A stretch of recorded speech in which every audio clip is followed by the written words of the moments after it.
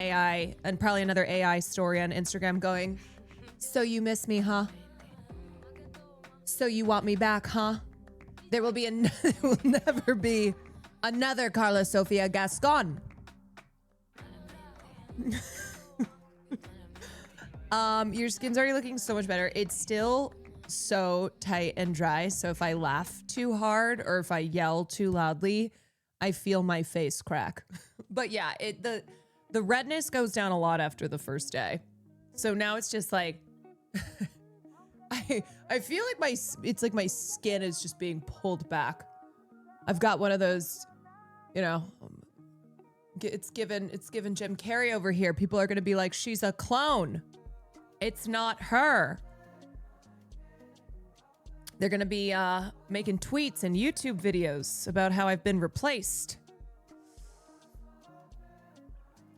What did you get? I got face lasering done. Too high to reply. Thank you for the 2 months. Linz, thank you for the 3 months. Zach, thank you for the 2 months. Maxwell, thank you for the 3 months. James, thank you for the gifted.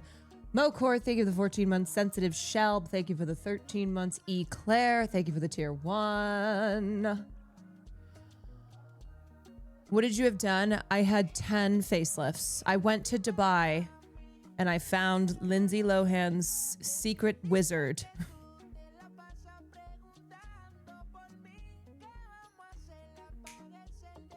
Permission at the J. Permission granted. Yes, Chugis has already gotten permission as well. This is your baseline permission to hit the bong, hit the J. Okay, what other updates do I have before we just launch into stuff? I have been looking at the TikToks that you guys put in the Discord, so thank you.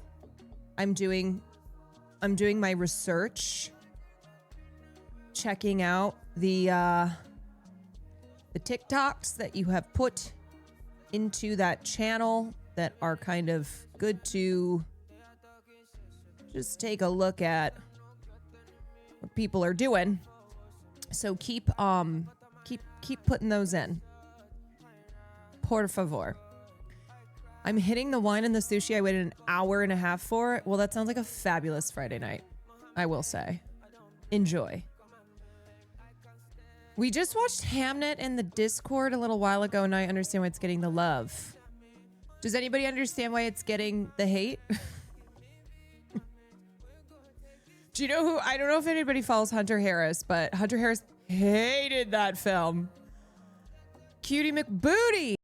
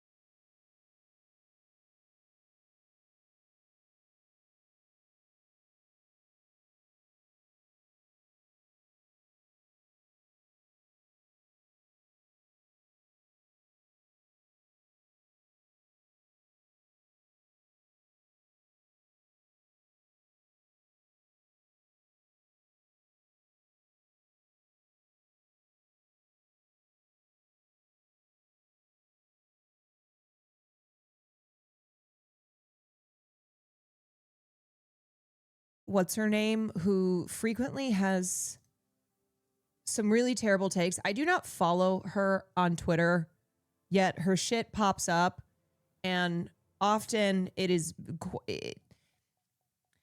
her takes run the spectrum of baffling, like very confusing, very baffling, to straight up terrible. Really, really terrible. And she's one of those people who posts constantly.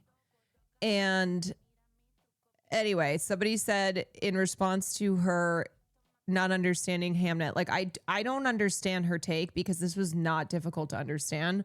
I think you can make the argument that it was dramatically overdone, utilizing yet again on the nature of daylight as kind of the needle drop moment, whatever. Like, there's an argument. You can make a criticism here of Hamnet and of the film's end, but she just like straight up did not understand. And somebody goes, Cassie, this is not meant to be shade, but are you autistic? This scene is the emotional climax of the film, where Anne realizes that William has given their son a life beyond his death by transforming his grief and love into art that allows them to say goodbye to Hamnet. This is not meant to be shade, but are you autistic? I just, it's not one of those films where it's hard to understand what they're getting at. I also want to take a look at, of course, the Oscar anonymous voting that Clayton Davis reports on every year. And then what else do I have? Shitting on Ryan Murphy, of course. I have had enough with that man. When is it? When is the Ryan Murphy reign going to be over?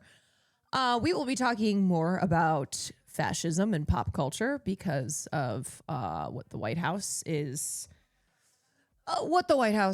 Twitter account, social media team is up to right now.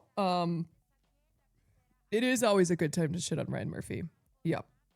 Crumpets, thank you for the gifted. Dank, thank you for the 21 months. Keeks, thank you for the 12 months. Oh, Sarah. Oh my gosh. Sarah, I'm sorry. I missed your 5 gifteds. Appreciate you.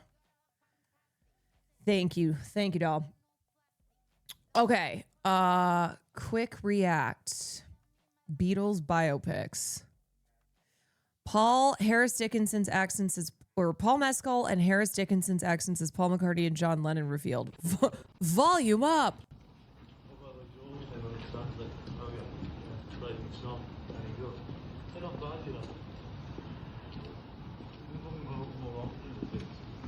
What?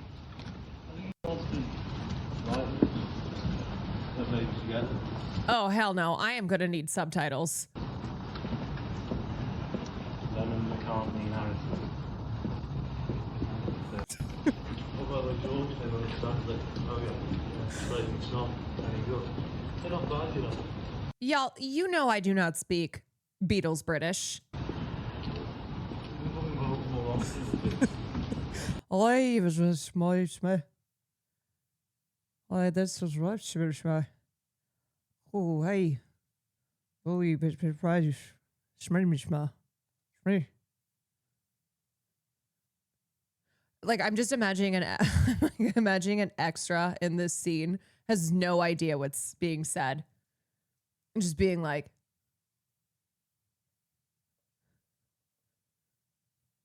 yup. What he said. Beatles had some sick songs, but speak English. Yeah. Bit peculiar in it. Anonymous Gifter, thank you for the 5 gifteds. Anonymous Gifter, thank you for the gifted. Thank you. Okay. So let us start off by talking about by talking some Oscars talk.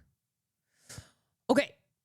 So first of all, what I want to point out is I think it's interesting that Timmy is kind of one of the few celebrity men who I have seen the public turn on because he has a really massive ego and often comes across as annoying. And I think his hardcore campaigning for an Oscar, believing that it is his God-given right, I think that started to set people against him.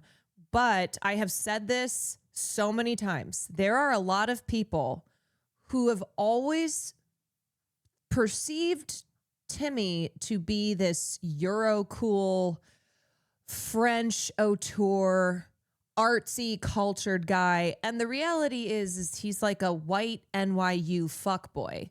Okay, he's a guy who dates hot, rich influencers.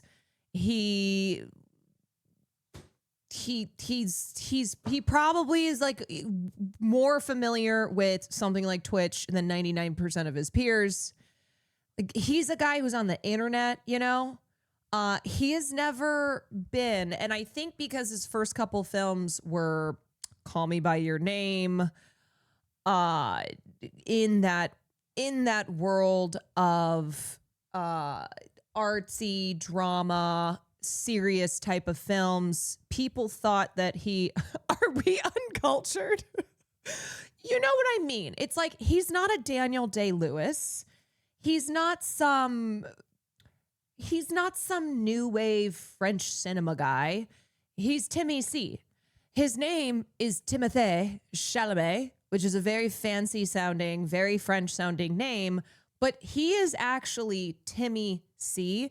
And so I think people's perception of him has unaligned with how he actually is.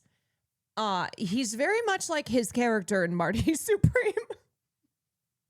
Like, he's more Marty Supreme than he is than he is like any of his other roles. Okay. And a lot of people who expressed disbelief that he would date someone like Kylie Jenner, that he would be in that world.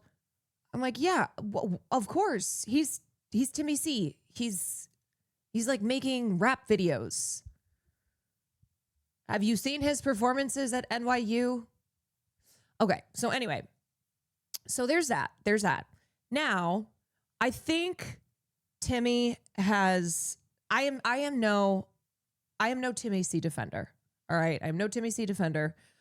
But this clip here that has produced a lot of pissed off people, and it has now gotten the Royal Ballet involved, the Metropolitan Opera. You have like the big wigs in opera and ballet who have chimed in to condemn Timmy for what he says in this clip.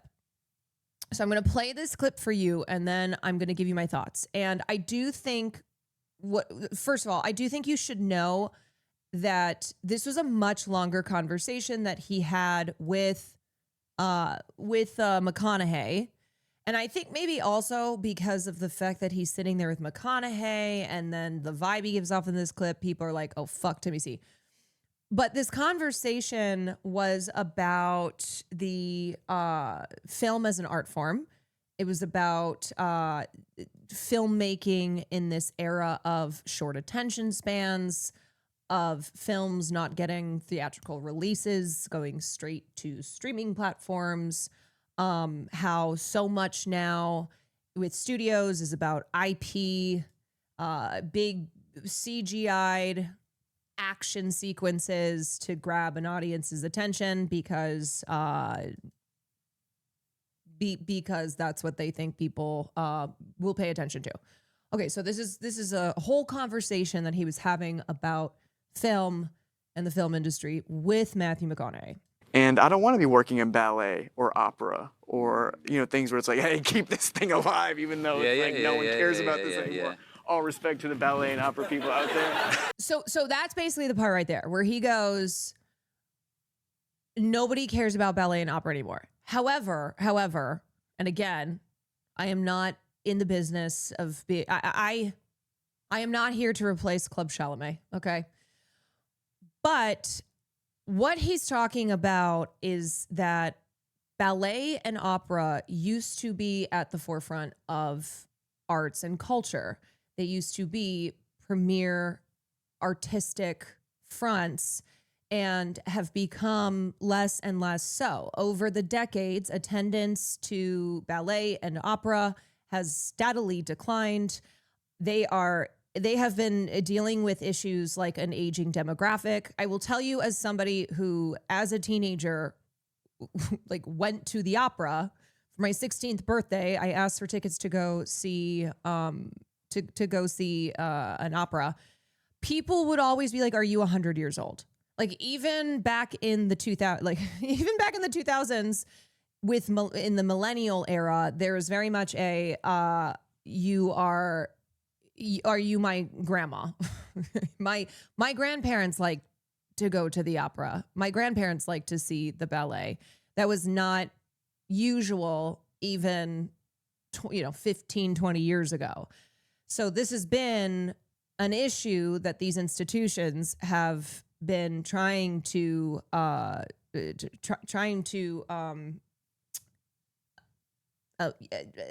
fix, because they are losing their audience. Their audience is dying out. I just lost 14 cents in viewership, but damn, I just took shots for no reason. That's not a shot. I hear what you're saying. Yeah. So, sorry. And I don't want to be. Okay, so Timmy has no grace. Timmy comes across as a douche when he's like, nobody cares about that shit anymore. And so it pissed people off, and it pissed off the Met. It pissed off the Royal Ballet, because it sounds as if he's saying, if you just take this clip, it sounds as if he's saying, fuck opera, fuck ballet. I don't want to be doing that stuff because I'm a movie star. When really this conversation is about how film is not an art form that is immune to the passage of time. Film, just like ballet, just like opera, is going through its transformational era, and there is the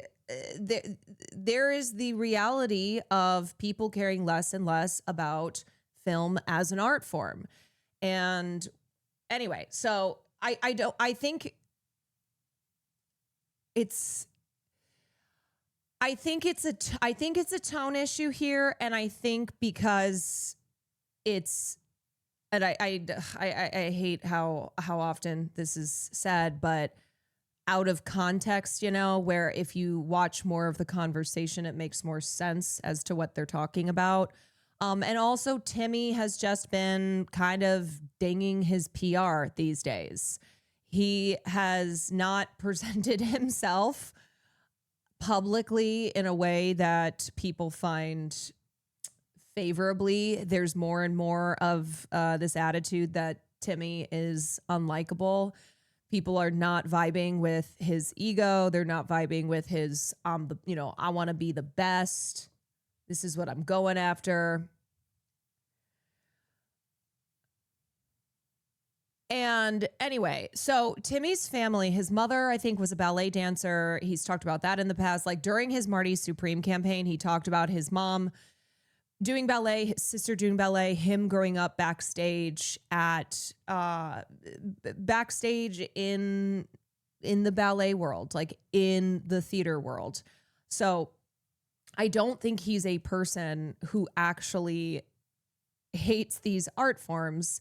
I think he's saying as a film artist that he doesn't want to have to, he's looking at the medium that he is in and worrying about how to continue making films in this era of short attention spans and studios that just want to produce big IP, big action films, and wanting to be able to focus on creating art rather than on making film still something that people care about as an art form.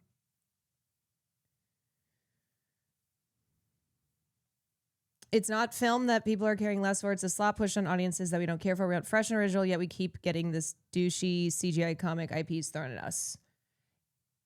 Yeah. And I think a lot of people,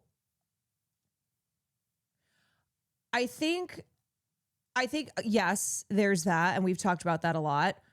But I think with attitudes around films being too long, with attitudes around AI, and kind of the perception that more and more people care less about human-made art as they continue to create AI slop and share that shit all over the place. And I think I just think it's kind of this philosophical discussion on an art form that is going through changes. The industry is going through these changes and wanting to make sure that it is something that still maintains cultural power and cultural relevance. I genuinely think people are being oversensitive about this, and that's coming from someone who's rooting for Michael B. Yeah. Well, I'm rooting for Wagner Mora, so that's Wagner Mora. Wagner C is my top. We got Wagner C, Michael C, Timmy B. Okay, so Timmy is catching criticism, and Megan Fairchild, a principal dancer for the New York City Ballet, clapped back at Chalamet in a video on Instagram, mocking his suggestion that he could have been a performer in either field. Timmy, I didn't realize you were world. I didn't get that from the clip. Like, okay, let's watch this. Heard Timothée Chalamet's comments about ballet and opera not being popular, and that's why he pursued acting. And honestly, it's not even the idea that he dissed ballet and opera that bothers me. It's the suggestion that he had the talent and aptitude to pursue these Olympic level artistic fields in the first place. Timmy, I didn't realize. No, see, I don't think he's saying I could have been a ballet dancer or I could have been an opera singer and I chose not to because fuck those art forms. But again, he doesn't phrase this in the best way, and his tone is ripe for people getting pissed as they have. But what he's saying is, I don't want to be in. What he's saying is, like, I don't want to be in an art form where we're fighting to keep it alive. And he's referencing how there has been a decline in cultural, in the cultural relevance and mainstreaming of ballet and opera. And those are audiences that's a demographic that is aging. That is something that there's just not really appeal. There's not really appeal for younger people. They're just not interested. They don't really have this desire to go to the opera, to go to the ballet. Yes, I think overall art has been suffering from rising production costs, which then means more expensive tickets. There are things you can do, you can rock on a budget. There are like special ticket sales where you can go see a ballet for like $20 or something. But yeah, the problems with accessibility, problems with it just not having cultural prominence anymore. When you think of the ballet and opera world, who the fuck even comes to mind? Like who is popular in the mainstream? Who comes from no, it's gotten more and more niche. Like people used to, here's another example. People used to dress up. Going to the ballet, going to the opera was something that was something that people would put on their best fits for when they had the opportunity to go see a show. And now like when I go see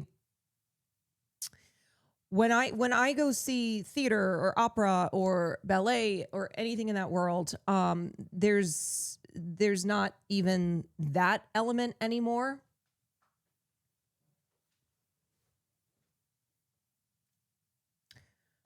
You were a world-class dancer or opera singer who simply chose not to pursue it because acting's more popular.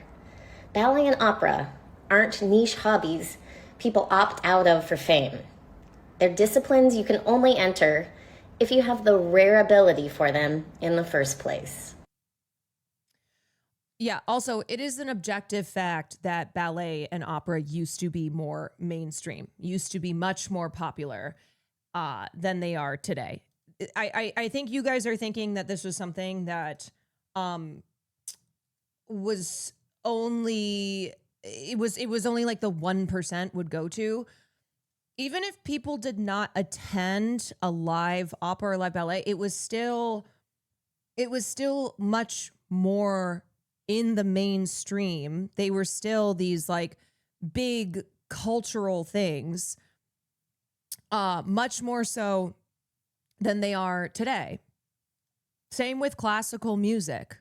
Classical music is a genre of music that just has much less appreciation, much less of a younger, much less of an audience, because that is also an aging demographic. Okay, did she finish this? By now, we've all heard Timothée Chalamet's comments about ballet and opera.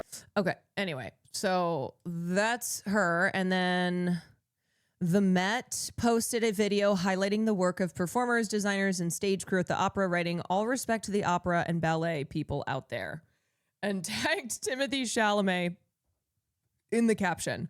The LA Opera posted a photo from the opera Akhenaten, currently on stage in Los Angeles, with the caption, "Sorry, T. Chalamet, we'd offer you complimentary tickets, but it's selling out. There are a few seats left to purchase if you hurry." I am kind of laughing because I did not have it on my bingo card that the entire opera and ballet world would be coming after Timothée Chalamet in the final run up to the Oscars. But the Royal Ballet and Opera, the United Kingdom's premier opera house, offered Chalamet a seat in their audience, while not so subtly pointing out thousands of guests gather for ballet and opera performances every night. "If you'd like to reconsider T. Chalamet, our doors are open." Performers from every discipline slammed Chalamet in the comment section of a video posted by Variety magazine that included the actor's controversial take. Soprano Candace Hoyes commented, "Opera is not keeping up with Kardashians." Okay. Again, I am not the Kar Jenner defender out here, but come on. You know what I mean? Like, just chill. That is not something that Kylie Jenner, like, this is Timothy who said it. So people do love to attack Timmy by attacking Kylie Jenner. Wait, but that was good. Opera is not keeping up with Kardashians. Well, look, and maybe some of y'all disagree with my take, but I think people are being so extra about this because I think what they took from that clip, and again, there's a lot of people who don't watch clips. Like, I just posted about this online where this isn't the same exact case, but there is an entire economy around posting a clip with a caption that has nothing to do with the actual clip. Now, I'm not saying that that's what this clip of Timmy, like how that all started out, but there are plenty of people who will only read somebody's accompanying words rather than reading, rather than like watching it, looking for more context, kind of ascertaining for themselves. And that's the thing that does concern me. So this isn't about, like, this isn't me going, I need to defend Timmy with my life. I think this gets back to, I think there's like other things happening here that always are cause for concern. And I think too, I think, you know, as much as I have said, like, Timmy, it can come across as a douche and the whole ego thing.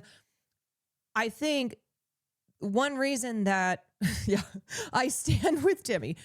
Jimmy Kimmel, I got Jimmy Kimmel, Don Lemon, Timmy Chalamet. Oh my God, why am I defending so many men these days? Holy shit. I have almost maxed out. I've maxed out, not even almost. I'm at my max. But there's a lot of celebrities who have very, very sanded down personalities because I think they are afraid of shit like this happening.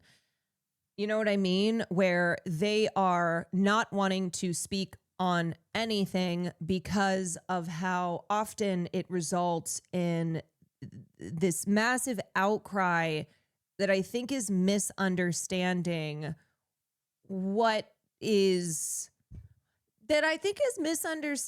like what someone is trying to say. Imagine I know I'm not well. I think there might also be a more broader guidance here, which is just don't speak in other professions after you make a certain level of money, which he's definitely now at. What this conversation was with Matthew McConaughey and Timmy, I think is relevant. I think talking about film as an art form and it not being immune to the passage of time, like it's still a relatively new art form, as Christopher Nolan pointed out in his Oscar speech when he won for Oppenheimer.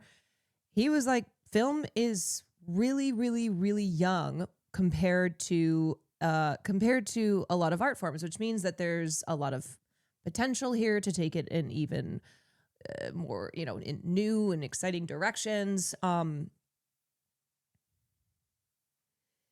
think this hit a nerve for a lot of people who work in opera and ballet who barely earn a living wage. It sucks hearing a millionaire shit on your profession. Right. And I understand that a lot of people perceived this. What I'm trying to say is he wasn't, God, just call me Miss Club Kwan. Okay. Club Chalamet Kwan. He wasn't actually shitting on ballet and opera, but he does not have the aptitude. He is not actually this well-spoken auteur, this artsy fartsy guy that everyone thinks he is. So when he's talking in a clip like this, he sounds like a douche. When he's laughing, you know, and he's like, well, you know, no offense, no one cares. And then he follows up like, oh, I just kind of, you know, I just lost 14 points of, like, he's saying like, oh, people are gonna be mad about what I'm saying. He was pointing out a problem in a really dumb way. Yeah. Opera singer and 3-time Grammy Award winner Isabel Leonard criticized Chalamet for taking cheap shots at fellow actors. Conductor Alondra de la Parra expressed her hopes that Chalamet would rethink his perspective in the future. What a letdown to hear him say this when he's an idol to so many people. I hope he can reconsider and attend a concert, take part in a play, go to an opera, and then talk again. I thought I had a clip of him talking about when he was on the Marty Supreme campaign trail, talking about his mother and his sister being in ballet and how often he, you know, grew up backstage. Okay, and then the Met posted this. All respect to the opera and ballet people out there. Here's what I will say. If this does bring attention to opera and ballet, if people who have never been interested in it at all decide, you know what?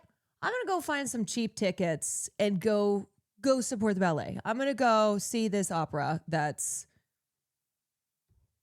not ever something that I would have gone after before, then great. Like, I think it's an amazing experience if you can go see a live opera, if you can go watch a ballet performance, if you can go, you know, experience live performance. I just think that that's culturally a really It's a really wonderful thing. You will love it. I promise.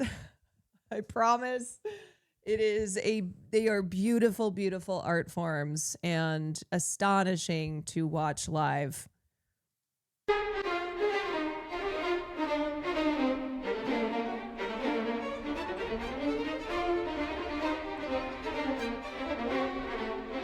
And you know what? I think these institutions do need to figure out ways to be relevant again, to be accessible.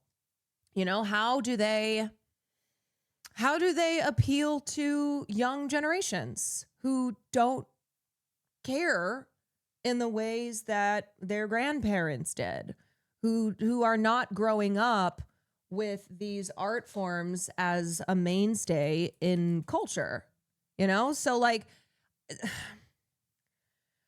this is one of those moments that if I'm the Met, if I'm LA Opera, if I'm any of these opera and ballet companies that are that are basically like, fuck you, Timothy Chalamet, I'm gonna use this to try and like advertise and try and get younger people to attend a live performance, you know, to like to reinstall cultural value to these art forms. Hogan, thank you for the gifted to Club Kwan. Rain, thank you for the 16 months. Not Club C. Thank you for the tier 1. Hogan, thank you for the gift to the Beatles. Not Club C. Thank you for the 5 gifteds. I think Club C, I think Miss Club is too busy still stalking Connor's story because I don't know. I mean, I would have thought she would have. Maybe she's been all over this, but thank you. Not Club C. You're so welcome. I got you. I got you, girl.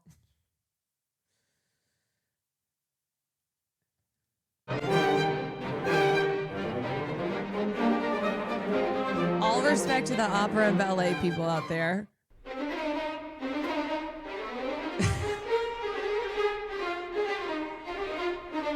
Previously, we heard Caroline review Marty Supreme and knew that she utterly hated Timothy.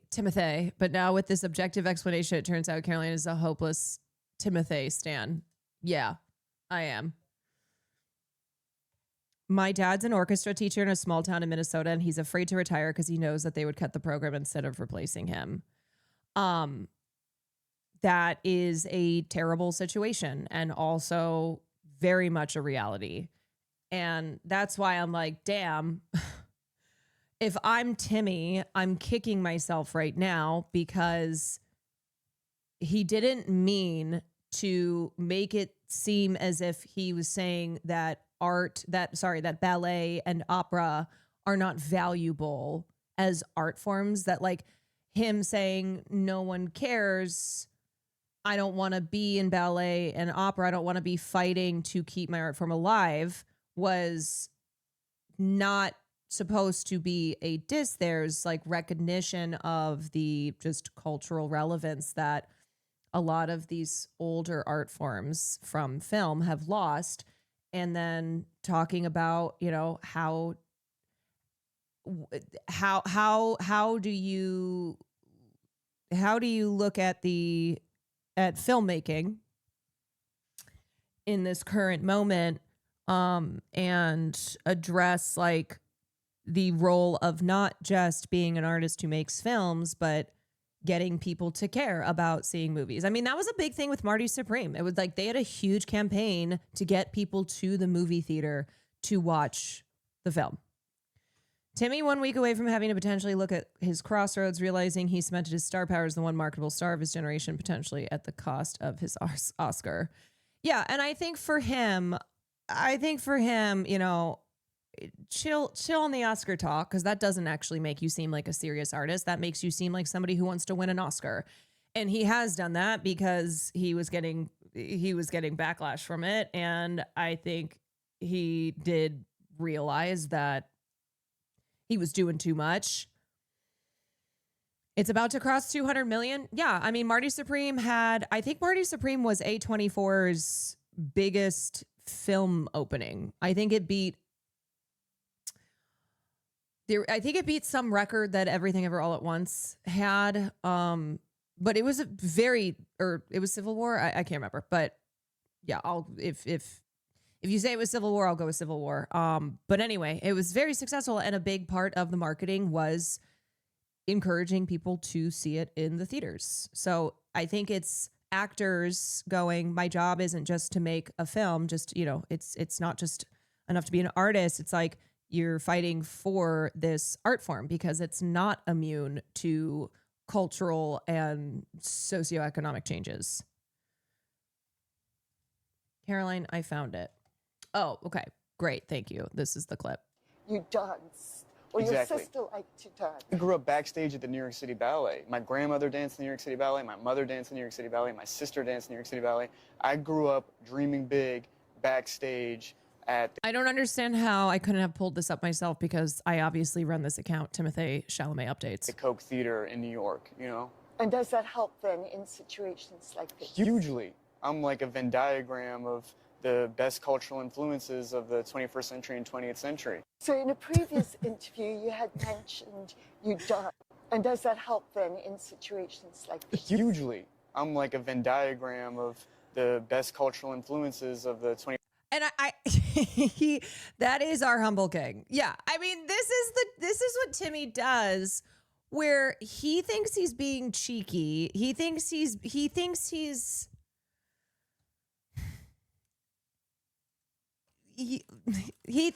being playful, but more and more people are going, oh my God, I can't with this guy. And so it's kind of that culmination, especially with his Marty Supreme campaigning, where a lot of people likened him to his character that he plays.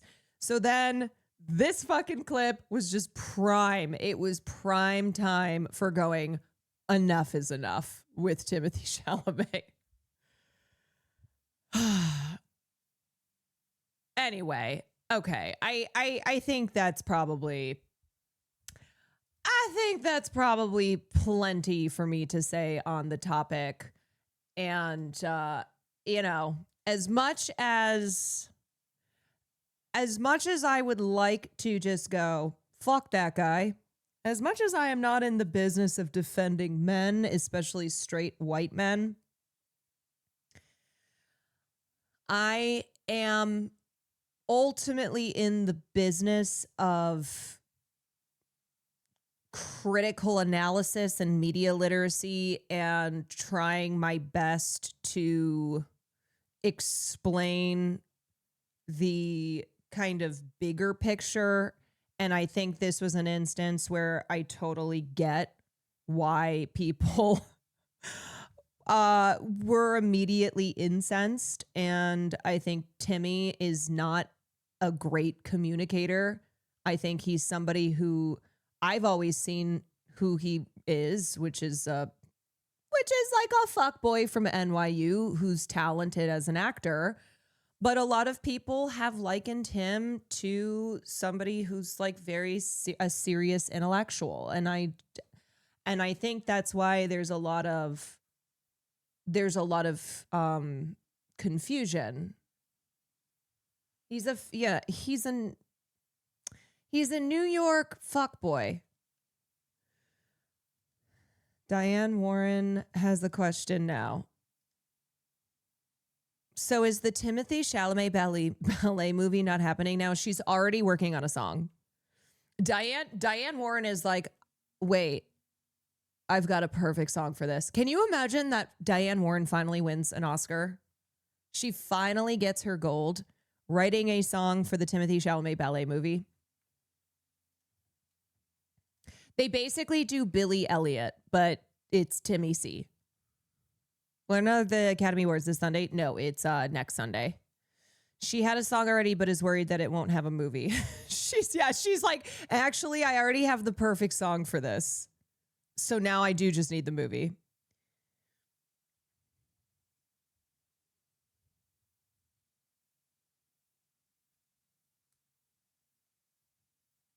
I haven't been able to with this guy since he did that fuck-ass Wonka movie. Yeah, which he totally should have gotten his Oscar for. I cannot believe it. Okay. Anyway. Anywho, let's take a look at the anonymous Oscar voting as the polls have closed. That's also interesting because a lot of this shit right now is not going to affect, it's not going to affect the voting because it's over. Only way out of this debacle is Timothée Chalamet remaking Black Swan.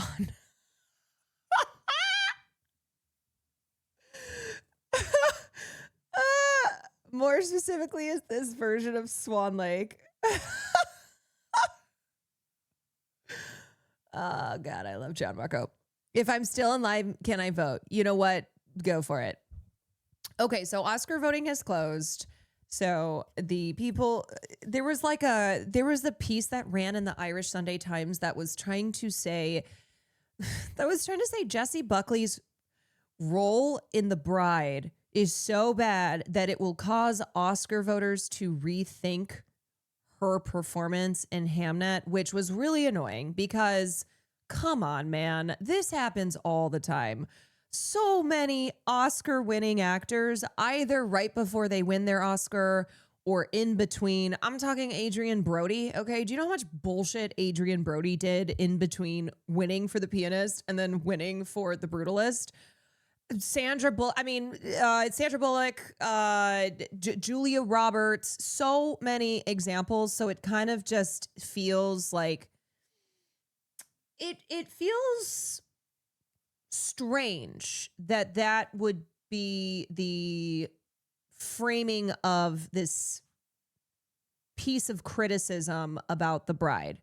And also, Oscar voting is done. I don't think that Oscar voters are all like have all seen the Bride who were voting for Jessie Buckley and then gone, you know what, I'm going to reconsider because of this other totally separate film, totally separate role that she did.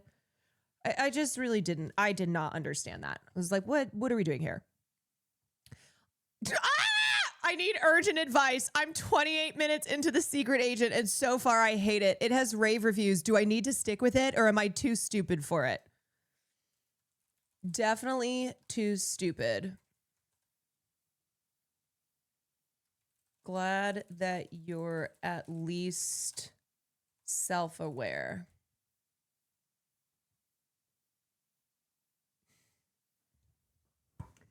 He is so stupid. And what I will say is I think that it's safe to operate from a whatever opinion Dave Portnoy has on a film, you should have the opposite of. I need urgent advice. Hey, I need urgent advice. It's like, dude, you weren't even good at reviewing pizza. Okay, you even fucked that up. Dave, we know you've checked your phone 40 times in those 28 minutes. You aren't too stupid for it. You just have the brain of a 12-year-old on TikTok. Give it up and put the Celtics on before you hurt yourself trying to focus.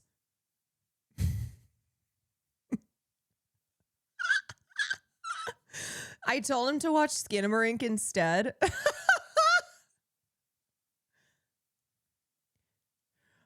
Also, tweeting during the movie, maybe you know he's not paying attention at all. You know that he has not paid 1 minute of attention because there are subtitles. You know that Dave Portnoy ain't reading those subtitles.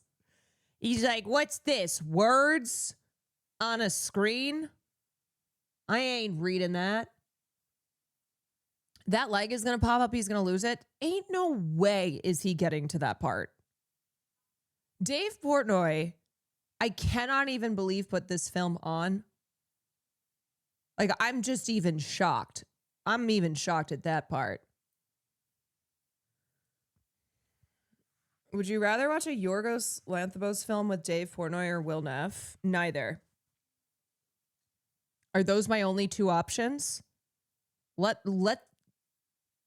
me die. Let me die. 28 minutes in, do you think he even realized it's subtitle? He probably was checking and was like, why can't I understand anything? He's like, what's going on? Is my TV broken? Hey, I can't understand nothing.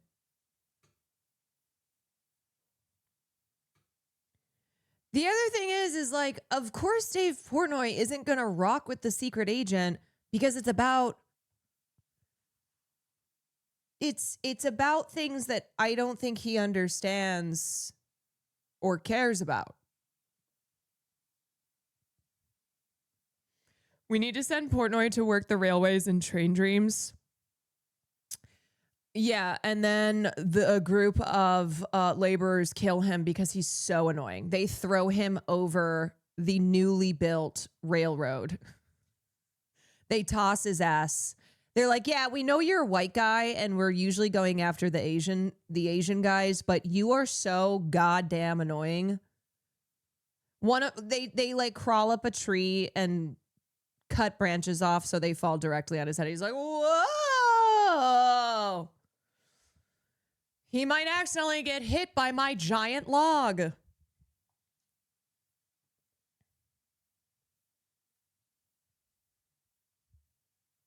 The only proof that he can read is his Twitter. Well, that's questionable. That is questionable. I would love to know.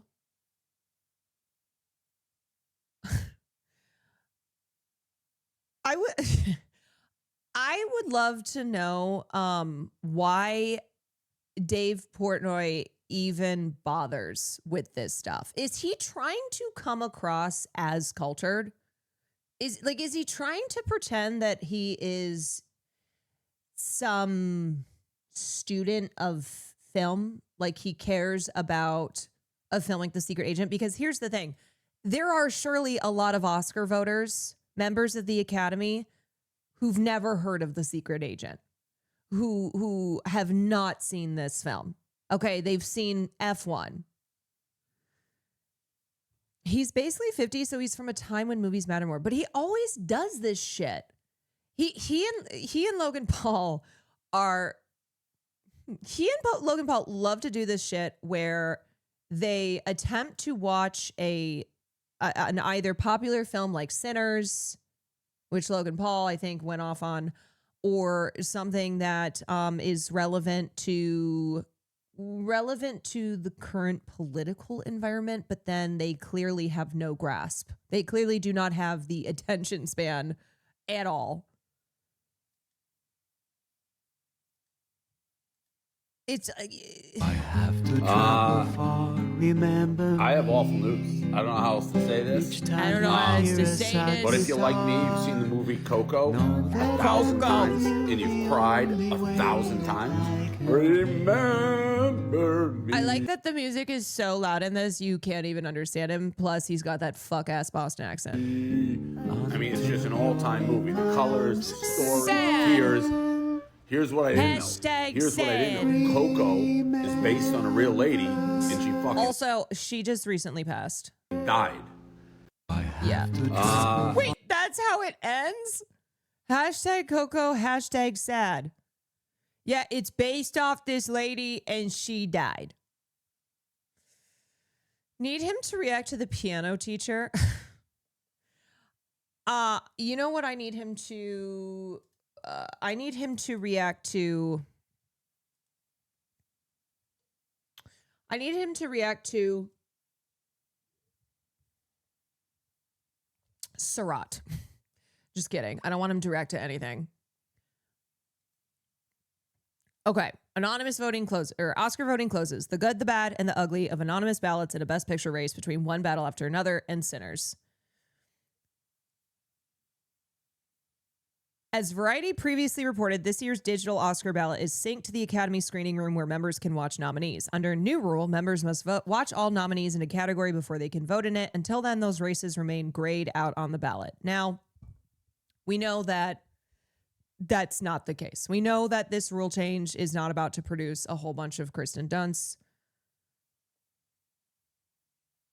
I always say Kristen. I'm sorry, Kirsten Dunst. Kirsten. my queen. I apologize. I can't imagine Portnoy trying to understand the documentary 13th. And he would be like, what is this DEI shit? Okay, so Kirsten Dunst still remains like the only person who watches all the films and is in the Academy. The change delayed voting for some members. In past years, some voters would simply rush through the ballot. While the new format still operates largely on the honor system, the setup nudges members to watch more contenders or abstain from categories that they have not completed.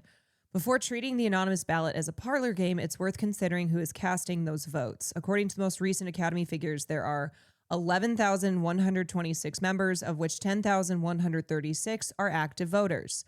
The body remains majority white and American, though those demographics vary by branch.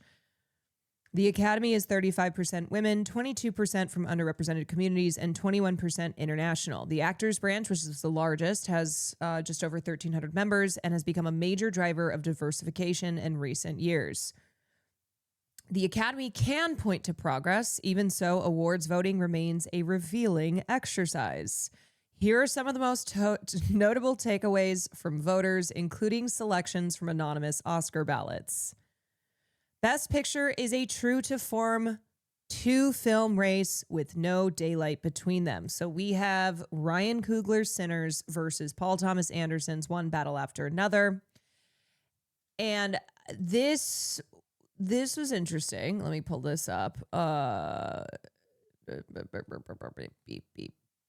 This is from This is from the recent SAG Awards, and they asked, this is Hollywood Reporter asking people on the red carpet what their film of the year is, and listen to the responses. What's your pick for Best Picture? Ooh, Sinners. Sinners and One Battle After Another.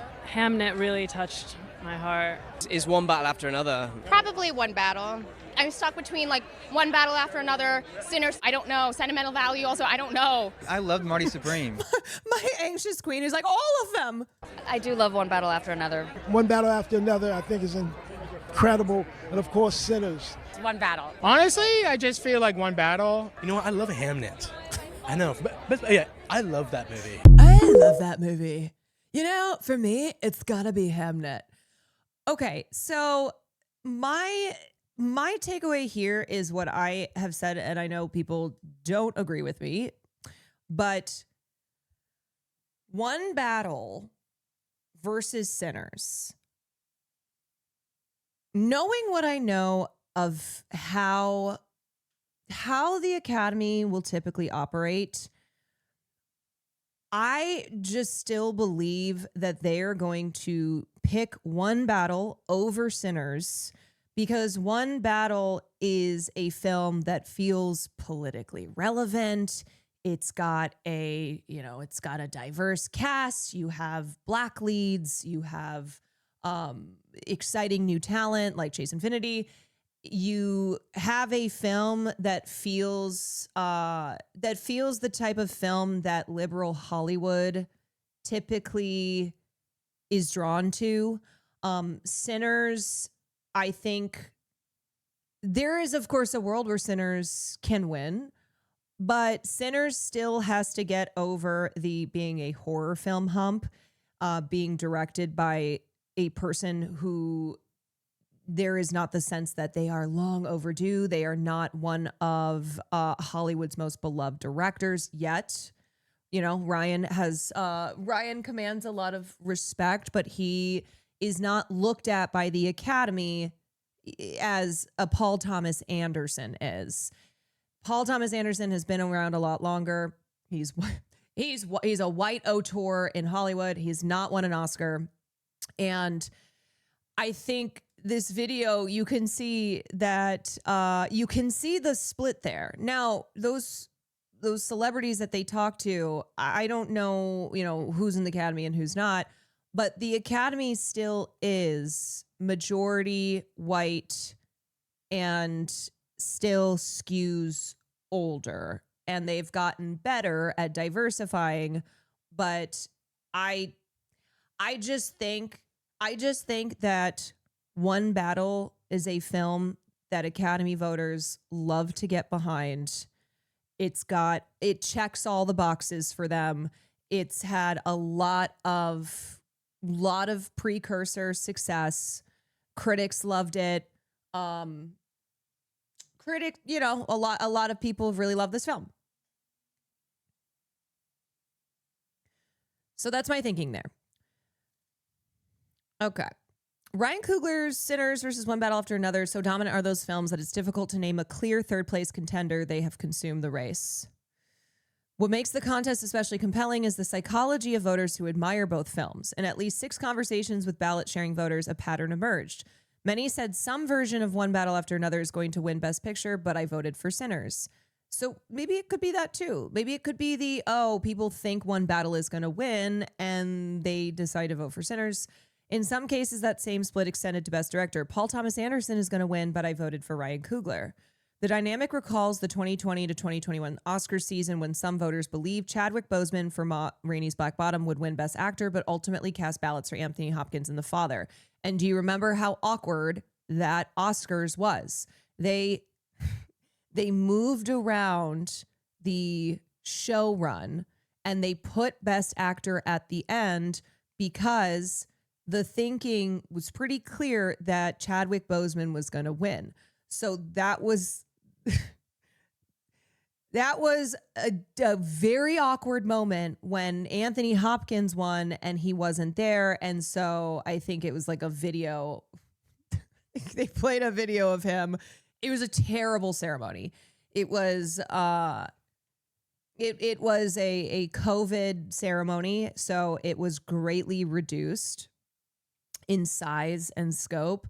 They did that bizarre reordering of the award categories. Wait, they wouldn't let. Oh wait, no, they didn't have his video. They didn't have his video. He like posted something afterwards. I was like, thanks, thank you very much. And then the show ended, and it was like a balloon deflating, and it was one of the worst. It was one of the worst ceremonies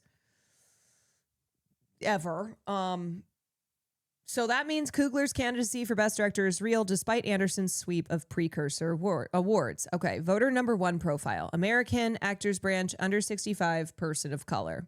Best Picture: Sinners, director Chloe Zhao in Hamnet, actor Michael B. in Sinners, actress Jessie B. in Hamnet, supporting actor Jacob Elordi Frankenstein, supporting actress Wunmi Mosaku in Sinners. Good. I loved Hamnet and Sinners. I don't want to punish either film for being different kinds of great. Both gutted me in different ways. Bad. I couldn't finish any of the shorts this year. They really are a drag. Ugly. I thought all 10 movies were great, but overall, not a great year for movies. Best Actor shows Michael B. Jordan surging with Leo DiCaprio and Ethan Hawke as spoilers. Support is spread across several contenders, though one theme is clear: Michael B. Jordan has built enough backing to emerge as a serious favorite for his first Oscar.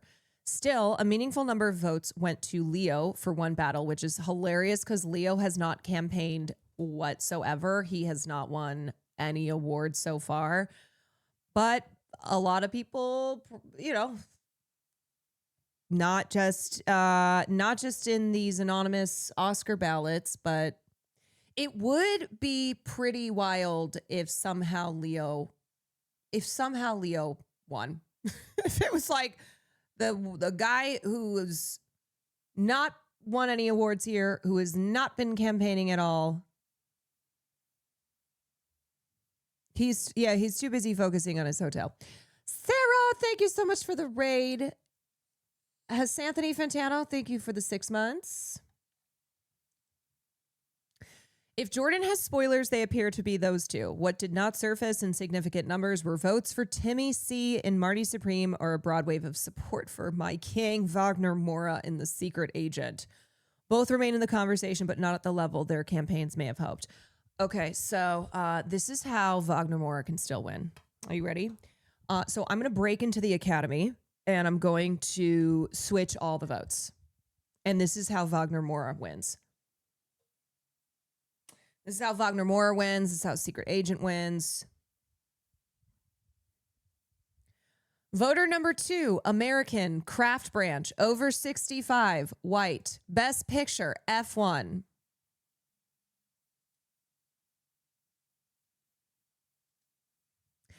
Best Director, Chloe Zhao. Best Actor, Leo D. Actress, Kate Hudson. Supporting actor Sean Penn, supporting actress Tiana Taylor. This exchange came after the voter read the ballot aloud. Variety. These choices are surprising and all over the place. Can you explain, like, why Chloe? Voter. Because I couldn't vote for Joe Kosinski. Variety. That's it? Voter. And I think her movie is interesting. Variety. Well, why didn't you vote for Jessie Buckley? Voter. I like Kate. They are a huge fan of How to Lose a Guy in 10 Days. They're like, I have never gotten over that film not getting nominated for Best Picture. Some of the films that were homework at the end, Hamnet, The Secret Agent, and Sentimental Value were the late homework assignments for many members. Films a notable number of voters had not seen until the final days of balloting. I wonder why. That timing could help Jessie Buckley, who's been a consistent force throughout the season. A fresh late screening of Hamnet may have worked in her favor. Buckley is the most consistently mentioned named in Best Actress. There's broad enthusiasm for her performance, and Hamnet also appears to function as an alternative to One Battle for some voters. Among those who were less responsive to the film, split support among Kate Hudson for Song Sung Blue, Rose Byrne for If I Had Legs, I'd Kick You, and Emma Stone for Begonia. It's not a deep bench of challengers, but it does suggest the category is not entirely locked. It is. Jessie Buckley is winning Best Actress. Voter number 3 profile, American Artisans Branch, under 65, Black. Best Picture Sinners, director Ryan Coogler, actor Michael B., actress Jessie Buckley, supporting actor Delroy Lindo, supporting actress Wunmi Mosaku, original screenplay Sinners, adapted screenplay One Battle, casting Sinners, production design Sinners, cinematography Sinners, costume design Hamnet, film editing Sinners, makeup and hairstyling Frankenstein, sound Sinners, visual effects Sinners. Sinners is the movie that made me remember what a theater is for. I do love that. Are we allowed to finally talk about why One Battle After Another is a bad movie, or are we still just pretending it's not the most problematic movie for the Black community since maybe Green Book? Ooh.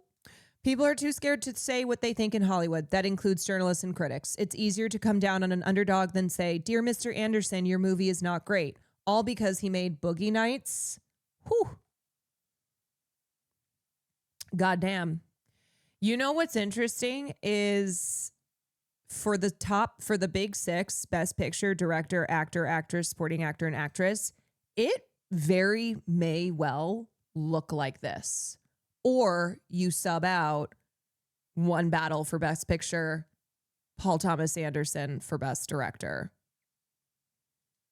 But there has been a surge for Wunmi, for Delroy, for Michael B., for Sinners overall. Delroy Lindo led the charge early, but Sean Penn has a huge showing in the last 48 hours. The supporting actor race appears to have narrowed to 3 contenders: Delroy Lindo for Sinners, Sean Penn for One Battle, and Stellan Skarsgård for Sentimental Value. Early ballots showed strong support for Lindo, with Skarsgård close behind and little movement for Penn. But in the final 48 hours before voting closed at 5 p.m., that changed. Penn's late momentum makes him a plausible winner, which would give him a 3rd Oscar after victories for Mystic River and Milk. Skarsgård remains the wild card. Many voters had not yet seen Sentimental Value when contacted, meaning late viewings may have consolidated support around the veteran Swedish actor. Rebel Mike, thank you for the 31 months.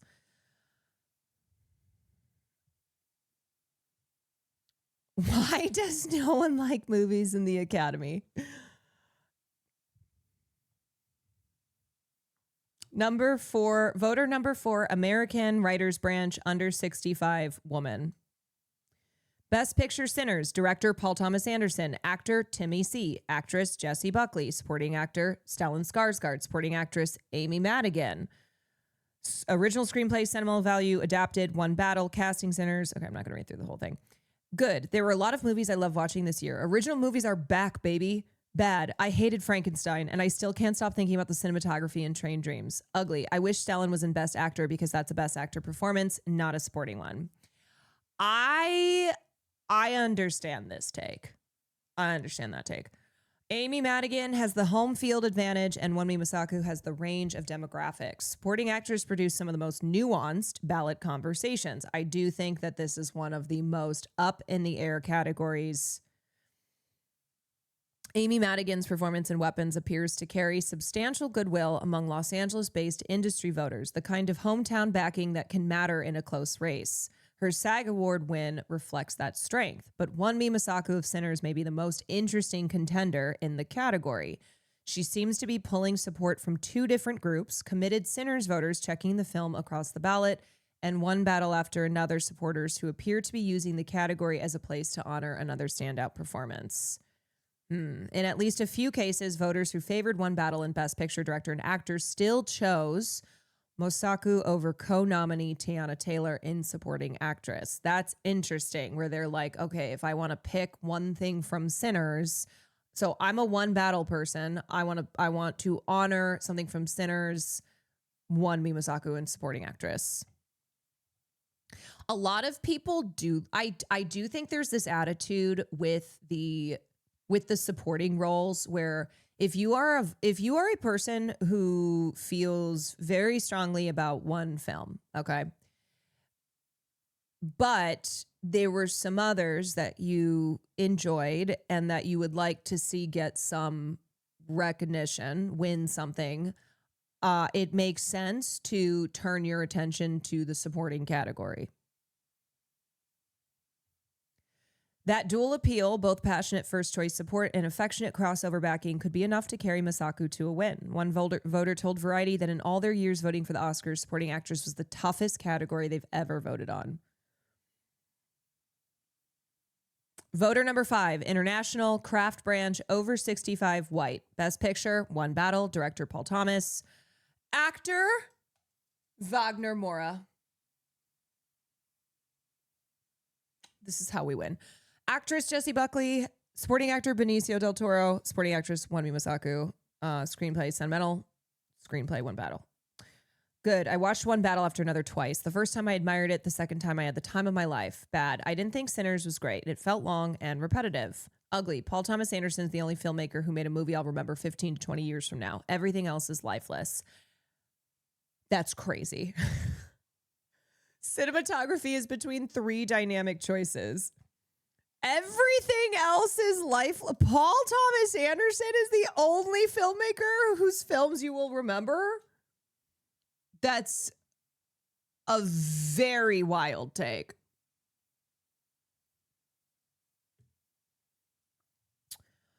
Okay, cinematography is between 3 dynamic choices. It may be the most competitive craft category in this ballot sample. You have Train Dreams, which is the pure craft choice vote for many members, a film that very much relies on its cinematography. In fact, you have Joel Edgerton saying, "It sure is beautiful, ain't it?" That film wants you to watch it and go, man, this is a beautiful film. But Sinners is also a serious contender, as is One Battle After Another, which won at the BAFTA and the ASC, which was really big for that film. Still, as with Penn and supporting actor, ballots for the film increased in the final 24 hours. The race appears headed for a photo finish. Voter number 6 profile, International Directors Branch, over 65. Their number 1 for Best Picture is One Battle After Another, followed by Sentimental Value, followed by Secret Agent, Frankenstein, Marty Spring, Train Dreams, Sinners, Begonia, F1, Hamnet. Ooh. Director, PTA. Actor, Leo D. Actress, Rose Byrne. Supporting actor, Stellan Skarsgård. Supporting actress, Tiana Taylor. Original screenplay, Marty. Adapted screenplay, One Battle After Another. Everyone is acting like this year is a cage match between 2 movies. I keep begging people to watch what the crafts are doing. That's where the cinema is. Did F1 make any sense? I know my colleagues don't watch all the movies. It's quite sad. Quit if you're not going to do this. Some of us really care. I mean, yeah, I back this statement. I back these 2 statements. Why the fuck are you in the Academy if you do not care about watching films? You have so much time. They are so easy to access.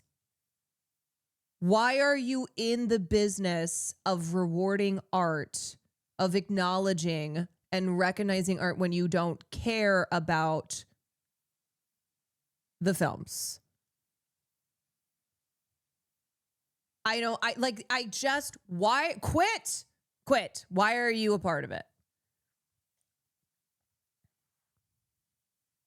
They just want to boost their egos by deciding awards without doing any of the work. Yeah, they want to be like, I had a hand in that film winning Best Picture. Or it's fancy. They get to be like, yes, I'm a member of the Academy. Yes, indeed. I remember seeing Grammy voters who were like, I didn't listen to all the albums and wanting to throw myself in the ocean. Leave. Okay, we should get to pelt you with eggs. You should have to be identified, and all of us get to stand there and throw eggs at you.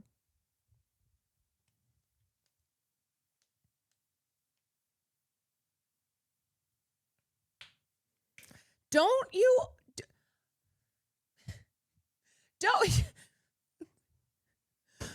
you have any sense of shame? Frankenstein looks to hold on to its 3 tech races, but there are a couple of coin flips lurking for film editing, for production design, costume design, makeup, and hairstyling. Frankenstein looks well positioned to win. Film editing seems to be between Sinners, One Battle, and F1. Sound appears to be F1's category to lose, with Sinners the most credible challenger. Voter number 7, American, artisan, under 65, white. Best Picture, Sinners, and then One Battle After Another. Director Ryan, actor Michael B., actress Jessie B., supporting actor Sean Penn, supporting actress One Me, original screenplay Sinners, adapted screenplay One Battle. Okay, I'm all the way on Sinners. It's bigger than the Oscars. When F1 makes the Best Picture lineup, it's a rough year for movies. I mean, nah, because that's typical. When they extended Best Picture nominees from 5 to 10, there's always been the one spot for like the big studio film. I think in the past there have been better ones than F1 this year, but I don't think F1 being in the Best Picture lineup means that it was a rough year for movies. The weakest film that we've had in the entertainment business in a long time. Damn, this person hated F1.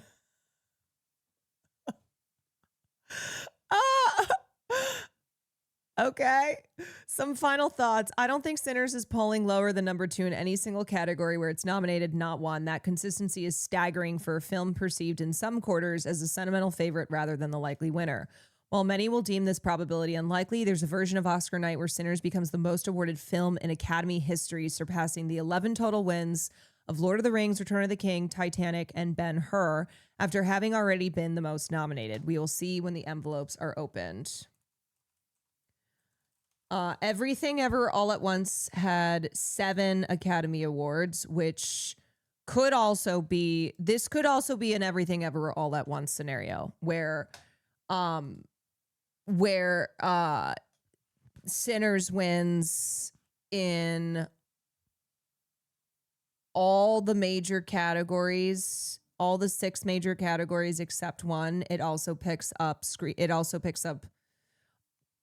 craft, a couple wins in craft categories. We're going to know after the first award of the night with supporting actress. I think so as well.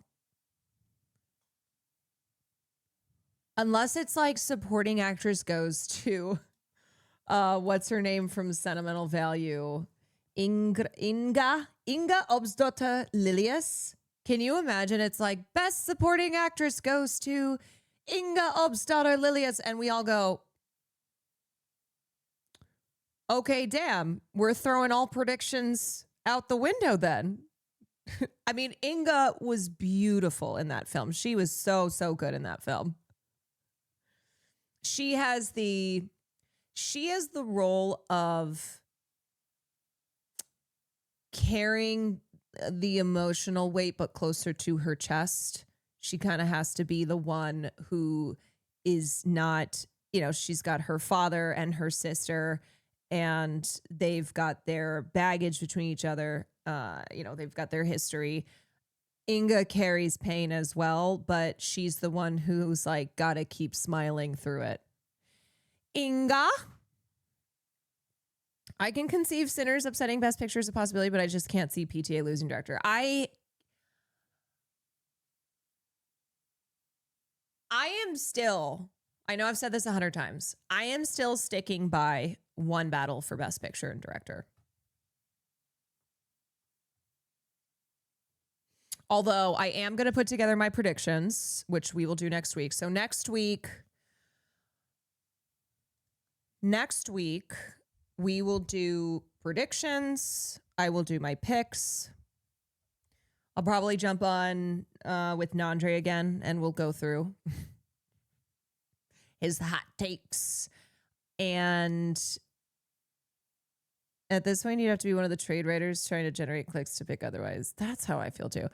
And Ashley, I think you have that PowerPoint presentation on Diane Warren that I still want to go through.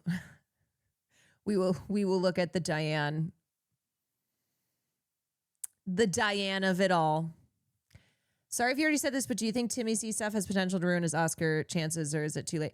I think this ballet opera thing, no, because Oscar voting has closed. Like, it's done. I think the thing that hurt him was the two in your face. I'm the best. Give me an Oscar. It's my time. You know, ain't nobody doing it like me. The safety of bullshit. You know, the story that came, well, it wasn't new, but it just recirculated about their partnership with Sebastian Bear McClurd, who then they ended up firing because he's a sexual abuser. And then also them having an actress on set who was who was sexually abused. And that was a bad PR moment for them. Josh Safdie had to step down from doing a film, from doing a Marty Supreme Q&A in New York. I think too, then Timmy kind of backed off of campaigning. So he's still in a good position, but there has been a lot of momentum for Michael B. And as I said, I am still planning on breaking into the Academy to, you know, these voters they don't know what they're doing anyway. So I'm just going to mark Wagner Moura down, and that's how he wins.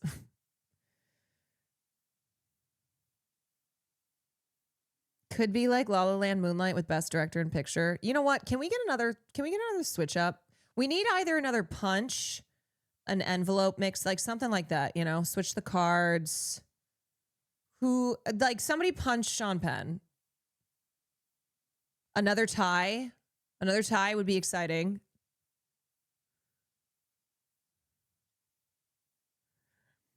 My eyes see Oppenheimer.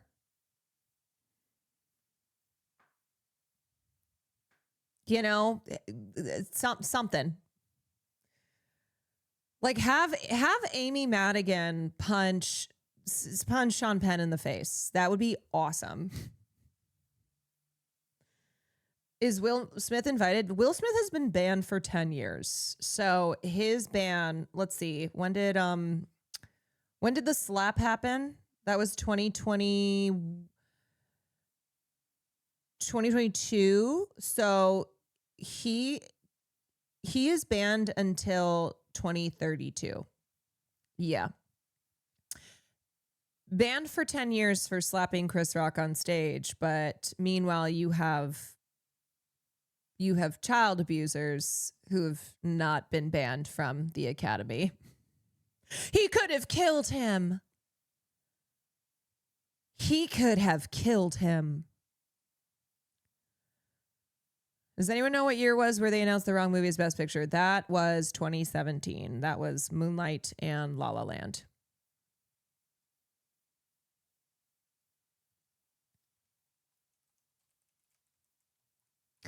All right. What time is it? 7:51. Okay. What do I have next? Oh, Ryan Murphy. Yeah. Let's just keep going in the pop culture world. So y'all know that I hate Ryan Murphy, and my biggest problem with him is that he is so exploitative and does not give a flying fuck. And every single time he has a show, and he's got so many fucking shows that comes at the expense of the usually surviving family members, because he does a lot of, you know, true crime or real life tragedy. He loves to have, he just loves to do exploitative shit. Every single time there's pushback, the family will say, we did not sign off on this. We do not agree with the way that Ryan goes about things, the way that he depicts, depicts real life people. Like, these were actually people. And to Ryan, it's just all, it's just all fun and games. So his latest show, which is called Love Story, it is about John F. Kennedy Jr. and Carolyn Bessette, who tragically died very young because John F. Kennedy Jr. was driving. He was flying a private plane with Carolyn and her sister. The weather conditions were not good. He should not have been flying, and he crashed the plane and they all died. It is another one of the famous Kennedy tragedies. And Jack Schlossenberg, who is JFK's nephew, he has repeatedly condemned the show. He got into it with Ryan Murphy. Ryan was like, Ryan's response is always, why do you care? It's always like a, have you even seen the show, or who gives a shit? And in this case, he was like, do you even remember your uncle? And Jack Schlossenberg, who granted can be a douche, is totally in the right. And he's like, yeah, I remember my uncle. Yeah, I remember, you know, crying at his funeral. Yeah, you fucking asshole. So they had a back and forth exchange. And then the recent thing is that Daryl Hannah, who has never spoken publicly about her relationship with JFK Jr., they dated before he married Carolyn, came out with a New York Times op-ed, Daryl Hannah, how can love story get away with this? And she denounces the series for the way that it depicts her and all the misogynistic lies that she calls out, the way that it shows her as being a coke addict. She's like, I've never done cocaine in my life, and like pushing cocaine on other people, and just how destructive that she was in JFK's life. And Hannah, who dated JFK Jr. prior to Carolyn, is a central character in the show, played by Dree Hemingway. The makers of the show did not consult with Hannah, and as she points out in the op-ed, one producer has referred to her character as an adversary in the story. I have generally chosen not to respond to media coverage of me. I have long believed that engaging with distortion often amplifies it, but a recent tragedy exploiting television series about John F. Kennedy Jr. and Carolyn Bessette features a character using my name and presents her as me. The choice to portray her as irritating, self-absorbed, whiny, and inappropriate was no accident. And here's the thing, y'all. It's not just that it is a depiction that strays so far from the reality. You also have to contend with the fact that people are crazy. And so fans of the show have been sending death threats, have been harassing Daryl Hannah because of how they believe the depiction of her in Love Story to be true. And this is what happens all the time, is you have people who are so fucking stupid and insane and have zero understanding of anything, and they decide to use their time and harass whoever's their latest target. And so that is also what has prompted Daryl Hannah to come forward and say, this is an untrue and dangerous depiction because of how many people believe this to be true. Like, why? And in the first place, why are you sending, even if Daryl Hannah were the way in real life and in her relationship with JFK was how the fictionalized version of her is, why do we always do the threatening messages? Why do we always resort to this? We have to stop doing that. She opens the essay with advice she once received from none other than Jacqueline Onassis, who's portrayed by Naomi Watts in the series. She told me that while tabloids, magazines, and newspapers often sold ridiculous lies, they were nothing more than birdcage liner by the next day. At the time, I found great comfort and consolation in those words, but today they no longer hold true. Now, Hannah argues, lies live online forever, and a dramatized portrayal can become, for millions of viewers, the definitive version of a real person's life. And unfortunately, Ryan Murphy's shows are very popular. We're not talking about some kind of niche, maybe 10 people have seen this. Maybe 10 people have seen this. You have to search through Amazon Prime in order to find it. He makes shows that are consumed by millions of people, and people just eat it the fuck up. They do not apply a critical lens whatsoever.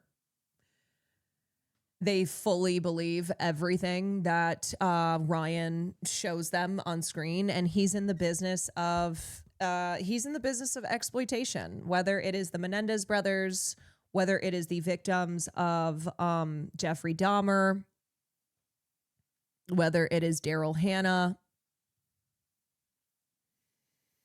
In making Hannah a spiteful obstacle to the coupling of JFK Jr. and Bassett, Love Story has turned a real living person into a narrative device. Popular culture has long elevated certain women by portraying others as rivals, obstacles, or villains. Isn't it textbook misogyny to tear down one woman in order to build up another? It's like people are going after Daryl Hannah, who dated JFK decades ago, who has been dead. He and his wife, Carolyn, have been dead for decades as well. And people are acting as if this situation is happening now, that Daryl Hannah is this villainous woman who tried to disrupt the picture perfect life of Carolyn and JFK, the way that she's used as this narrative device. She adds, the character Daryl Hannah portrayed in the series is not even remotely accurate representation of my life, my conduct, or my relationship with John. The actions and behaviors attributed to me are untrue. I've never used cocaine in my life or hosted cocaine-fueled parties. I never pressured anyone into marriage. I've never desecrated any family heirloom or intruded upon anyone's private memorial.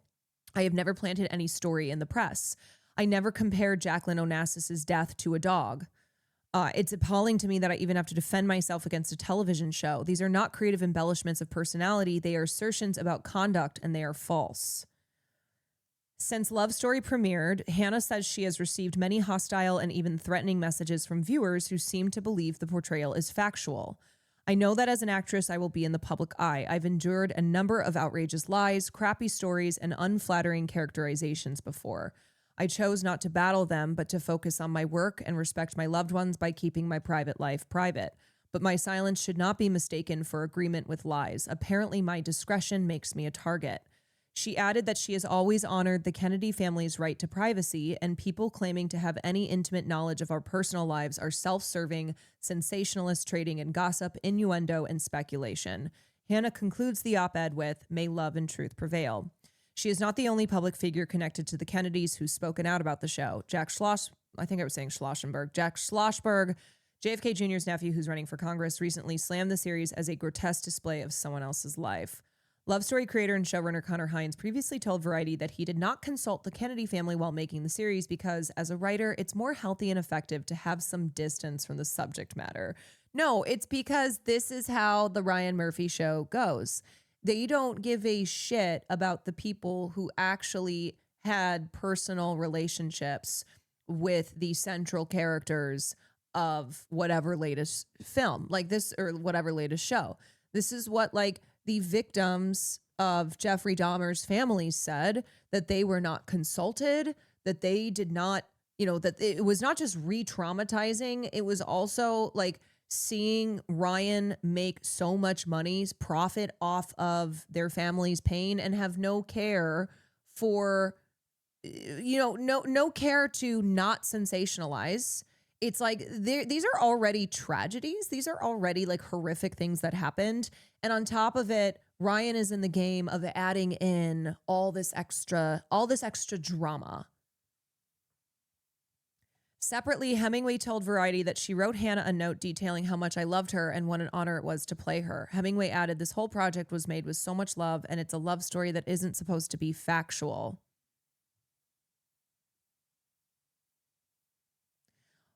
What? I don't understand that. It's a love story that isn't supposed to be factual, but it's like, you know that that's not how it's presented. You know that that's not how the people who adore Ryan Murphy Productions think. Like, then make it about fictional people. If it's not supposed to be factual, then make it around fictional people. Yeah, and then it ends with, Hannah did not write her back. How can you write about anything from a distance and create something that reflects the reality you're trying to portray? It makes no sense. It's just fan fiction. Yeah, because that's just the excuse. They don't give a fuck. And Ryan, every single time this happens, and it is every single time, he could not give less of a shit. That man has no morals. There are no lines for him. He is in the business of making highly consumable television. He is in the business of sensationalizing real life tragedies.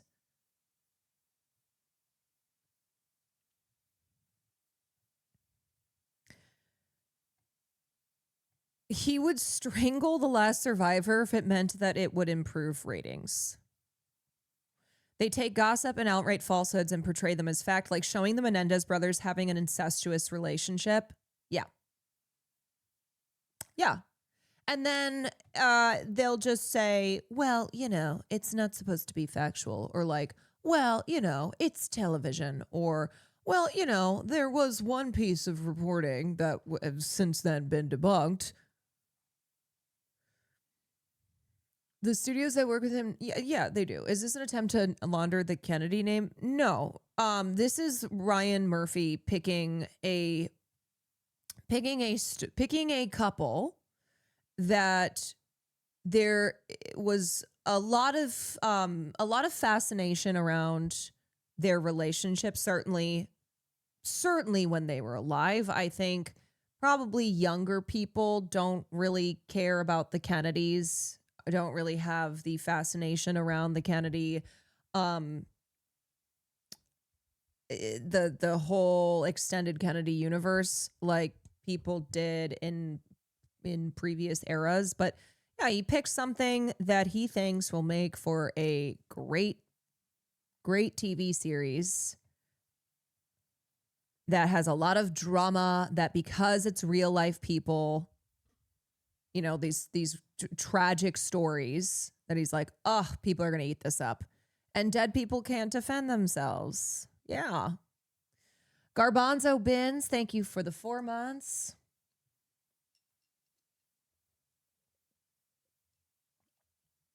It's like the same era of Princess Diana stuff. People are very obsessed with these tabloid couples. Yeah.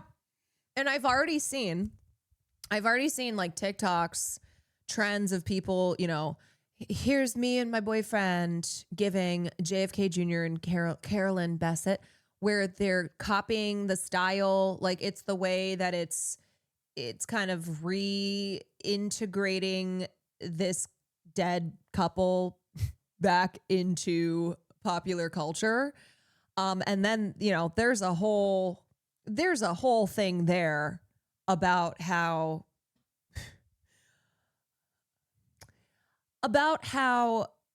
people don't want to create their own sense of style. They just simply want to copy. They simply want to take an aesthetic that and replicate it. I saw like some comments from people who talk about who talk about this kind of thing, and they were like, hey, actually don't copy Carolyn and JFK's style. Like, why do we do this thing where everything is how do I replicate this exact thing so I can pretend to like pretend that I have a genuine cool aesthetic, like that I am a fashionable person. Sauceless. It becomes costume over individual style. Yeah, and I think we've talked a lot about kind of the decline in personal style, and I think we saw in the 2010s that there was this embracing of a lot of color and really letting your personality and individual identity shine. And then we started to move away from that, and we got the white clean girl aesthetic that, of course, was just taking something that Black and brown women had already been doing for a long time, but sanitizing it. And because it was white girls like Hailey Bieber doing it, then it made it mainstream. It made it like a very popular trend, the whole clean girl thing. We saw that. We saw the Kardashians it being Ozempic and white again. We saw just this kind of overall homogenizing of fashion, of beauty, of aesthetics. And I think culture is something that can provide it can foreshadow where the culture is heading politically.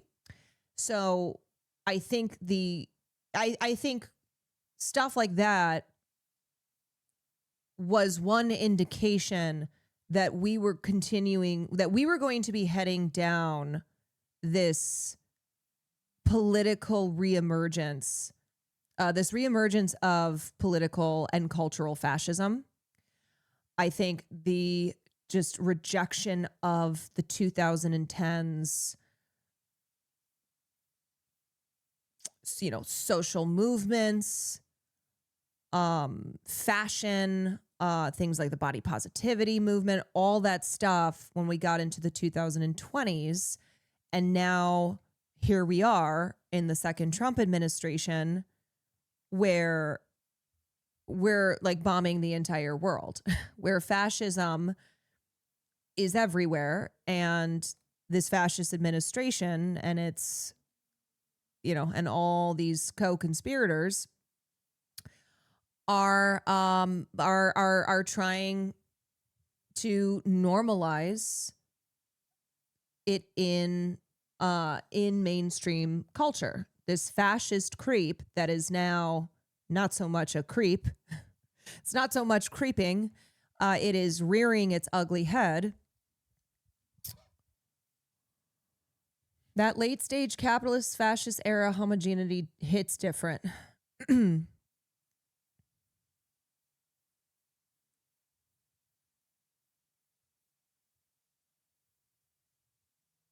The Starbucks store design convergence of it all, everything is becoming very samey and very flat. A bit late, but I agree. He made it easier for people to strip them of their individuality. And like you said, she's just a narrative device for him. He doesn't understand the nuance of the relationship. It's not doing anything good faith. People's empathy drops and aggression then feels morally justified to send death threats. Even if the target has done nothing wrong. Yeah, that's why I'm like, fuck Ryan. Fuck Ryan Murphy.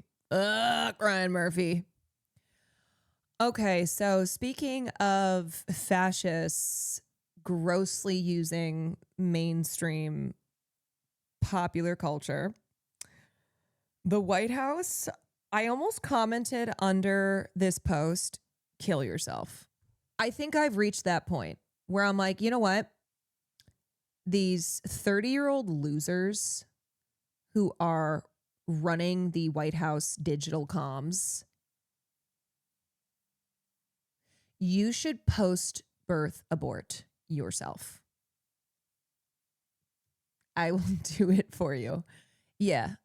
The ugliest The ugliest losers in the world who are posting shit like this. Wake up, Daddy's home. Welcome home, son. Strength and honor. Strength and honor. What will you do without freedom? Mavericks inbound. You can't conceive of what I'm capable of! Finishing this fight. Yeah, I'm thinking I'm back. I'm here to fight for truth and justice in the American way. I am the danger. Time to find out. Maximum effort. Here it comes. Now end this! Flawless victory. Flawless victory, despite the fact that so many people have been killed already in Iran, also in Lebanon, of course, in Palestine, but also like Americans have died. They have lost some soldiers already. So funny to hear them calling that a flawless victory. Like, I know they don't care about brown lives. I know they don't care about brown children. They don't give a shit. They're bombing them. But it's like, yeah, I guess you guys really also do not care about your own brave soldiers who Donald Trump has said, yes, some of you will die, but that's what has to happen. So I hate this, obviously, and it's also just fucking ridiculous how half of the moments that they use here are fictional villains. It's giving MAGA thinking that Homelander is being depicted as the good guy, you know, where they look at a villain and go, hell yeah. Also using clips from films like Braveheart, which has to do with the Scottish rebelling against English rule. William Wallace and the Scots. And what's gross here is that they've been doing this. So a big thing that they're doing is using Call of Duty and intermixing it with actual footage of them striking Iran, which is so demented. It is so fucking demented. And the whole thing is supposed to be, hell yeah, look at how freaking cool we are, dudes. It is the worst Redditors, the most obnoxious Reddit-coded losers who are running the White House digital strategy team, who are posting this kind of shit like here.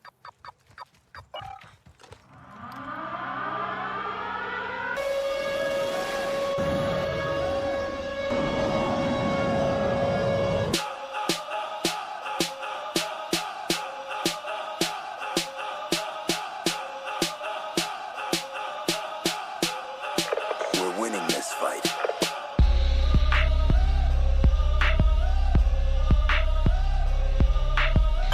You know what's funny too? This is coming from the same crowd that has forever tried to blame violent video games on why there are school shooters.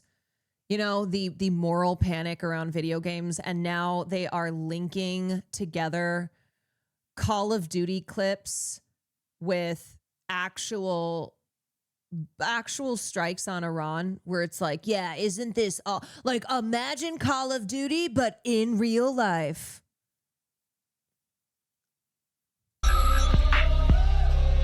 Imagine they edited 9/11 like this.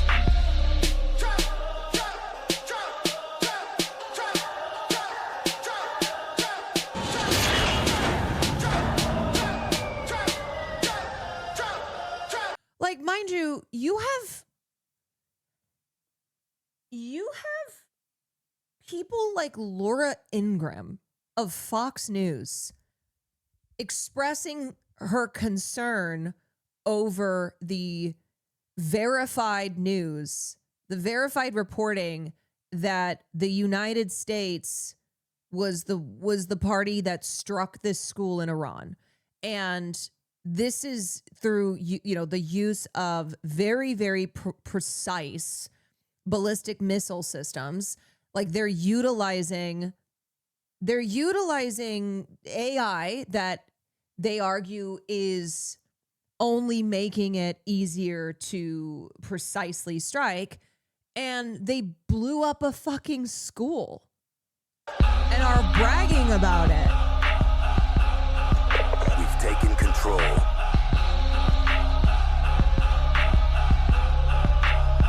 That's why I'm at a point where I should be able to comment under these posts, kill yourself.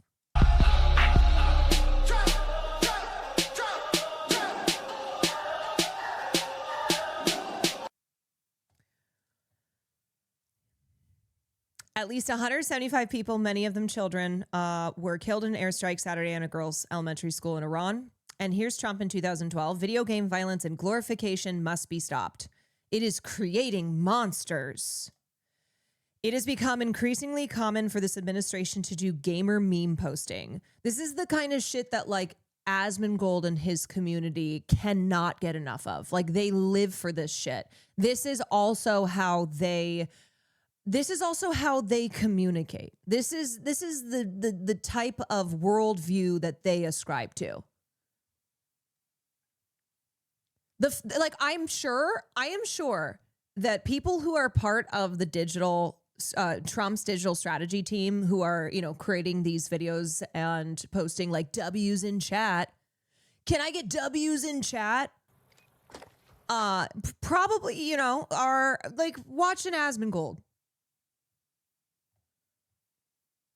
Here's a DHS tweet equating immigrants with the zombie hive mind aliens from Halo. For those untraveled through Gamer Nation, this is basically a Twitch phrase. A celebrating streamer will say it to their chat viewers and everyone will tape W for win. It's like a musician telling the crowd to put their hands in the air, except here it's for war. This is Stephen Chung, who is... Amir hates to see him coming. Definitionally an egg. He is such a freaking loser. It's just detrimental. Never before seen levels of loserdom. W's in the chat, boys. What is it? Someone said, what is a kill stream animation? Drew Harwell said, if you kill a certain number of people without dying, you get a bonus. The one in the White House's video is for a 30 kill streak, a tactical nuke that kills everyone, including the player. Oh my God, I hate it here.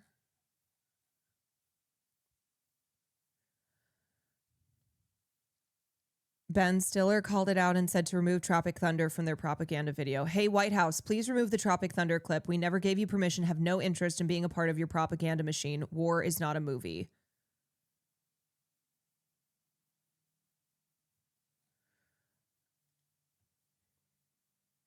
And the White House digital comms will so I've seen this thing that they do where they brag about people. They brag about posting these videos. Like if they include a pop song from a major artist who then says, fuck you, I didn't give permission for this. I condemn this. I condemn your sick administration. And then they'll say, ha ha ha, thanks for giving us more views. Thanks for the clout, which they are saying because they want people to think that artists who are condemning the usage of their films or music being in these videos, that it's actually they're the problem because they're giving clout to the White House, which we've talked about this before when you had Stan accounts who were like, the reason that Taylor's not saying anything is because she knows it's better to ignore. And like, girly pops, we need to stop platforming Donald Trump. Okay, we need to stop giving clout to the White House. Like, this is what the fuck are we talking about? They think that they are expert level trolls. Also, they love, like, there is no difference between some Twitter comment from a guy with a Groyper profile photo, like joined June 2025, who's posting the most loser shit under a tweet. There's no difference between that and the White House. Like, they are one and the same.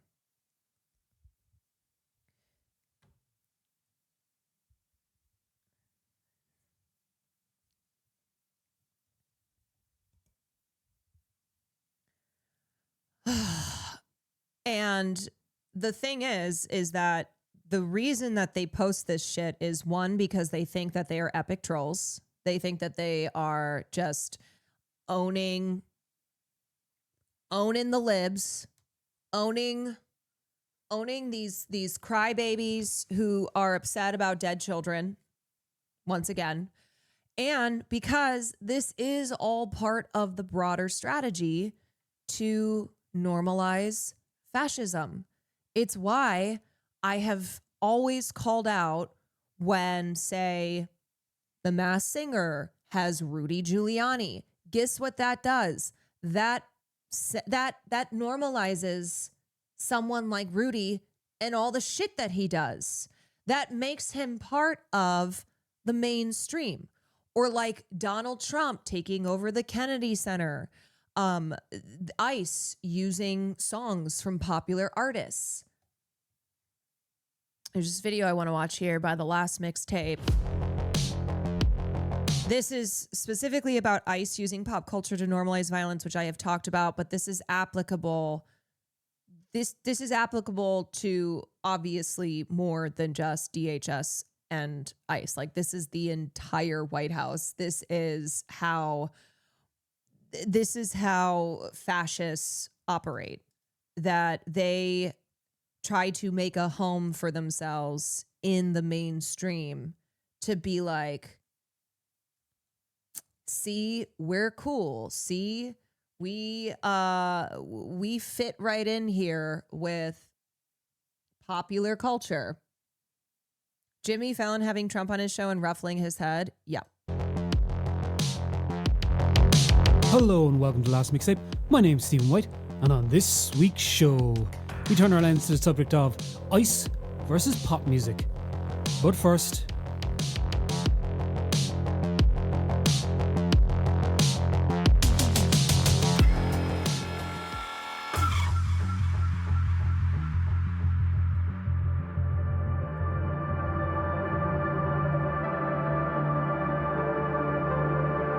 given the state of our country and the world right now, we're seeing our neighbors being kidnapped, peaceful protesters being assaulted and murdered, our civil rights being stripped, resources to fight the climate crisis being cut, fossil fuels and animal agriculture destroying our planet and people's health, access to food and health care becoming a privilege for the wealthy instead of a basic human right for all Americans. It's very clear that protecting our planet and our communities are not a priority for this administration, and it's really hard to celebrate that when we no longer feel safe in our own homes or in our streets. not my words, but the words of Billie Eilish. As ICE escalates authoritarian violence against the civilians of America in Minneapolis this month, we look at how the Trump regime is using the memification of pop music as a means to sell their product, and how pop artists are pushing back against populism. And as always, The Last Mixtape is very much an arts, music and culture show, so we'll be looking at this issue. So one thing that you need to understand about fascist ideology is that fascism presents itself as a rebirth, as not not a maintaining of the status quo necessarily. Like, obviously it pulls from a lot of conservative ideology, a kind of, traditional return to tradition. But it is the way that fascism pretends to be is that it is this rebirth, that it is this exciting taking of across the political spectrum. And you see that in also the way that it uses the language of populism. It uses the language of revolution. Like, this is what they will call a fascist revolution, and we are totally remaking our society in this new, re-emerging form. It is incredibly insidious. Yes. And that's why they, historically, fascism starts as a creep. Like, it sneaks in and it gets its hold in the mainstream and then starts to proliferate. Through that lens.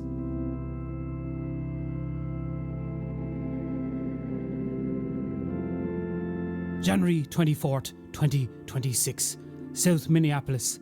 37-year-old Alex Jeffrey Preety died in the street less than 2 miles from his home. An intensive care nurse with the VA hospital, a caregiver, colleague, a son, caught in the crosshairs of America's accelerating collapse into authoritarian. So, like, I use the examples of Donald Trump's relationship with with celebrities and in the entertainment industry, being on Jimmy Fallon's show. He's ruffling his hair, and that was all, that was like, Donald Trump had been around for a long time. He'd been a prominent figure for a long time, but it was sending a message as he is starting to seek real political power that he's not something to be super concerned about, not someone to, immediately reject and say, no, we are not going in this direction at all. Arianism. Shot and killed by SNL US President Donald Trump's very own masked secret police, ICE. The second American citizen shot and killed by their agents in Michigan this year. It's January.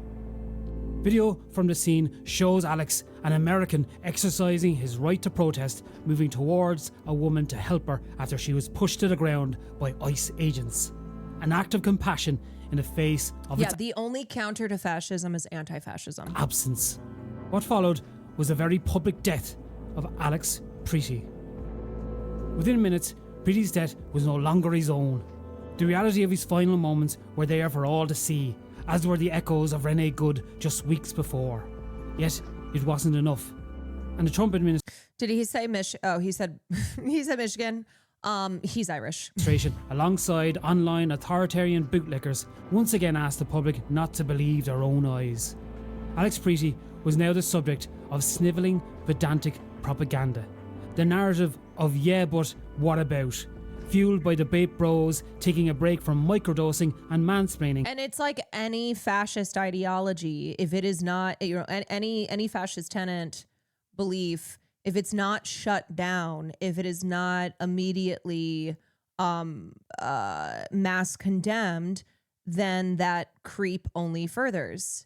Like how we have seen with transphobia, that transphobia was something when it started to, in the modern era, be it started to, we started to hear more transphobic language. You had celebrities and major public figures, both conservative and liberal, who were participating in this. And because that kept on creeping in, then it opened the doors for like full-blown a full-blown fascist handling of trans people. We're now in Kansas, the whole driver's license bullshit. The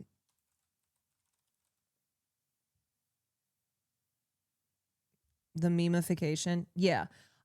Where trans people's driver's license have been invalidated in Kansas, and how when there is room for these fascist ideologies, then it is going to get more and more extreme, that it is going to become more and more mainstreamed. And we've talked about how less people were calling it out, that it's only going to take over more if you do not shut that shit down. So to fight transphobia, you have to be the exact opposite of transphobia. To fight racism, you have to stand on the exact opposite side. You have to be an anti-racist. To fight fascism, you have to be anti-fascist. To appease dear leader. As Childish Gambino once put it, this is America. Perhaps it's always been this way. The social mediaification of life and death itself. Narrated by the pseudo-intellectual bravery of being out of range. Did you see Steve-O? Yeah. Protest songs are born out of outrage. A subversive voice against power. Music as a communal response to inequality, division, and hate. Pop music is often the sound of escapism and entertainment. A creative outlet for every facet of the human experience, and in its own way just as important. People need lives, private and separate from the politics. But in 2025, something different began to spread across our phone screens. US government approved social media posts of ICE operations soundtracked with pop hits. On the surface, it looks almost like a meme, a glossy social media reel combining fast cuts with the latest catchy chorus. But the imagery is a dark contrast. ICE agents handcuffing people, dragging them toward vans, pulling them from their homes. The lives of others being torn apart by the absolute power of government-issued secret police, masked and dangerous, turned into TikTok and gotcha memes aimed at both owning the libs and desensitizing the stark reality of their actions, so their followers can mentally distance themselves too from its moral consequences, making it all a game, no different from the latest trend. One of the most striking examples of this was the use of Sabrina Carpenter's hit Juno in a video shared on the White House's official... Have you seen there's experiment in federal prisons to stop people from being trans? I mean, I am aware that they block gender affirming care, that they totally prohibit gender affirming care. There was like Democracy Now! Covered it. Human rights orgs have covered gender affirming care being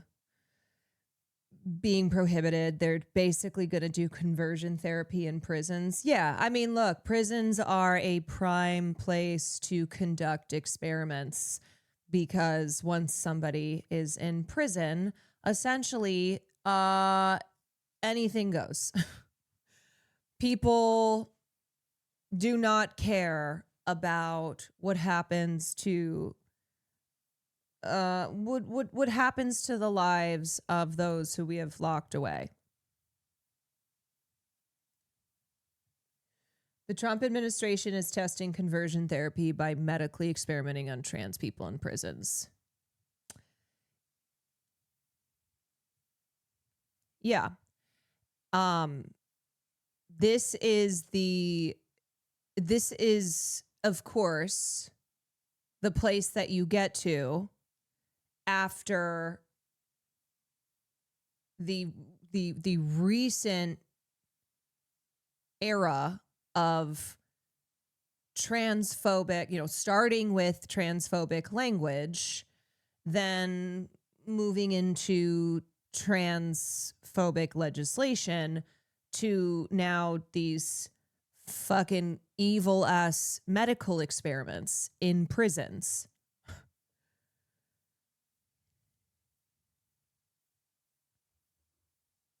I want to say so many things about hundreds of these cowardly parasites in media that would get me banned, people that profit off putting others down. I won't say the real words, but if I was president, I would take care of them. Despicable. Last Thursday, the Trump administration released its new policy outlining how it will treat transgender people in Bureau of Prisons custody. Under it, the approximately 2,200 trans people held in federal prisons will be denied access to medically necessary health care, subjected to constant misgendering, and have all their gender-affirming items, including binders, bras, and makeup, confiscated. Instead, the policy will impose a treatment that targets psychological distress, dysphoria through psychotherapy and psychotropic medication until the gender dysphoria diagnosis can be marked as resolved. Additionally, the new policy designates gender dysphoria as a mental illness that requires routine mental health care. I mean, this is why trans people need rights, because it's not just about like having your correct gender on your passport. It's not just a person who is existing in society getting to exist freely. Like, we're also talking about the trans people who are further on the fringes here because they are, for example, in federal prison and being denied very crucial rights and subjected to inhumane experimentation. It's like when you think of experimentation and fascism, does it bring to mind all the shit that the Nazis were doing over in Germany? Like, that was a big part of what these fuck-ass Nazis were up to. Loved doing experiments.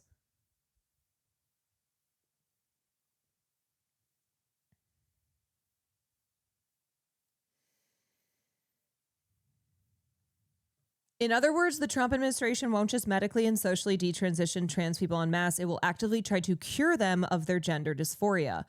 And if this is beginning to sound like conversion therapy, that's because it is. The BOP is giving trans people no other choice but to conform to their sex assigned at birth by forcing them into a societal role that they reject and ignoring clinical guidelines, all hallmarks of harmful and dangerous conversion practices recognized by the United Nations to be a form of torture.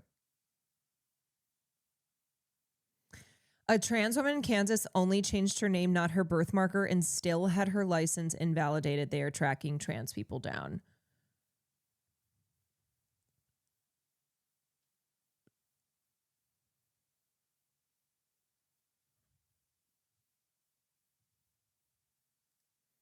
Andrea Ellis of Wellington, Kansas, was one of many transgender Kansans who opened her mail on February 25th to learn in less than 24 hours her driver's license would be invalid.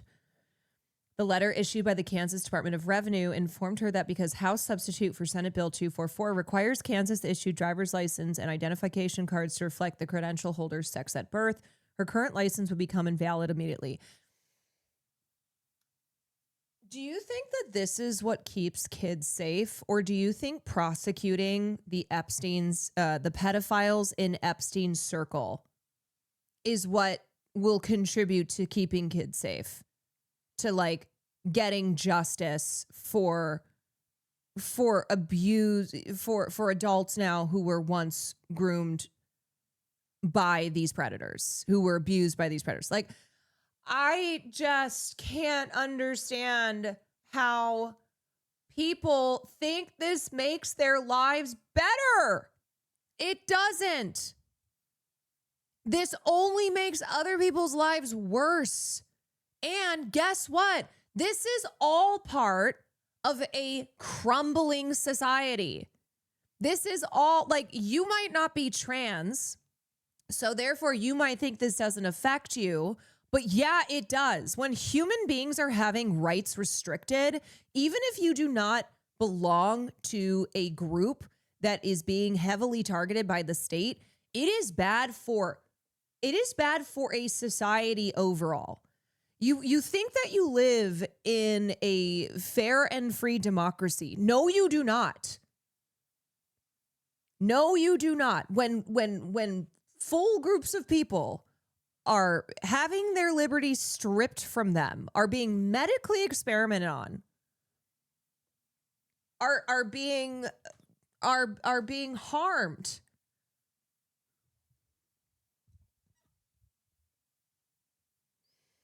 That's why we say trans rights are human rights. That's why, like, in talking about trans people being part of the working class, you know, that trans people are members of this society that overall is struggling under increasing fascism.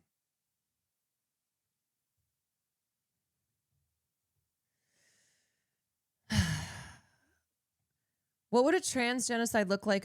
A Tucson Holocaust educator says we're already seeing it. Arizona lawmakers are advancing bills that regulate how trans people live and even exist. Why do people understand this stuff when it happens in a previous era of history, but they do not recognize it when it's in front of their own eyes? It's like so many people now when talking about the different elements of Nazi Germany are like, oh yeah, no, that's evil. Oh yeah, no, that was terrible. Oh my God, I can't believe people just didn't do anything when it was happening. And then when faced with that reality in current day,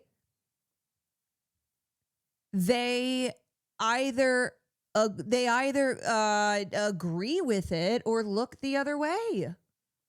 You always wonder, you know, how the hell did people stand by when slavery was happening? How the hell did people stand by when Adolf Hitler and the Nazis were seeking to mass exterminate multiple populations and take over the entire world and like push, you know, these ideals of racial white purity? How did people zone of interest? How did that happen? Well, it's like, okay, well, plenty of examples right now.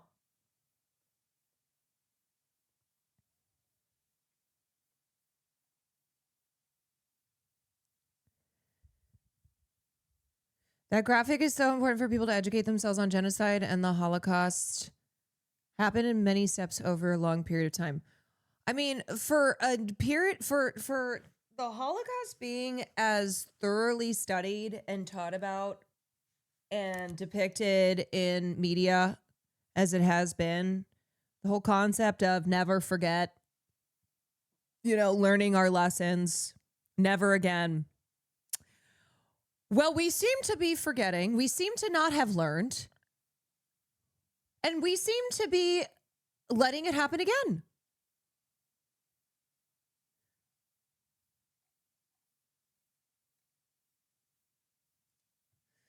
The 10 stages of genocide.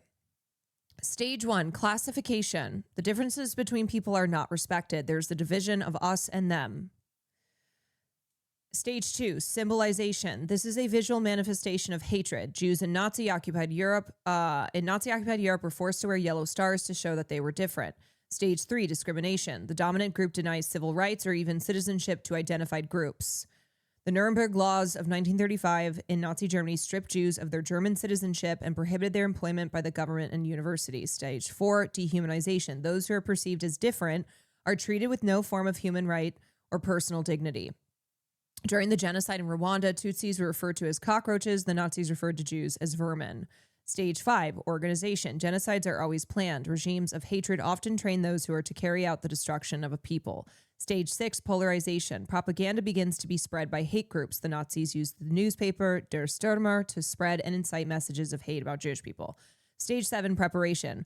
Perpetrators plan the genocide. They often use euphemisms to cloak their intentions, create fear of the victim group, and build armies, buy weapons, and train their troops and militias. Stage 8, persecution. Victims are identified and separated out because of their ethnic or religious identity, and death lists are drawn up. People are sometimes segregated into ghettos, deported or starved, and property is often expropriated. Genocidal massacres begin. Stage 9, extermination. The hate group murders their identified victims in a deliberate and systematic campaign of violence. Millions of lives have been destroyed or changed beyond recognition through genocide. Stage 10, denial. The perpetrators or later generations deny the existence of any crime.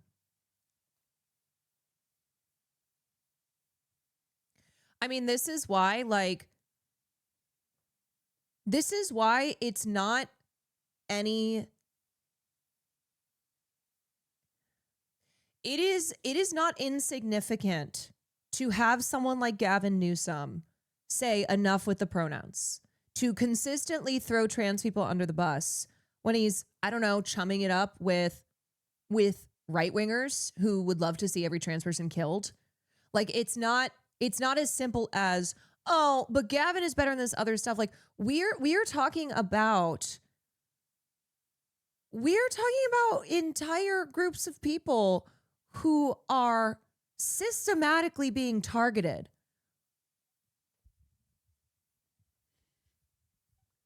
And we're supposed to just vote for someone who's like, yeah, no problem.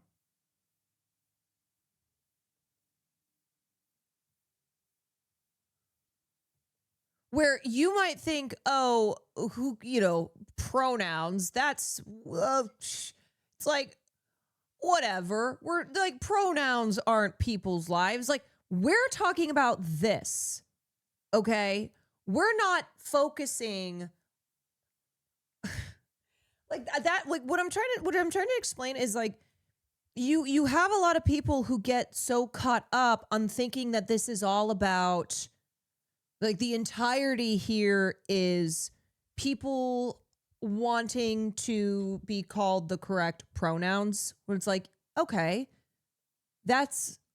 I'm not saying that's not a part of, like, respecting someone's identity.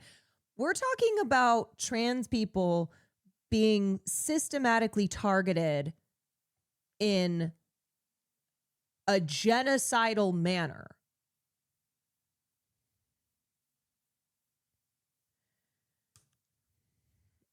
I'm terrified to get back on HRT or change my name or make any progress in my transition because of how the government in this country is tracking us. Like, we are all under mass surveillance, okay?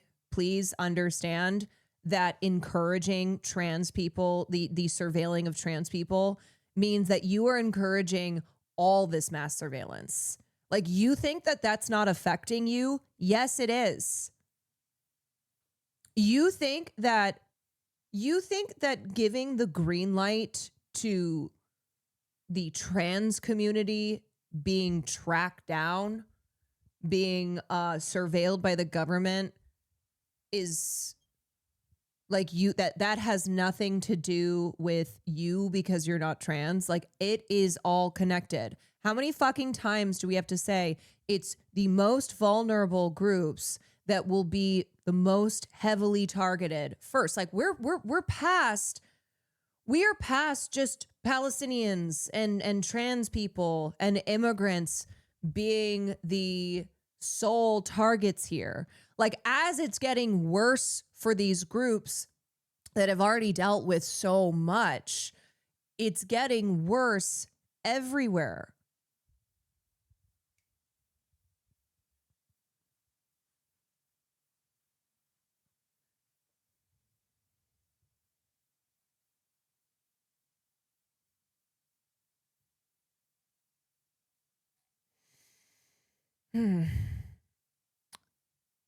The founder of Genocide Watch and former president of the International Association of Genocide Scholars, a body that monitors genocide and mass human rights abuses, warned that transgender people in the United States are in the early stages of genocide. The assessment moved fast, jumping from academic circles to podcasts, early social media influencers, and finally activist spaces, where it was amplified, flattened, and in some cases distorted. What was supposed to be a warning grounded in decades of genocide scholarship became something closer to a moral Rorschach test, dismissed outright or escalated into apocalyptic rhetoric. What does early stages actually mean? Laurie Shepard does not argue that the U.S. is replaying history beat for beat. What she says is more unsettling, that the mechanisms, patterns, and justifications she teaches every day, not only from the Holocaust, but from more recent genocides, are increasingly visible here, embedded in local politics, bureaucratic language, and laws that quietly strip people of the right to exist as themselves. Victims of the Holocaust include Jews, communists, political opponents, asocials, LGBTQ, Afro-Germans, Roma, and Sinti Jews. The list goes on. It's never one group of people. Right.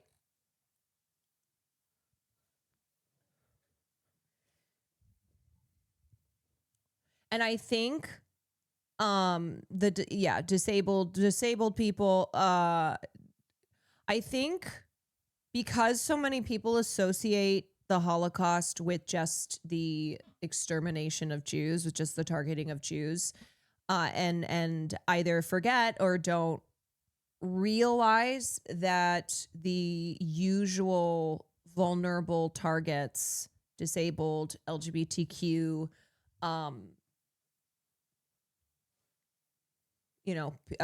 brown and other groups of color, that they were also victim to Nazi Germany.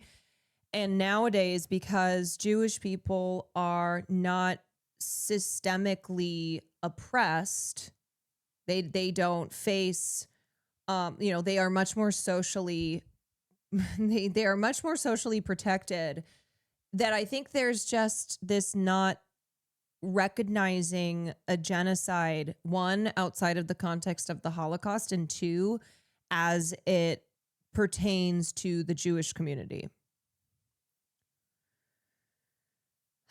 And it's unfortunate. It's unfortunate because it has affected people's understanding that in Palestine it is a genocide. That what we're talking about here, the trans community being in the early stages of genocide.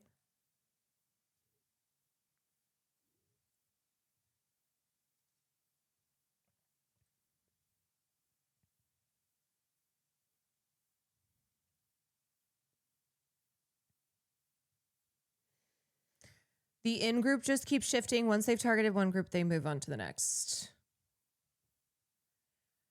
Yeah. The in-group, the current in-group, well, at least these, it's like, because Trump has surrounded himself with a lot of these 4chan losers, these very like Gamergate style young men who are running his digital media and comms. I think people who fall into, think that they're like that's them. They think they're in the in group. They think they're on the team. When they see stuff like Doge, when they see that one, oh my God, who was that guy who looked, he looked simultaneously like a baby, but also like he was 50 years old. The one guy who was assigned, I don't know, whatever, big balls. Yeah, you know what I'm talking about. They see a guy like that and they're like, that's me. I'm on the team. It's like people who people who watch Aiden Ross and XQCE, and when those guys were doing a stream with Trump, being like, hell yeah, that's my team. I'm like, you ain't on the team. You ain't on the team. It's my first time here. Hey. Hello.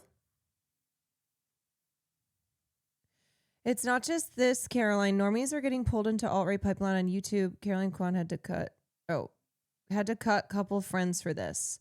No, I'm aware. I know. I mean, that's why, like, I work in this area of pop culture. I am trying to pull people back from going more and more to the right, from like normalizing fascism via popular mainstream culture. Social media feed. A montage of deportation raids set to an didn't he like get beat up? Upbeat pop song. Something like that. The caption quoted its lyrics. Have you tried this one yet? A line utterly divorced from its original context, with the images of state cruelty and police violence, replacing Carpenter's playful bubblegum pop by a Betty Boop aesthetic, playing into recent trends using the same lyric for entertainment and fun. However, Carpenter didn't take it silently. Instead, the pop star stood up to the administration. Yeah, that's why with fascism, be it the creeping of fascism or full-blown existence, you have to staunchly be an anti-fascist. We are all Antifa. Antifa. A sharp, visceral response on X. This video is vile and disgusting, she wrote. Do not ever involve me or my music to benefit your inhumane agenda. The clip was quietly deleted, but it's hard not to feel those who orchestrated the post hadn't baked this eventuality into their thinking. Carpenter was always going to protest her art being used in such a violent way. They knew that. By the time Sabrina and her team had the video pulled, it had already spread, and even her response was now part of the power play. Olivia Rodrigo too, one of the most defining voices of Gen Z pop, saw her music used in a similar clip promoting ICE work, and called it racist, hateful propaganda, rallying fans and peers to recognise what was happening. SZA called the tactic rage-baiting artists for free promo, noting that what should be autonomous art was being repurposed into far-right political soundtracks without consent. And that's the key to everything. It's about who controls the cultural frame, who gets to define the emotional backdrop. And that's why it's like when you see someone do that rundown of, no, it's as simple as free Palestine, trans rights are human rights. No human being is illegal. Immigrant rights are human rights. Like, and then the clapback is, oh, this is just woke cringeness. No. This is how clear cut it needs to be. That's how simple that's how simple the positioning is here. It is exactly that. Like, there's no wiggle room. There's no, let's find the kind of, no. Free Palestine and the apartheid and the Israeli apartheid and the military occupation and American imperialism. Trans rights are human rights. Jen Welch hit all the points last night. Exactly. Fuck ICE. Destroy ICE.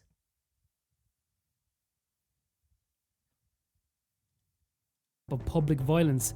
And for Trump administration, it's about memes. An online social media post divorced from reality. Let me just pull up Jen real quickly if you didn't see her.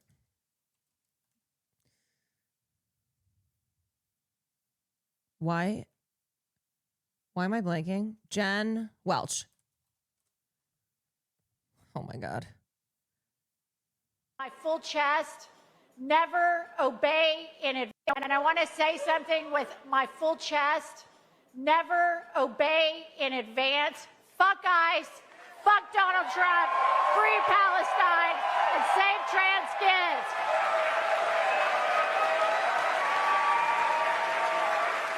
And I want to say something with my full chest, never obey in advance. Fuck ICE, fuck Donald Trump, free Palestine, and save trans kids.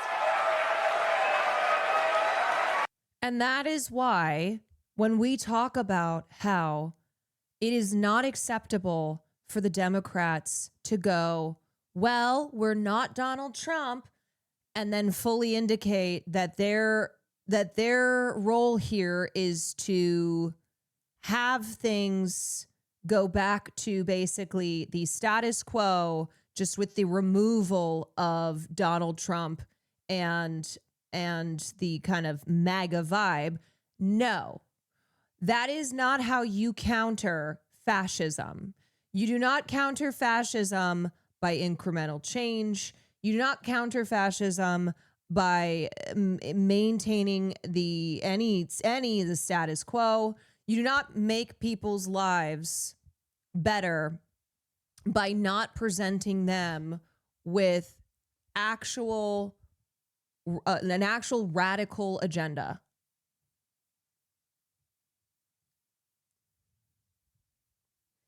I don't know about them pronouns sound so lame after hearing that. It's like, why can't Gavin Newsom just say, protect trans kids, protect trans people? Because he won't. Because that's not what he believes in. Because he is a person who is a snake. He is an opportunist. He wants power. And he believes that in order to have power, These are the positions that he will take. He will flip-flop back and forth wherever the winds are going. And that's why, for instance, he's not, I don't even want to call it a flip, had a different tune on Israel in the last week because of the recent midterms, because of how dominant how dominant now the shift away from a sympathy towards Israel and a shift towards sympathy for Palestine has been. And that's what we need to have for immigrants, for trans people. It needs to be something that politicians have no other choice but to meet where the people are, or else there is no path forward for them. Now, I don't want snakes like Gavin Newsom. I want people who I actually believe in, who I actually believe care about the working class in this country, which includes immigrants, which includes trans people, which includes everyone who's not fucking billionaire in a corporation.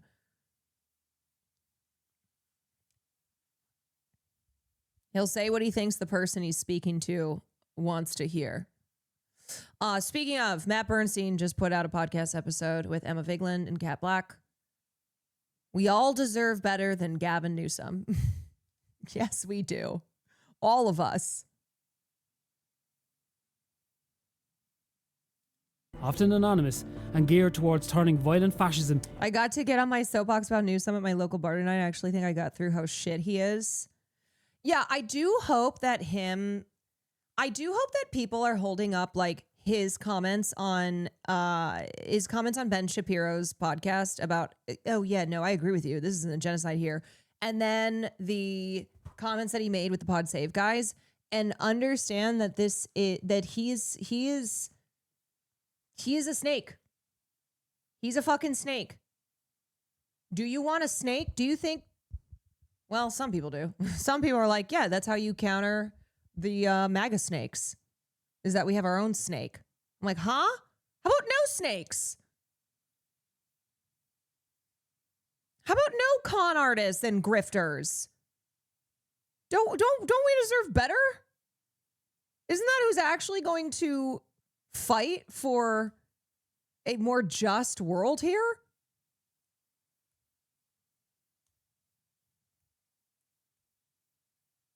Into merely another video to be doom scrolled past.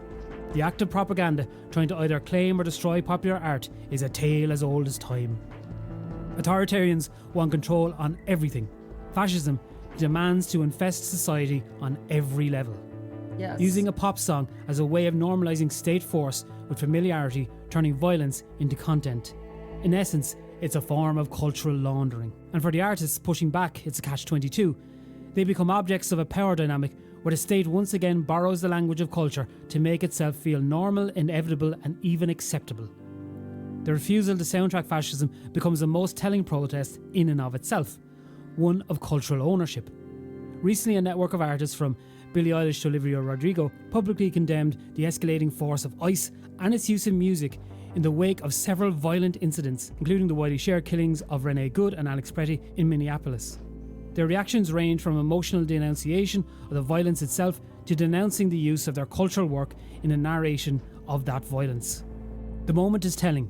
In one corner, a government that treats sound like a veneer, a disposable tool to suit their narrative. In the other, artists assert that the meaning is not a resource to be commandeered. In this moment, where imagery, power, and pop music collide, what does it mean? This is interesting. This is from a piece in Pacific Standard with the author of Against the Fascist Creep.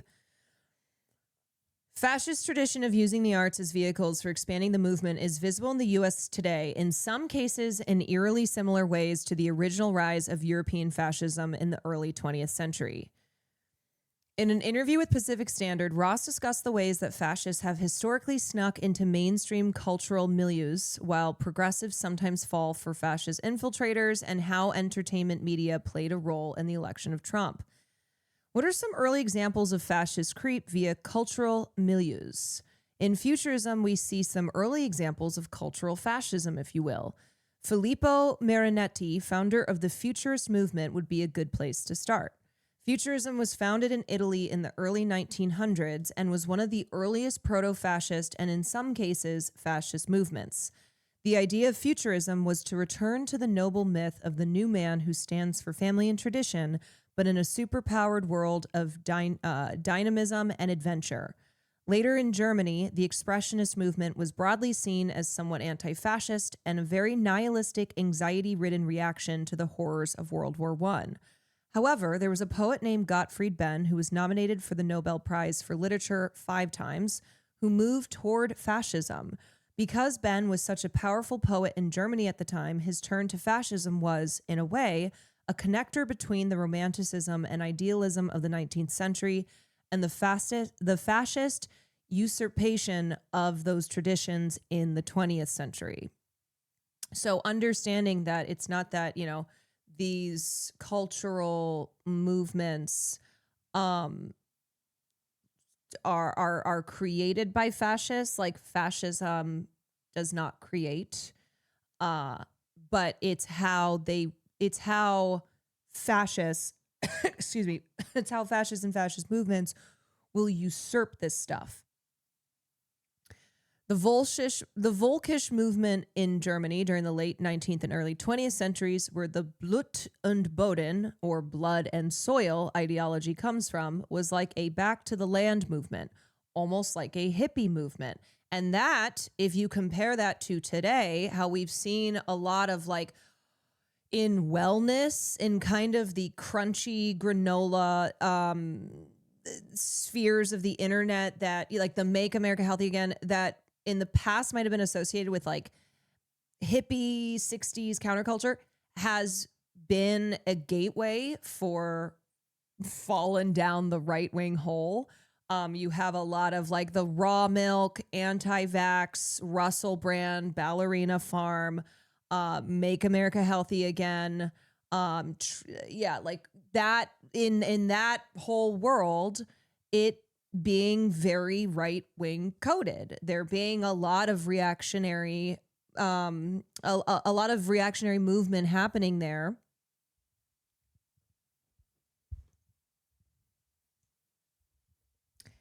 Fascists love a return to previous times that are seen as more idyllic, and they infuse this, yes, and then they combine that with like political ideals of the left, of revolution, of reforming, remaking the current society. And that's why they will refer to it as Jesus Christ, I'm sorry. All this talk about fascism is killing me.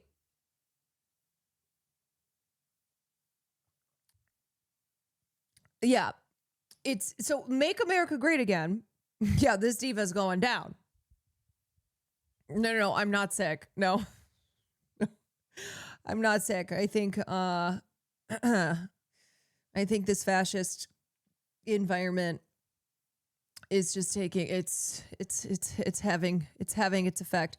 But Make America Great Again, which is a call to returning to like a golden period, but a new, it's like a reemergence, a rebirth, a revolution. That's why you see these blood and soil types who are talking about civil war, who are talking about the storm is coming, that they're like, we have to destroy all of this to rebuild the society that is the idyllic, idealistic one.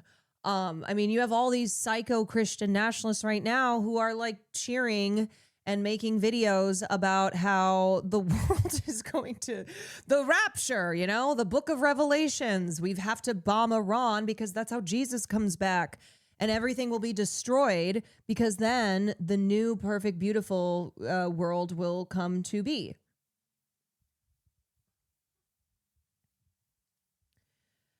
So you have the blood and soil ideology that comes from Bluten Boden. It included lots of poetry and arts and crafts. It became sort of a touchstone for the left to return to the people and organize revolution, and also for the far right in terms of patriotism and the ultra-nationalist concept of a right to territory through bloodlines. The Nazis appropriated a lot of that line of thinking. Recently, Milo Yiannopoulos attended MTV's Video Music Awards, and later former White House press secretary Sean Spicer. So obviously this was during, this piece came out in 2017. Sean Spicer spoke on stage at the Emmys. Yeah, remember when the fucking Emmys had Sean Spicer? How do appearances like these play into the fascistic agenda in the United States? It's a double-edged sword. The first thing these appearances accomplish is normalization. These guys who have extreme views are pulled up into the limelight, and generally it appears that they are being accepted. On the other hand, it's normalization insofar as perhaps their character or persona becomes more moderate as they are accepted and introduced through functioning institutions. But if you look at the emergence of fascism and the development of fascism in its original form, one of the interesting things that you see in cultural avenues is that they are often primarily interested in disruption. For example, a group of Mussolini supporters disrupting an opera performance at La Scala Theatre in Milan, Italy in 1922. Alt-right conspiracy theorist Jack Posobiec and a woman named Laura Loomer. Oh, Laura Loomer. This was 9 years ago, and how we have to deal with Laura Loomer these days. When 9 years ago, she was just still a woman named Laura Loomer, did something similar this past summer when they interrupted a production of Julius Caesar in New York. Wait, I don't remember this. Video, protesters again. Wait a sec. Laura Loomer, Jack Posobiec, Julius Caesar.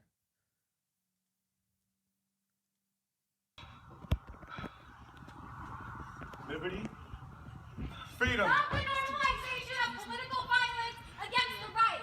This is unacceptable. You cannot Get off the stage. All right, ladies and gentlemen, we're going to pause. We're going to pause. The guy who plays Julius Caesar preparing to be stabbed in the back, getting ready to say "Et tu, Brute," and Laura Loomer jumps on the stage saying, "Stop the normalization of violence against the right." Security, please. You're like, who is this? Yeah, they said Caesar was Trump.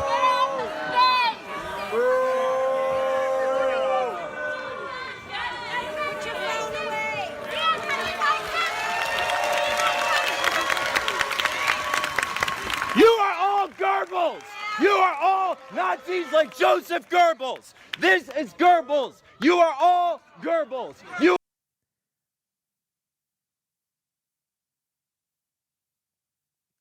Oh, yeah.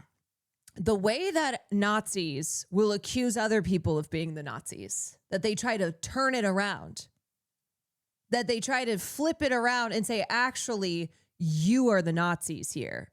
We are the ones who are fighting for real freedom. You are inciting terrorists!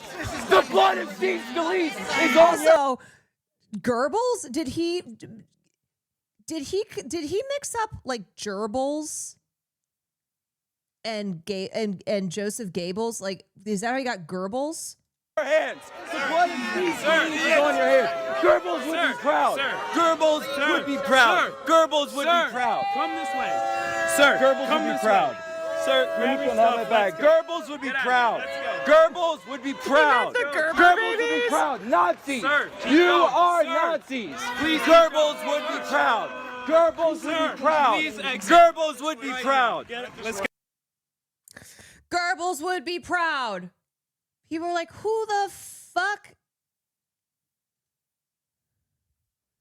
Yeah, but nobody in the American public pronounces that like, there's something to be said about him saying it in a way that's closer to the German pronunciation. A guy who's American. Anyway, so that was Jack Posobiec and a woman named Laura Loomer who interrupted a production of Julius Caesar in New York.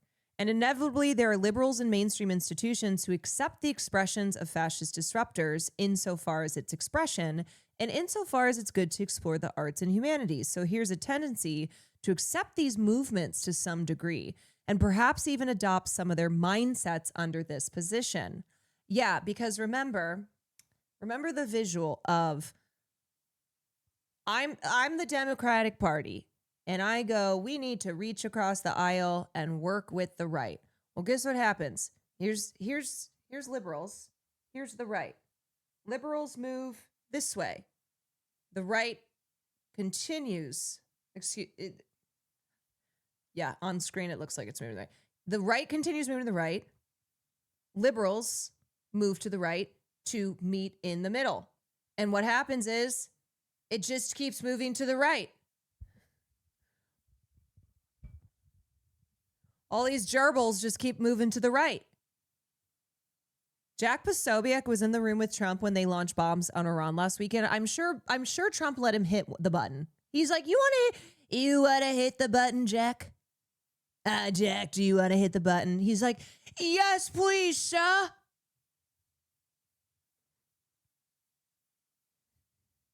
Okay, I'll let you hit the button.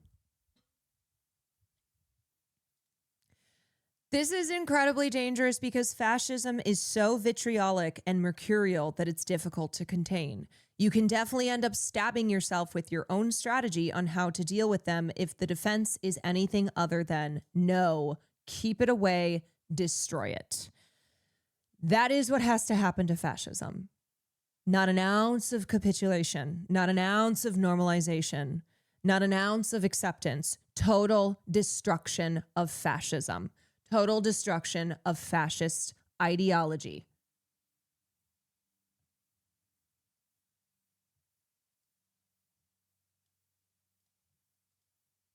Who Get 'em controls banned. America's We don't do that here. I am not the one, baby. Get 'em banned. soundtrack? Stick to music. Keep your politics out of my art. Keep your politics out of my entertainment. It's pretty easy, right? I don't want politics in my music. I don't want politics in my entertainment. Even the most inconsequential song We need can more be leaders that stand up political and say in with the their right full chest that they support trans people. Zach in the UK gives me hope we can change the conversation. He's unapologetically pro-trans. Zach Polanski opened up about understanding what it's like to feel excluded in society while speaking at the launch of Transsexual's latest report on the state of trans lives in the UK. Yeah, it has to be unequivocal. Unequivocal support. context. Even the most apolitical artists can in turn be turned into political in the right context. Think about when you hear that, and I've seen it in the comments of these videos many, many times for many different reasons. Why is somebody asking that? What politics don't they want in their music? What politics don't they want in their entertainment? In fact, when a lot of times people speak about that, they the ones are incredibly engaged in politics. So what politics don't they want in their music? And if they had other politics, their politics in music and art, would they be so against it? I don't think they would. Maybe you think differently. Maybe the question is, why would me, an Irishman, be speaking about ICE in America and Minneapolis? I don't want to be one of those people online who quotes George Orwell or Hunter S. Thompson or anything like that offhand without ever actually reading the books. There are moments where people are being told not to believe their eyes, and authoritarianism is infecting every facet of society, as I say, it does. It's happening in America they didn't think could happen to them. In the same way here in Ireland, or if you're in the UK, or if you're in Spain or Germany or anywhere like that, you might not think that it can happen here. Well, it can. Here in Ireland, we have far-right nationalists. They don't call themselves that, they're cowards, but they are. They roam the streets here and they intimidate immigrant communities all over Ireland. And if they could, and if they would, and I'm sure they've thought about it, get a foothold in Irish politics, they would do exactly what's been done in the streets of Minneapolis here in Ireland. So why does music matter in this context? As I say, I'm not a political commentator, I'm a music commentator, but from the standpoint of music, Sabrina Carpenter's song Juno, which has many TikToks and videos of her performing it live as a fun pop show, how does that get turned into something political? Well, it gets turned into something political when politicians and a government, an authoritarian government, make it so. The reason why they use something like that is because, one, it was already a meme and it was a trend. And that's what they're trying to do. They're trying to take music and pop music and joy as a means to sell what it is they're doing and to desensitize the viewer and the listener. How can it be that bad and how can it be so violent if there's a pop song against it? It's something I can scroll past on my screen. It's not real. It's on a phone. If I was an artist, if I was Sabrina Carpenter or Olivia Rodrigo, I too would not want my art being connected with such a vile and heinous act. And as I say, there's a lot of people not standing up. There's a lot of people sitting down. Don't and those people make Jelly aligning Roll themselves political. with Has Jelly Roll released his statement yet? I haven't seen it, but I have been waiting. I have been valiantly waiting for Jelly Roll's statement that he said that he will be releasing and we will hear. I have been so breathlessly awaiting. Anything yet?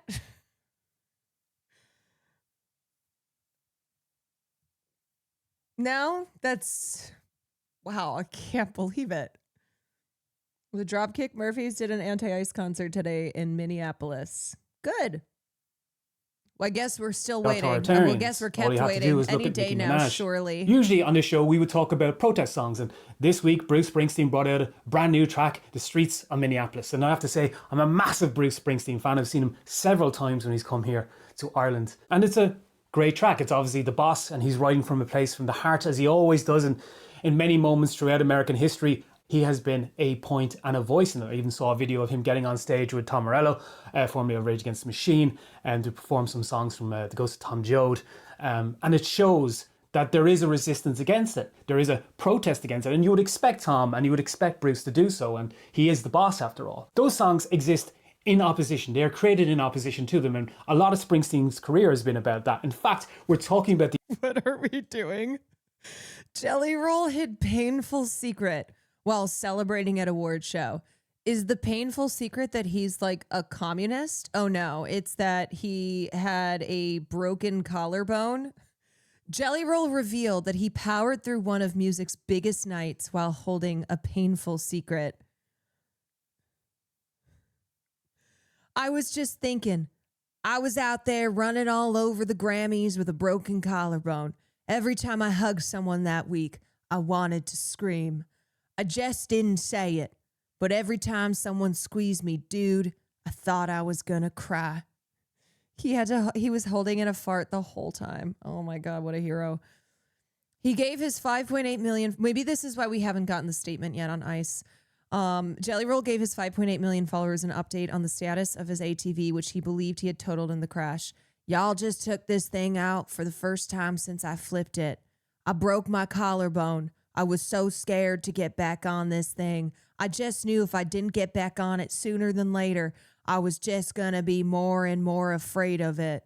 I tell y'all what though, my brother got it fixed, dude, and he killed it. It's brand new. I figured I'd totaled it. Oh my God. Praying for him. Jesus is not owned by one political party. Jesus is not owned by no music label. Jesus is Jesus, and anybody can have a relationship with him. I love you, Lord. What a hero. The use of pop music to sell governments. And Bruce... I mean, now I totally understand why he could not speak on anything despite a lot of his peers doing so. Although he did manage to speak a lot on Jesus, and it's because he was hiding a painful secret. Springsteen knows that more than anybody because his song Born in the USA has been mischaracterized so many times by American politicians that he's had to actively stop people from using it in their rallies. This week, while I was researching for the show, my partner reminded me that Johnny Marr, even of the Smiths, had to push back against the Trump administration for using their songs before rallies. All to make it seem normal. It takes what we love, our inner world, music, pop music, the thing that we enjoy, and it latches onto it, equates it to itself. Dear Leader and the Dear Party cannot let you have anything outside of it. Thinking about the people who will no doubt be in these comments talking about how great Trump is or how immigration is this huge problem. I even saw one in one of my recent videos where somebody said that there will be no pubs in Ireland in 20 years' time because of immigration. It's all absolute fucking bullshit. But they're so caught in a void of all of this that every facet of their life is about their leader. Every facet of their life is about the party. Even Irish people here, when you see there with the anti-immigration protests, there's a lot of people shouting for Trump. He can't be president of Ireland. He's not Irish. It's in fact shouting for a foreign leader, and yet they shout for him, and yet they call out for him. Chris, Joy thank you for the as an prime. act of resistance. I'll look at the. That's I'll what look at pop that music after. is. And you might think that Sabrina Carpenter, Billie Eilish, and Olivia Rodrigo are people that do not fit maybe the Tom Morellos or the Bruce Springsteens or the Patti Smiths of the world. Well, they do. One of the biggest influences on these video essays and why I set up this channel isn't actually a music site or even a cultural site or a podcast or anything like that, although people may think it is. One of the biggest ones is the Anfield Rap. I'm a Liverpool fan. I follow football and I listen to pretty much every Liverpool podcast there is or football podcast there is. One of the reasons why I started doing this is because there's a real honesty to... Jellybone! Did you mean to go home till I'm crying? Jellybone has a broken collar roll. and you're laughing. Jellybone. I fucking love that. Jellybone has a broken collar roll and you're laughing. Sports journalism that you don't really see in music journalism up. and how it equates to the social aspects of life. But yeah, you definitely shouldn't support a stream. You should not support me as a streamer because I did not have enough empathy for Jellybone's broken collar roll, which was the painful secret that he was hiding at the Grammys. The main guy for the Anfield Rap, Neil Atkinson, has a saying that football is the most important of the least important things. And I absolutely love that line. And I'm going to borrow it for a second and equate that to music, if I may. Because music is one of the most important things of the least important things. It's not as important as the lives of Rene Good or Alex Pretty. It's not as important as the protesters on those streets. It's not as important as the people pushing back in a real way against us. But it is important. And it has an impact on our lives. It has an impact on our daily lives. 5 months. For some, it's an escapism, and that's perfectly fine. For some, it's an act of protest. It is many things to many people. But when you leave in a government like the Trump administration, when you leave in ICE, it starts to infect it. It starts to contort it. And it starts to change it. Pop music and its context and its popularity says something about us. When it's used... Yeah, and that was a point that we made when I got into this topic with John Marco and Matt, where these artists who don't want to talk about politics, who don't want to address the reality of the world that they're making their art in, they don't seem to understand that their freedoms of expression, of creativity, are under threat. That when you have these fascists buying up the media, buying up entertainment, buying up the government, in control of every facet of our lives, that means that we don't have freedom. So again, you might not care about politics, but politics cares about you. You know, you think that you don't have anything to be concerned with as an artist, creating art in a world that is more and more being taken over by fascism? And adverts to sell authoritarian violence on the streets, to desensitize you, to desensitize the government and its followers from what it's doing, to make it seem abstract, to make it seem funny, make it seem all just like a game. That's not random. It's not somebody just doing it ad hoc. There's a purpose to it. There's a propaganda to it. We should all stay vigilant. And that's what's important.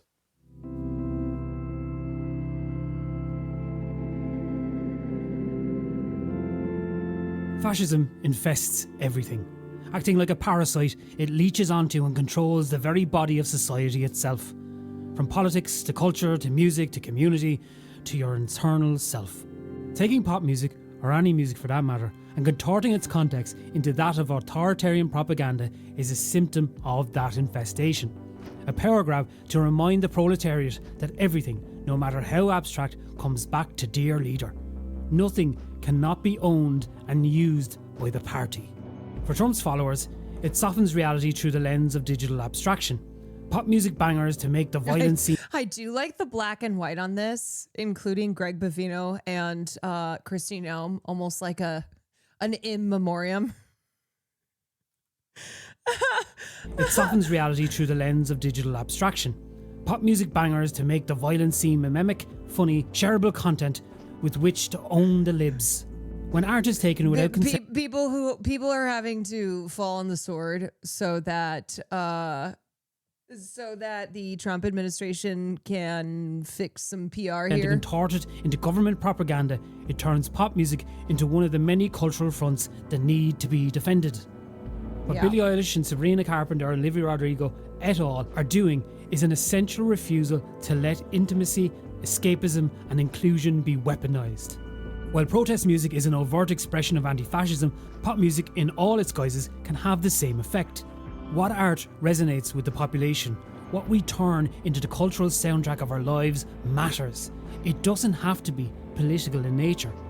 In a right context, Juno can be just as subversive to those who wish to take control than any other piece of music. Billie Eilish, by her very nature and outspoken stance, can be subversive in the way her introspective music speaks to others. And the inverse is true too. When music is used for government propaganda in direct contrast to its artist's wishes, that too is political, regardless of the song's original meaning, or if it is now a TikTok trend. Indeed, it's worth noting Billie Eilish, Sabrina Carpenter, Olivia Rodrigo et al. Are standing up, while others are sitting down, or even towing the line. The lives of Renee Good and Alex Pretty, their hopes, their dreams were MAGA cut short. Minaj. What meant everything to them meant little to those who took it away, and even less to those who cheered it online. All because of the political machinations of others.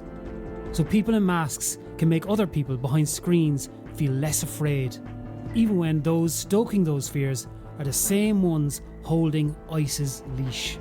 Let's not allow them to soften their actions with a score that doesn't belong to them, or use music as a means to make memes out of life and death. Art doesn't belong to the heartless. Sure, they can take it, they can even steal it, but they can't create it.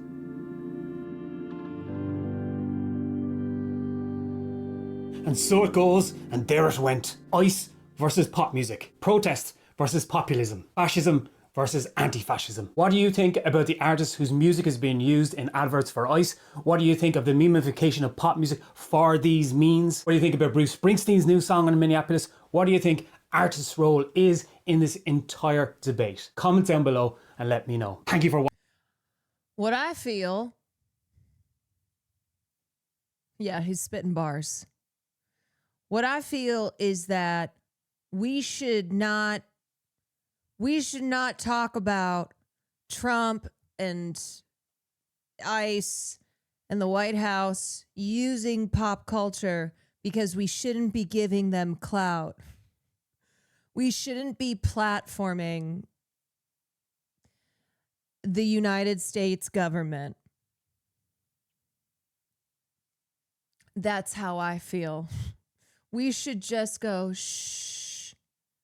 Okay, they're just some little TikToker that's looking for numbers. So let them be. Let it just go unanswered. Okay, we don't want to give them any attention, because if we ignore them, they'll just go away. And they certainly aren't banking on people ignoring them, people not caring, people going, shh, it's fine. Ignoring them only gives them more power because it encourages them and others see people being silent and think it's okay. No, see, I think you're confusing the Trump administration with being the most powerful government in the world because they are the government of the United States, when really they're just some clout chasing TikToker, okay?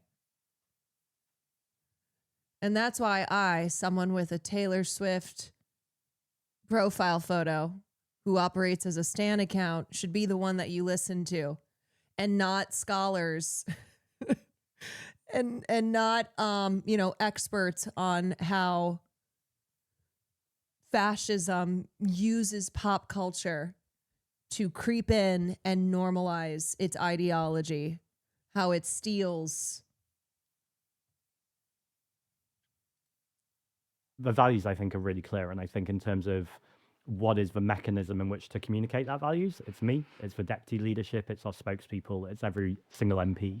And we're all on the same page that this party is about environmental, social, racial, and economic justice. And that very broadly is the values of the party.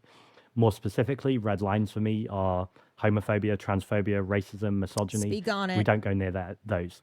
So those are the red lines. And I think once you're really clear what your red lines are... Would you kick out a member if they did display transphobia? Yes, transphobia is absolutely unacceptable. Yeah. Well, it's unacceptable in society. I'm not in charge of society, sadly. But I do lead the Green Party, and transphobia is totally unacceptable in the Green Party. And I don't think that's nuanced. I don't think it's complicated. I think that just needs to be stated really clearly. I think once you've made your red lines really clear, everything in between there then becomes up for negotiation. And I think that's exactly what a party should be. It should be a broad coalition of different ideas, of people who disagree with each other, but have the same red line values, which is why it's really important you're clear about those values. Yeah, and the Greens The values, I think, are really... The Greens just had some major wins in UK politics. And this is exactly what I was saying. What he's saying here is that it's not complicated. There's no nuance. There's no middle ground here. No. None of this is acceptable. None of this is to play any part here in our party, in what we are advocating for. No. None. Nada.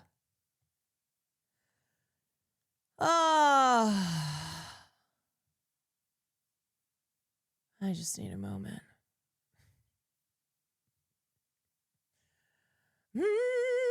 God, maybe some jelly bone music would help clear my head. Okay.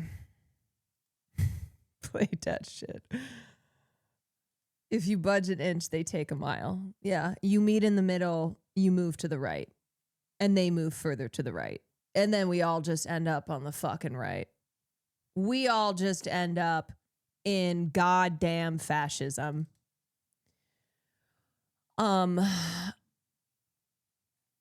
Okay.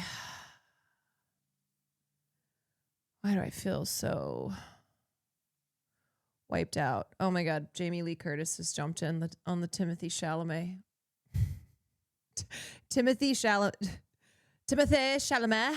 versus opera and ballet and Jamie Lee Curtis. She does love getting involved.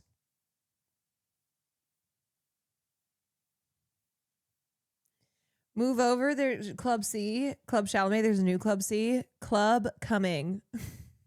I made it. Club coming. Jamie Lee Curtis gets so involved for someone who frequently says the worst things and produces a lot of backlash. She is persistent, though. She is not somebody who's like, you know, maybe I should sit this one out. She just keeps going. She's like, no, the people do need to hear from me. I really appreciate you covering trans issues whenever you can. A lot of people ignore us or treat us like a distraction from real issues. So it's great to have an ally who listens and uses their voice. It's because people are stupid or ops and are trying to act as if this is not all connected. You know, this is obviously not the same thing, but it's what I'm always, I mean, okay, it's related as well, but it's why I'm always trying to stress the importance of cultural analysis of, hey, this is not just, oh, here's this silly woman who does her little pop culture thing. This dismissal from leftists who, same thing with like the way that they treat disabled people. And I'm like, y'all, how can you be entrusted with the fight against fascism when you refuse to not say slurs? When it's like you just have to say the F slur. You just have to say the R slur. You gonna be fighting fascism and you can't even stop yourself from not doing that on Twitter? It's hopeless. Look at my leftist, dog. We are not beating fascism. I mean, I know people are gonna hit me with the so woke. Blah, blah.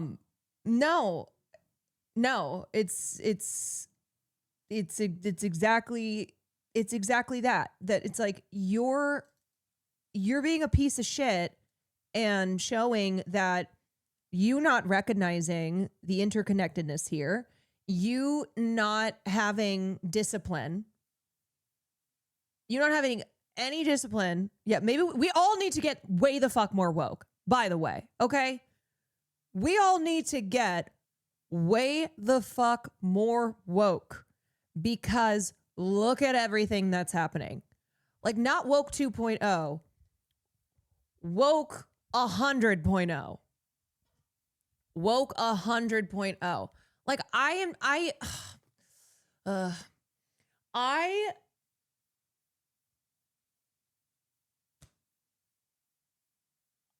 get that people who have a bigger reach, who are like, look, we're trying to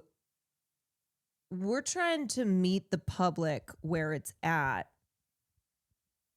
And that's why we have to say the R slur. I don't agree with that. I think there is a way to reach normies, to have to grow an audience who are listening to you advocate for progressivism.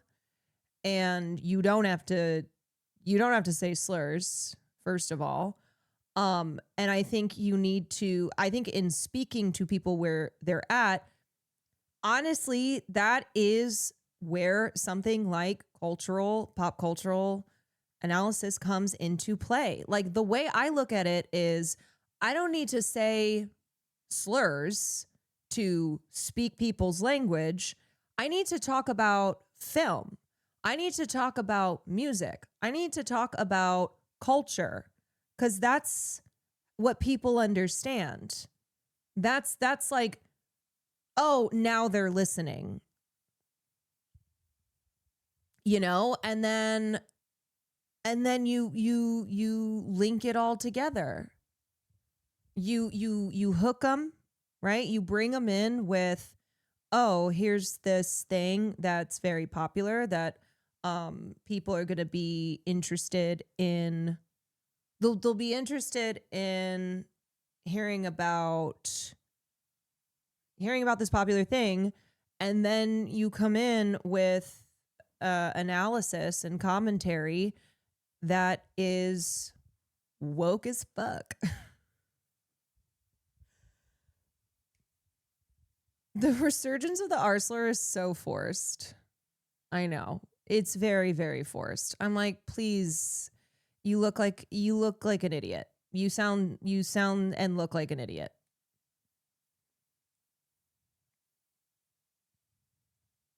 You sound like MAGA when they're celebrating that we are a free country because they can say slurs. They could always say slurs, to be clear.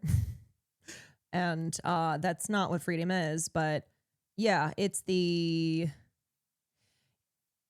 when leftists don't recognize that, like, you're giving MAGA. Kyle Slurinsky. I've not heard that one before, but Kyle Slurinsky. Yeah, and then it's just this back and forth of calling people. It's like you're fighting with someone on Twitter and you're going back and forth calling each other the R slur, and y'all sound like all y'all sound very stupid. Like it's very annoying. It's quite obnoxious. I don't think that you're I don't think you're doing activism here. I don't think you're doing praxis.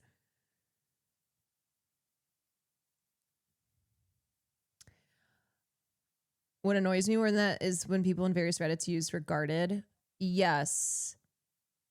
What's strange is that someone like Destiny, his community loves to call me regard, which I'm confused because he uses the actual R slur quite openly and has called me that before. So I don't understand, like, what is this, the woker way of using the R slur? I don't understand.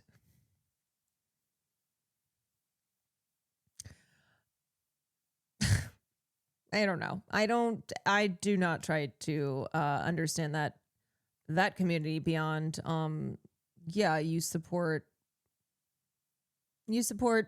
someone who's frequently engaging in sexual activity and communication with minors.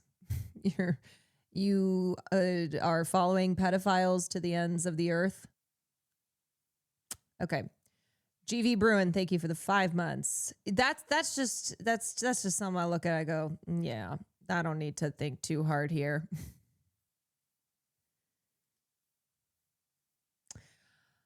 Having to defend my right to say, actually, as a gay person, I don't think it's okay for straight people to call cops the F slur and a left. Like, here's the thing, y'all. I don't care if one gay person has, quote unquote, given you the pass. As a straight person, you should not be using the F slur. That's not hard to understand. And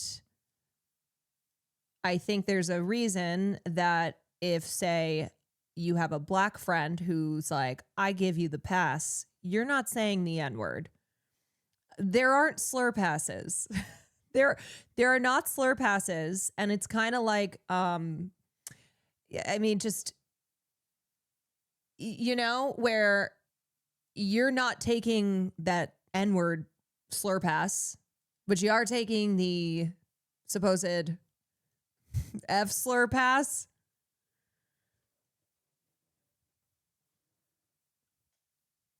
I think Kyle's gotten a little better, at least now. LOL, I think he's the only leftist who was using it because, yeah, I don't know. I hope that's true for him. I will say I don't think he's the only one. It does seem to be very online type behavior. I don't know if actual leftists who are not chronically on Twitter are out there mobilizing and using the R slur.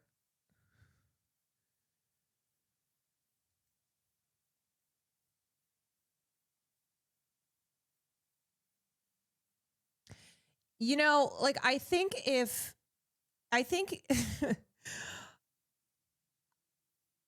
even think for myself, you know, let's say 20 years from now, I go, I think I'm a little more gay than I previously thought I was. I would still not be using, that would not be like, I'm gay and now I'm going to use the F slur all the time because of like that never being something that was used against me pejoratively, like, as a slur.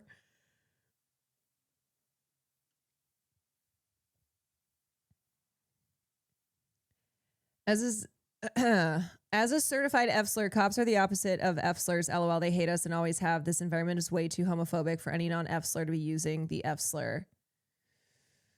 Goddamn.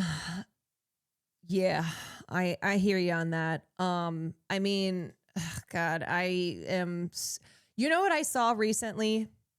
I saw Lisa Rinna, who, holy shit, has been really opening up. I think she wrote a memoir or something, and damn, I feel every other day I see some new Lisa Rinna bombshell. But she talked about how Leonardo DiCaprio and Tobey Maguire hit on her daughter when her daughter was a teenager. and I'm pretty sure it's the same daughter who told me that no man would ever love me and I would be childless because I wouldn't let her in the club. And that was the same era. Like I'm sure it was at one of these clubs I worked at that Tobey Maguire and Leo hit on Lisa Rinna's teenage daughter. And I looked at that and I went, you know, I am sure next week I am still going to see a tweet that has 25,000 plus likes that says Leonardo DiCaprio is actually gay. He's secretly closeted. And that's why he only dates younger women. And I will be over here going,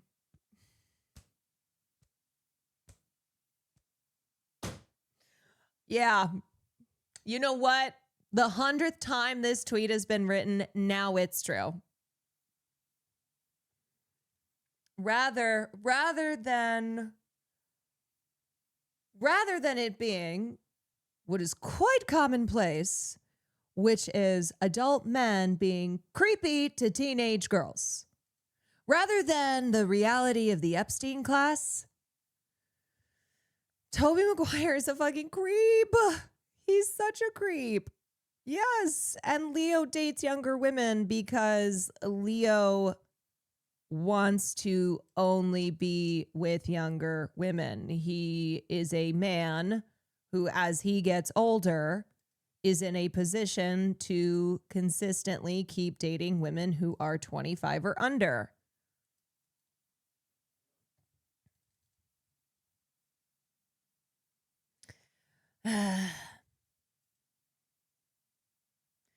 Yeah, anyone who's part of the pussy posse is no good.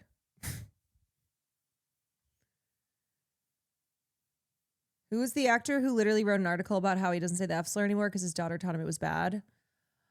Oh, that sounds familiar. Why do I feel like Matt Damon? Yeah. Matt Damon is as a father of daughters. he's one of those guys. As a father of daughters. Which in this instance, yeah, that's good to be listening to your child and trying to get better, right? Listening to your kid who's like, hey, dad, that's not cool. Don't do that anymore.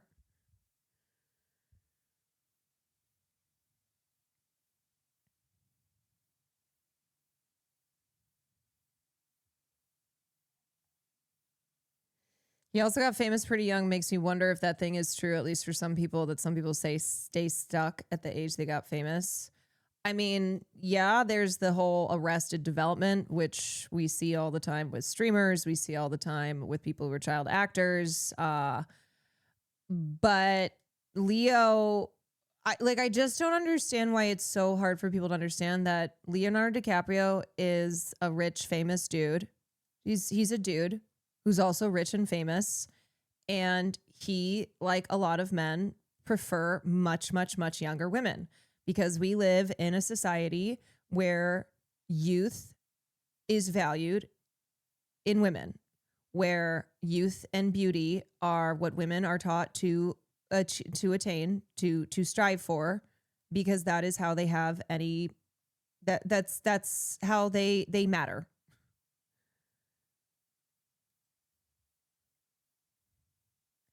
Yeah, I think you can say Leonardo DiCaprio is a great actor and I enjoy, his films, but he's not a good person. It's just this very, very bizarre, this like trying to force an orange being an apple. It's like, it's a fucking orange. It's always been an orange. You're like, no. That orange is actually an apple. Okay, I wanted to play this TikTok and then I'll get to some gaming. One of the most powerful... How misogyny is sold to women online. It's not women belong in the kitchen. It's one of the most powerful gifts that women possess, the ability to nurture. Creating loving meals, baking with intention. Women thrive when they care for the home. It's not banned birth control. It's why would you disrupt one of the most natural parts of being a woman? I felt my brain fog lift as soon as I went off hormonal birth control. Our cycles flow with the moon. They're part of our divine feminine rhythm. Honoring that instead of suppressing it with chemicals is the highest version of self-love. It's not women don't belong in the workplace. It's when I left the hustle and grind of the office, my body finally went out of fight or flight. I was sitting in my masculine in the workplace and I didn't even realize it. Slowing down and choosing a soft feminine life felt like coming home to myself. It's not women should be submissive to men in relationships. It's when I finally stepped into my feminine, my dating life flourished. It allowed my man to step into his masculine and truly protect me. I realized that dating was so hard for me because I wasn't sitting in my divine feminine. This is so fucking accurate. The music, the tone, the divine spiritual coded language. You know what? When I get to the end of my streaming career, you're gonna hear me put out a video that's like, I just realized that I needed to really embrace my divine feminine and allow Will Neff to really exist in his masculine. And so in order to do that, you will never see me again. My voice is better suited in my home where I can embrace all that is who I am and all that is who I am meant to be. Divine feminism just straight up now being misogyny repackaged. Just propaganda. Craze Face, thank you for the 5 gifteds. James Lee, thank you for the 19 months.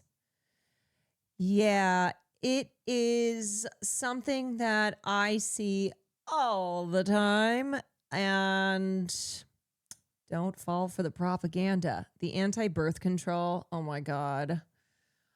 I know.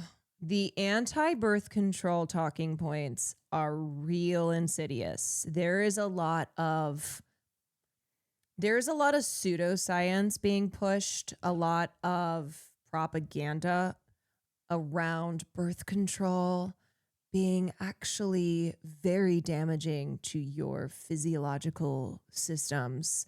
These hormones are unnatural, I say with a face full of Botox. These hormones are not natural, which is why you should embrace the natural. Yeah, I even feel like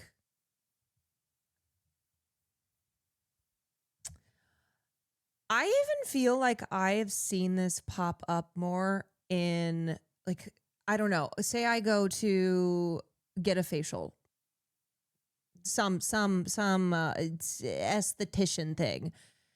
And I noticed this when I was dealing with a hormonal outbreak, and there were a couple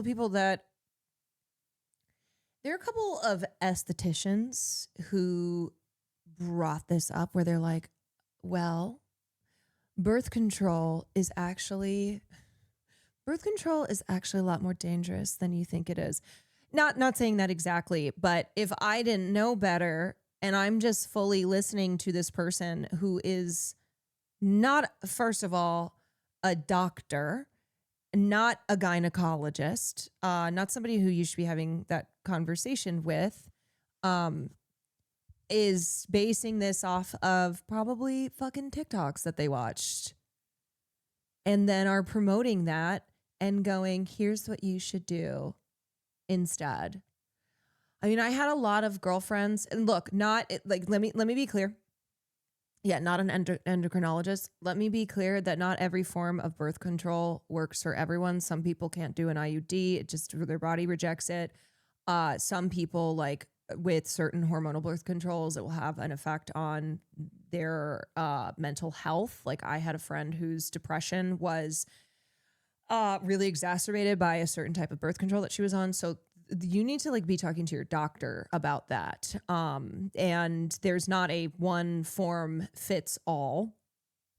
For some people, hormonal birth control is a lifesaver. For others, it is it just does not mix with their bodies. But please do not be listening to this divine feminine type of speak.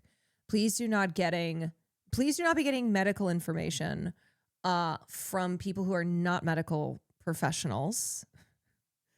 It's crazy when people act like meds being bad for them means it will suck for everyone. Yeah, like this is not something where you go, well, this was in my personal situation. This is what it was, which means that I can generally say this is how it goes. Never take medical advice from TikTok. No. Yeah, don't do that. You know what else is dangerous and something that has a lot of side effects? Pregnancy. Why are, like, we can say some forms of birth control are not for everyone, but why are these people saying it's dangerous? Like, we are regressing so much. And I'm telling you, this is I feel like I say things 1,000 times and I just will say it 1,000 more times, but people aren't paying attention to content that women make and content that draws in a pretty, heavy female audience. Like women content creators and content that a lot of women consume, and how so much conservative, so much reactionary ideology is being filtered through it.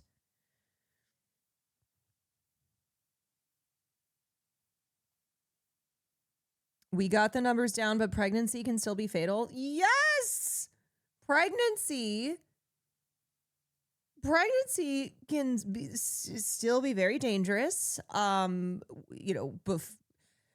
During and after you have a baby, the effects that you can experience. Pregnancy makes some women's teeth fall out.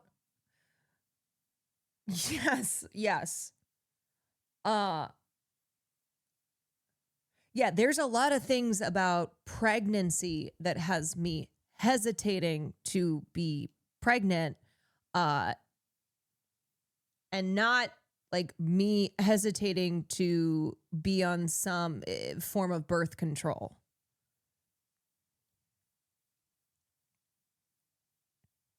I had a female roommate who was spiritual and stopped using her birth control because it blocked her from having full control of her body, but I have no clue. Yeah, and again, maybe taking the pill doesn't work for someone, but an IUD may work for that person.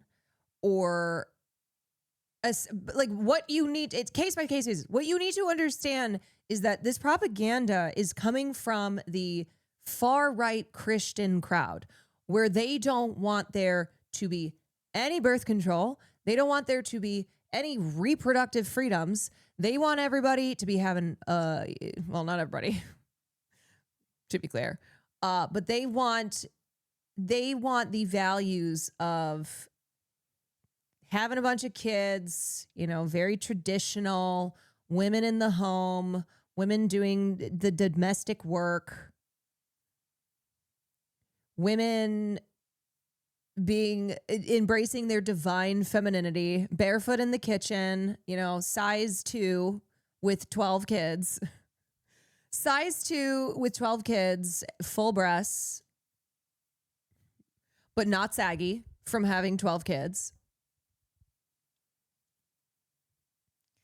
They hate that college-educated white women are choosing to be child-free. Yes. They're like, hold on, white women. Hold on. We want you to be having children. White women. What's going on? I would suggest a good book on this topic is a book that I'm reading right now, and it's called Bad Mother. And I posted it on Instagram, but I think that's what it's called. One Bad Mother. Yeah. One Bad Mother. In praise of One Bad Mother in Praise of Psycho Housewives, Stage Parents, Momfluencers, Other Women We Love to Hate. It's a critical examination of societal, historical, and cultural pressures placed on mothers. The book argues good versus bad mothering is a social construct, analyzing how the bad mom label is used to police women's autonomy, class, and race. It's really interesting. It's a really interesting cultural piece, and it's written by E.J. Dixon. Something that I'm reading right now.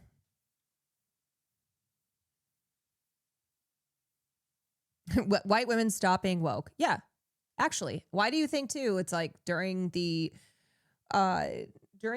with all the anti-ICE protests, with Renee Good being murdered, that there was once again a smearing of liberal white women. You know, using the acronym AWFUL. The right was pushing this new acronym to blame liberal white women because they don't like that they are choosing careers, that they are choosing, you know, that they're more and more college educated, that they are woke. They're like, hold on, nope. I'm a stay-at-home dad with 2 degrees, and I love that I can support my successful breadwinner wife. Hells yeah. The wonderful irony is the people pushing for women at home in the kitchen are the same people making it possible for a family to survive on a single income. Yeah. That as well. Okay, y'all. I would like to do some Friday night gaming.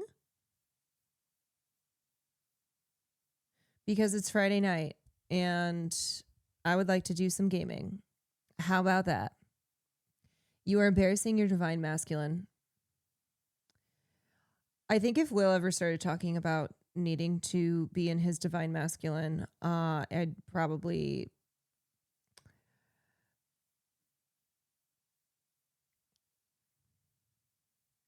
I would go, that's nice, sweetie.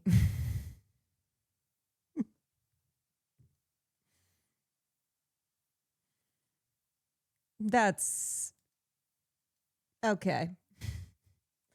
All right.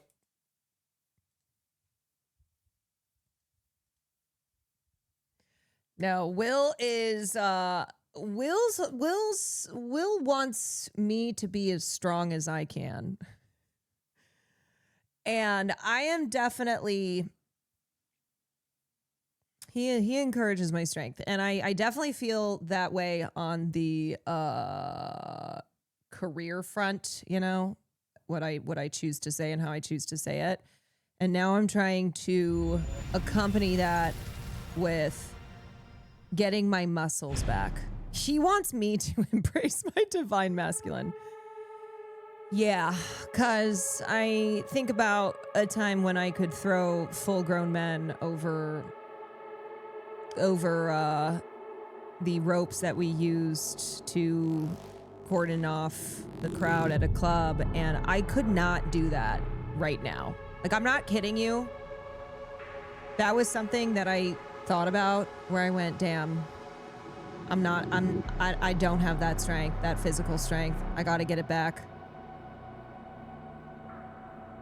I have to get my throwing full-grown men over the rope kind of muscles back. My goat is washed. It's not even that I care about having a six-pack or anything like that. I just want to feel physically strong again, like I used to.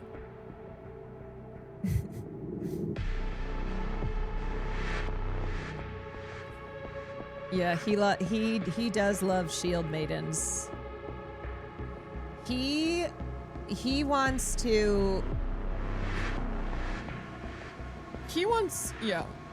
me to probably be looking like Leon. Gotta earn back that athlete of the week. All right. Friday night gaming. It's Friday night and it's time for some gaming.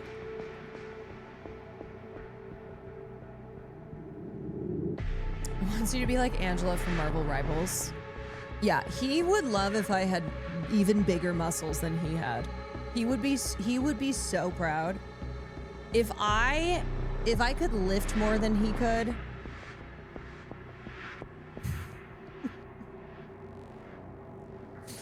If I were more jacked than him. He tells me all the time too, he's like, it's so frustrating because I work out every day for hours and you have such a naturally athletic body that you could go from lifting 3 pounds to 40 pounds. Because in 2 months. Like 40-pound individual arm weights. I'm like, okay, well, let's calm down for a second. Hold on. It's like, no, you have no idea. You have no idea your potential. Okay, y'all. So tomorrow, you actually might. Yeah, well, we'll see. Tomorrow, I have that I'm taking off on my stream schedule right now. I have a plan of going to see Surat. I've got a couple films that I need to watch this weekend and put together my Oscars list. But if for some reason tomorrow night I decide, I don't know what the hell I could pop on, then I will let you know. But as of right now, as of tonight, the next stream will be on Sunday. Why not watch a good movie instead? Because I have to freaking watch Surat. I kind of hope that I actually love the film so that I can piss off the 6 people in here who have watched it and hate it. Is Caroline secretly voter too? I wish that I remember the Academy so I could tell Kirsten Dunst. I too watch all the films. Kirsten Dunst. Politically, I don't know about which. Oh no. Well, I actually don't know. I don't know much about the film aside from that we have some dedicated haters in this community. But I am gonna go see it. I have no other land and Voice of Hin to watch this weekend. Oof. Those are some heavy hitters. I would also plan something to have some levity in there. Those are maybe at least go for a walk in between. Yeah, something. Play with a puppy.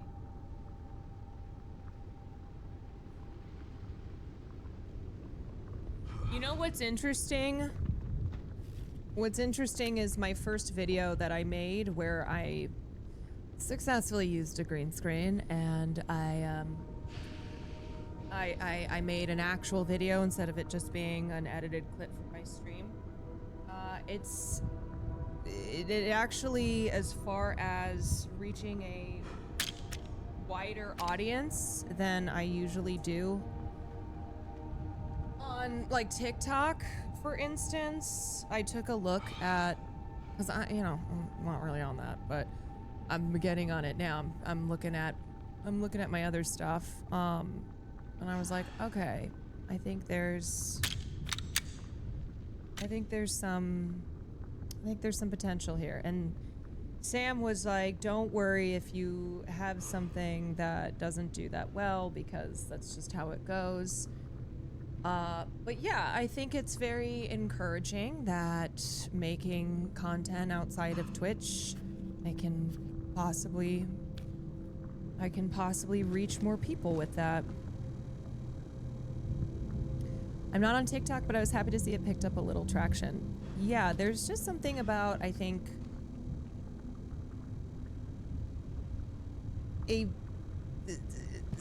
something like addressing the camera where people just feel automatically more connected to that than if they're watching a clip from a stream. Craze Face, thank you for the 17 months. So, anywho. Alright, wait, where am I? What am I doing? Head to the... Oh wait, I'm Leon again. I'm heading to the orphanage. Yeah. Oh shit, this guy. Ah, oh, he's back. Guess who's back? Fuck me. Okay.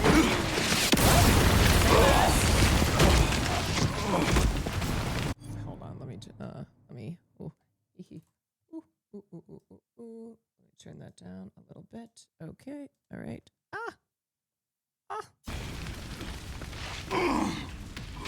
It's okay. You got this.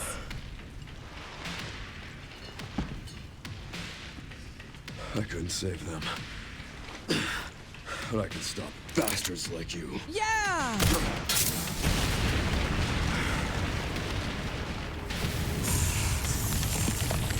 How does this guy only get stronger?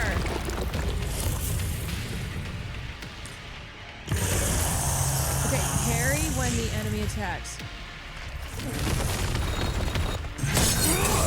Yo! And then... Okay. Oh, what is this heart? Whoa, he's flying. Okay. Oh, shit! Okay, I need to get a little better here.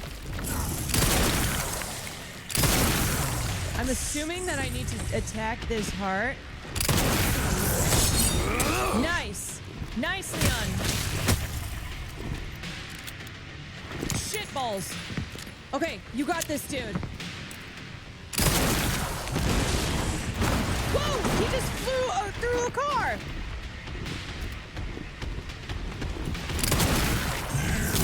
Oh, Leon! Oh, baby, hold on.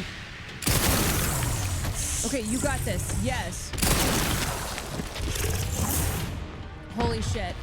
Okay, can I throw another bomb? Yep. Okay, good. Oh shit! Get away! Get away! Okay. Is this the same Mr. X? Yeah. Oh wait. He's down. He's down. I probably should have gone over and gotten him. Fuck! I know, I meant to go, but it was too late. I got scared.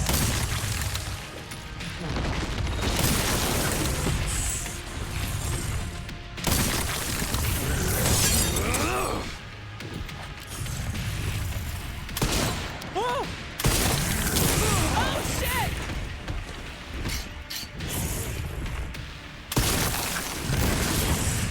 Okay, is this right? Am I doing this right? I can't tell. I'm trying to fuck his ass up. Big time. Oh god. Okay, Leon, let's just run away for a second. Keep... Okay. Is he down? Keep the pressure on? Whoa! No! No! I think his spine just broke.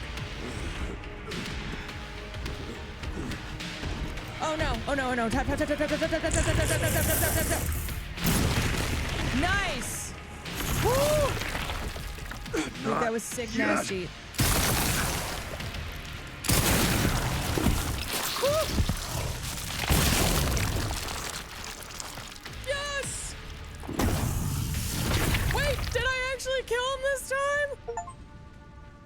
Woo! I'll stop you as many times as I have to. I'm sure he comes back though, because he does love to do that. I one-shot him. It's true, I did one-shot him. I didn't even have to use this extra loot.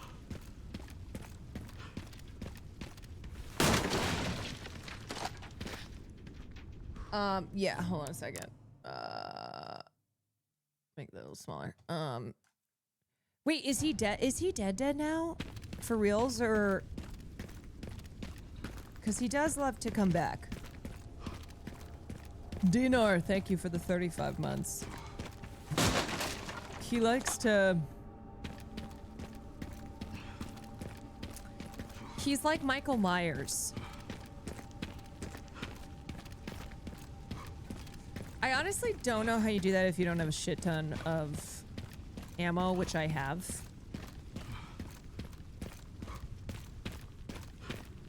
Guess who's back?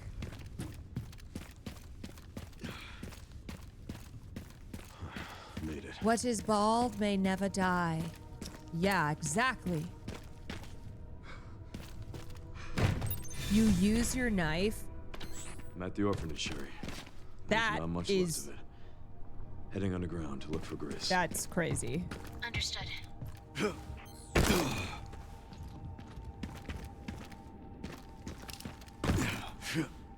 Oh god. It's cool, we don't need ladders, remember?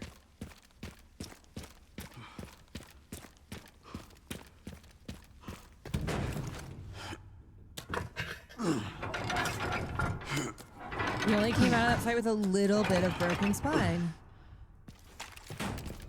There's behind the scenes stuff that makes it possible to beat bosses even on low ammo, but it's difficult.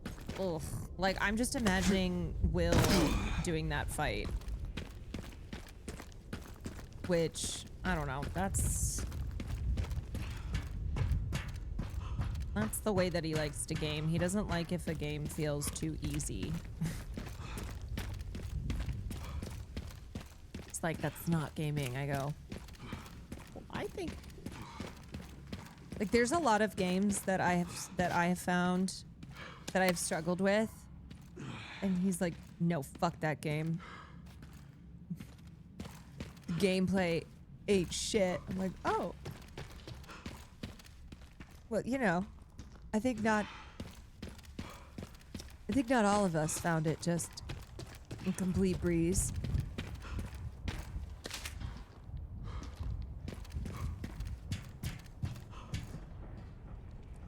He doesn't like story. Yeah.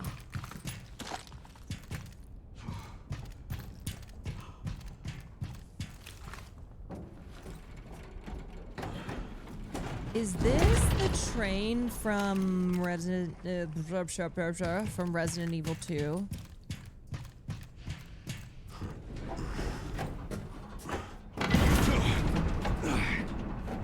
Oh, it's the train to Busan. Oh, yeah. Yeah.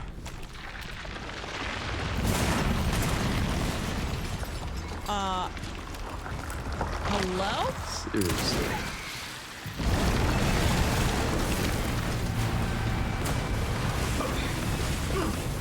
Oh, oh no!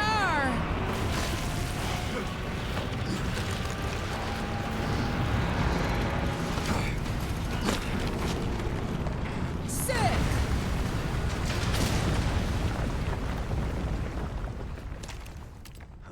I guess this is my stop.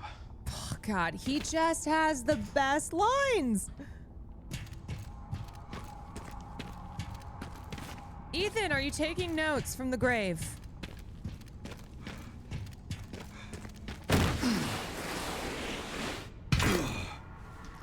Even when he slides and falls, he's so cool.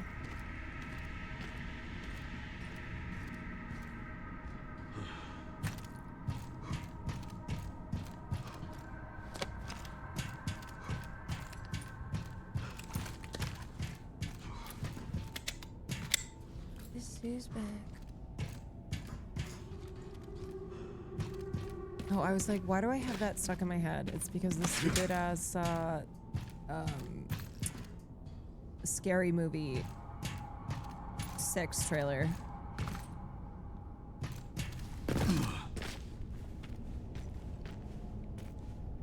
It's like, where did I hear that recently? There were some moments of that trailer where I went, hell yeah. Like, the shit that made... You say I left something behind. Scary movie have funny, you know, the funny parts of it. And then other stuff that I'm like, really? We're opening up with a pronoun joke?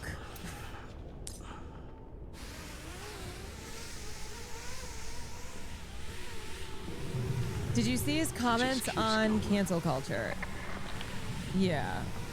I mean, look, I've defended Marlon Wayans. Not defended. I've praised him in the past year because of how, how he's Finally advocated reached the for. bottom. This is one very deep hole. Sorry, I didn't want to miss Leon's line. He is a trans child, yes, and he's advocated for his child and the trans community, which has been big. But yeah, I was just like, canceling cancel culture? What fucking cancel culture, brother?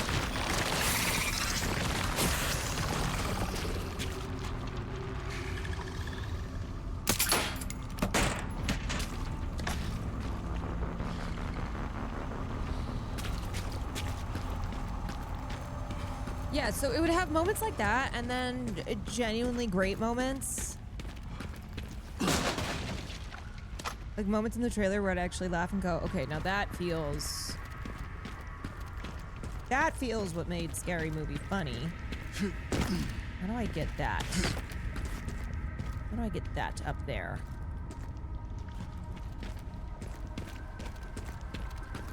I'm friends with them, so with Wayans?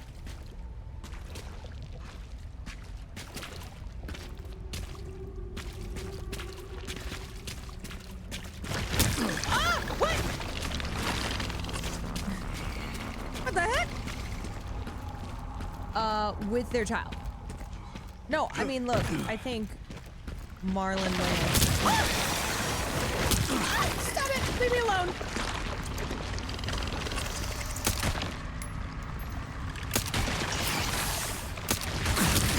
Oh God, this thing is tougher than Mr. X.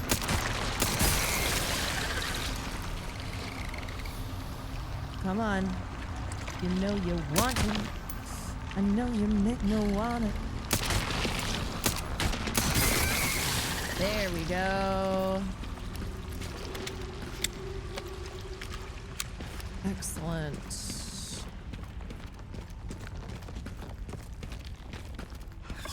No! No! Oh, Leon, no!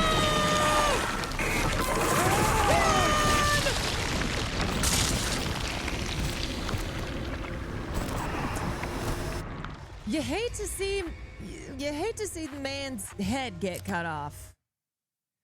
Oh shit, because I didn't sharpen this. Okay, now I'm prepared. Alright. Now I got this. Yeah, don't lose your head.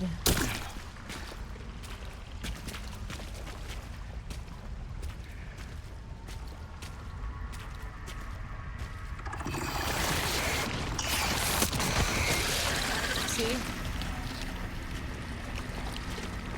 Ain't no stopping me twice. God.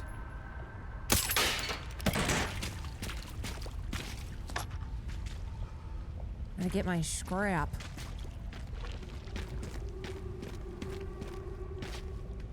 The Art the Clown joke had me rolling. Yeah, that was a good one.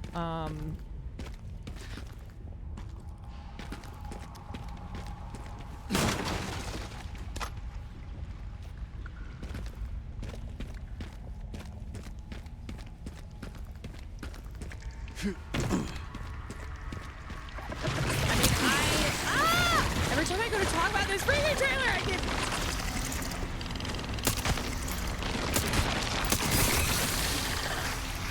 Come on. Whew. God.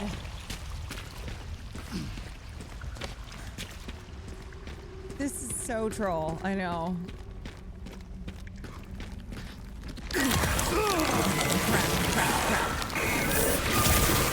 Crap. At least it's sharper this time. There you go. There you go. Open up wide. Open up.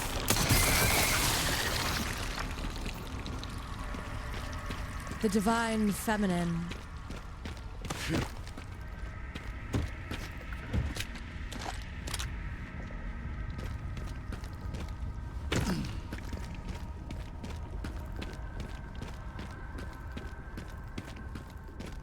This game does not want me talking about the Scary Movie 6 trailer. Oh my god, that was so close. I see you. I know. Okay. You know what? You get that one. I'll give you that one.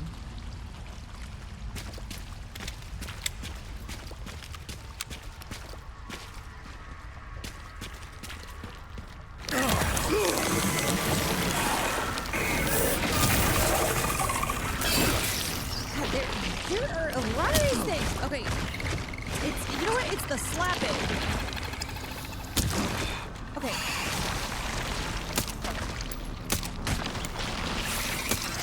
Why can't I hit this thing?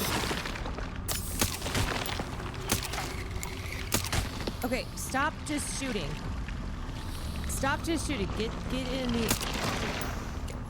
Oh, now you're pretending that you're not there. Okay. Now you're gonna pretend. Now you're gonna pretend.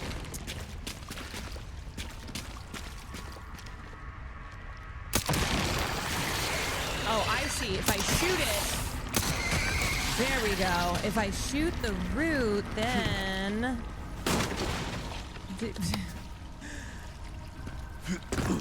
Then it'll open up. Oh! Oh my god. Got that one. Okay. Yep. Slay. Not today, buds. Not today.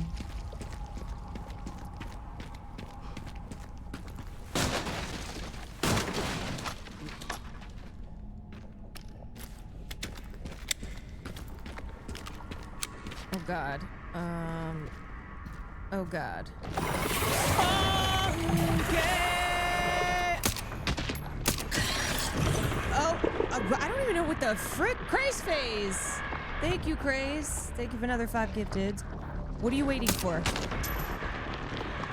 What do you open up? Okay, got that.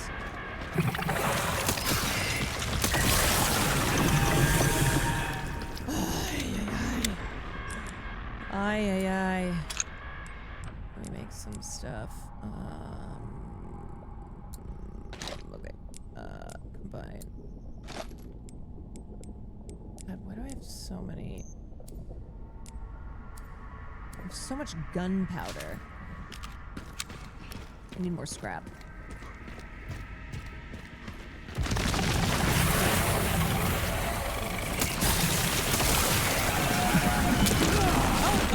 Okay, you two, I got you.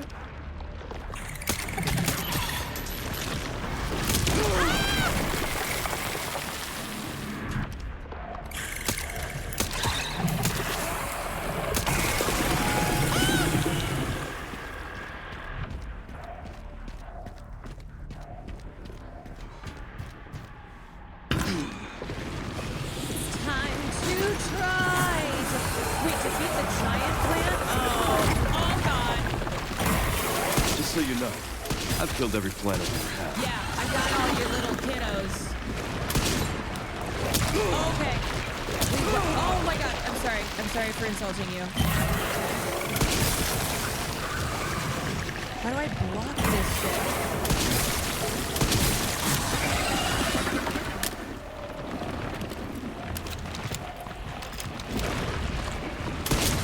Oh shit.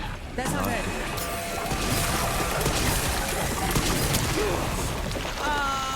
What do I do about these guys? Does that do anything? Okay, oh my god, they are taking my ass out. Oh my god. Alright. Everybody just chill. Relax.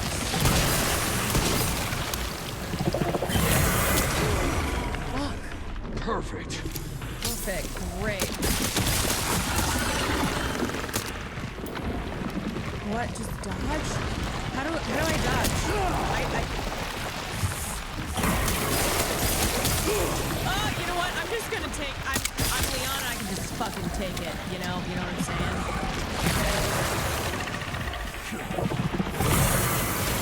Okay, like that. I see. Oh my god. I see. Yep.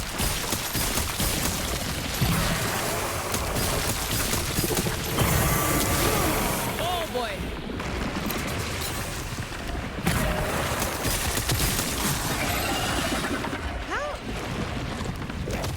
How much does this guy have? Health-wise?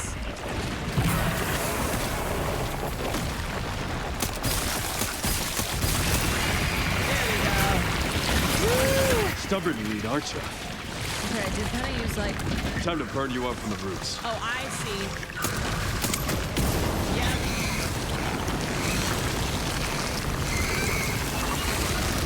Moon fairies. Moon fairies, thank you. I was like, why is my mic not that loud? I got it. Okay. Moon fairies, thank you. That was sick.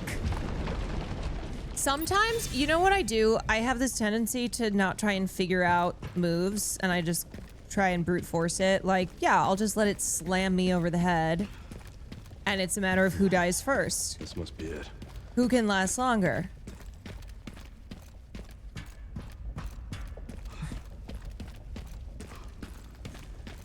Just burn through everything.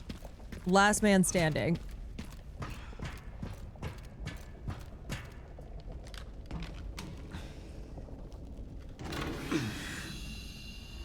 Well, I had some dodges at the end. Once I figured it out. The umbrella symbol.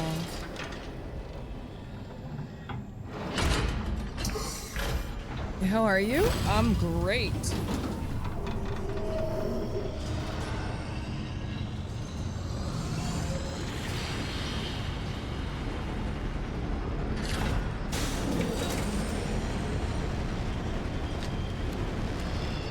That's a big hole.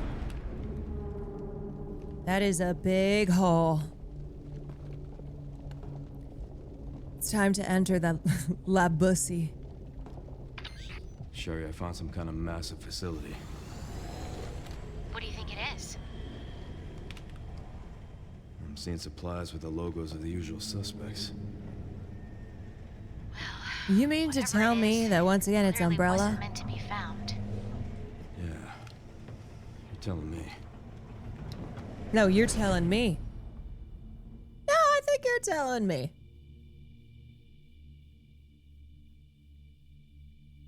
I'm pretty sure you're telling me.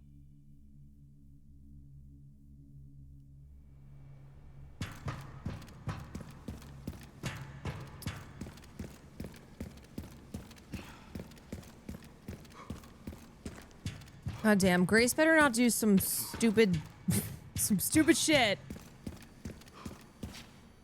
Once I find her, I need her locked in.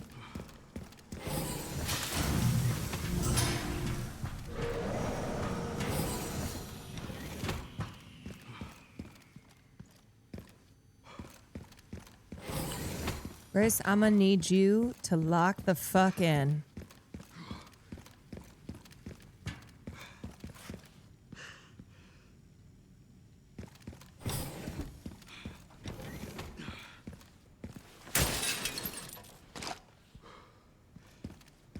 These guys are bad. These are bad guys. Twitchy Monster, thank you for the tier 1. Okay, let's hit that body armor repair. What else? I think I'll probably try and sell some of my gunpowder because I have so much. I have that. I need more scrap. Oops. Okay, tune up. What else do I have left to tune up? Okay, I just spent $10,000 so casually. rich.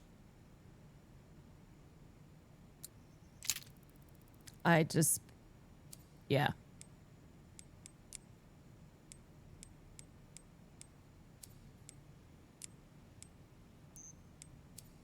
Okay. Chill. Chill, Maxon. Current facility operation status.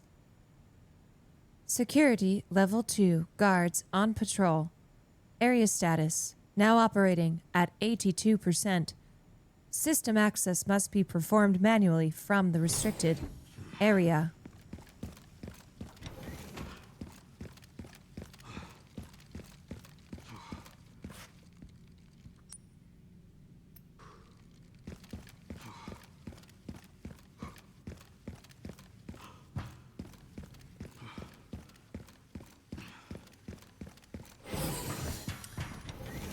Wait, did I go? I went this way. I went this way. I went there, so I gotta go down.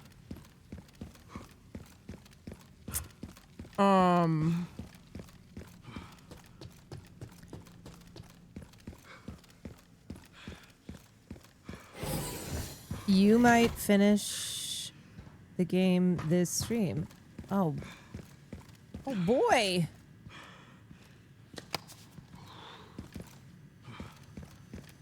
Ah, gee.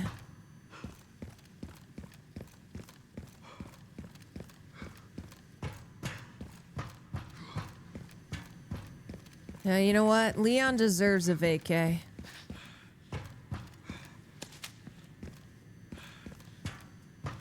Why do I have a feeling that Mr. X is coming back again? He's not actually dead. Or, no, I have to fight Wesker. That's the big boss. That's the big boss, Reno.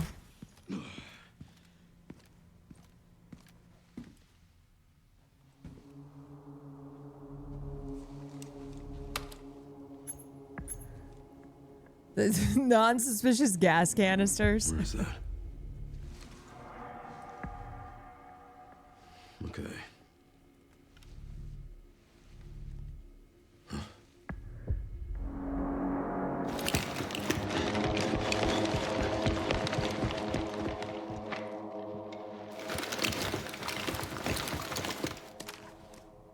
I'm getting the feeling I'm not wanted around here. Classic line.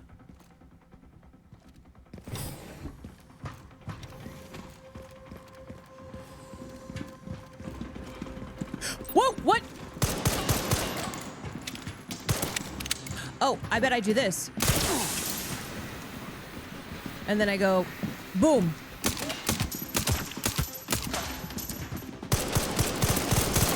Oh my God. Wait, what? Leon, no, you can't go down like that. What the hell? Wait, how did that happen?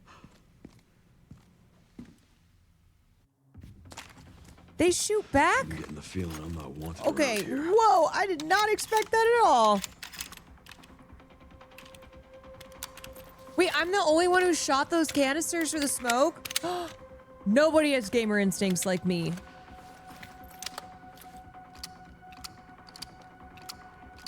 Damn, I got so used to zombos.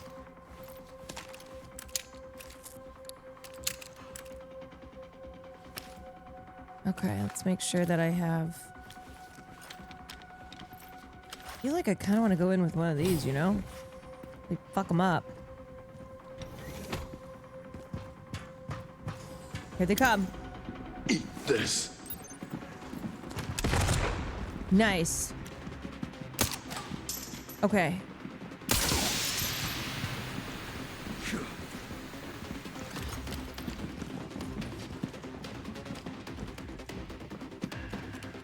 Whoa! Fuck, Leon. Yes, nice. No, no, no, no. You're good, you're good. You're good.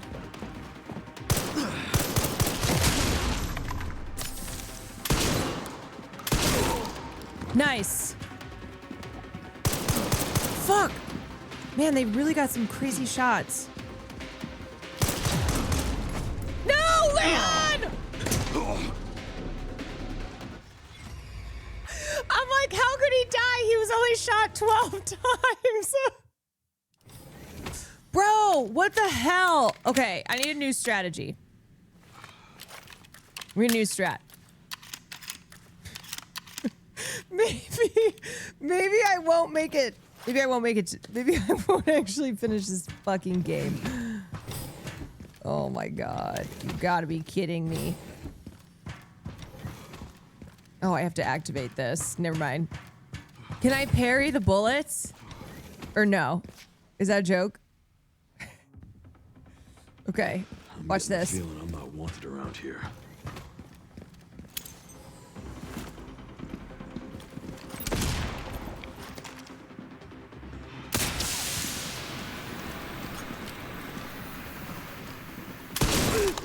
Nice. Oh, oh, wait. Okay, just. How many are left?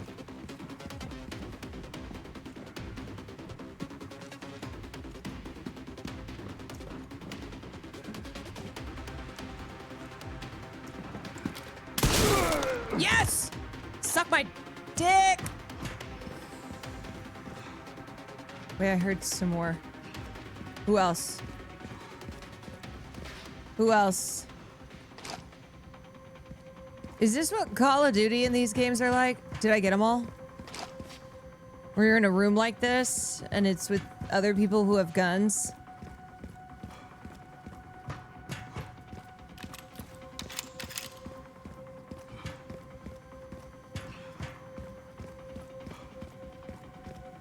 All right.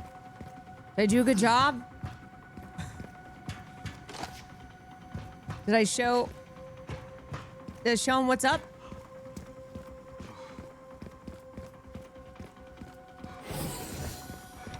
Are there more of them? Shit. Oh, fuck. Oh, shit. Hold on. Okay. Watch this. Yep. Yep. Okay, nope. Not quite. Wait for them. Wait for them to creep out. Fuck. Oh my god, this music. Cooking slightly. Slight cooking.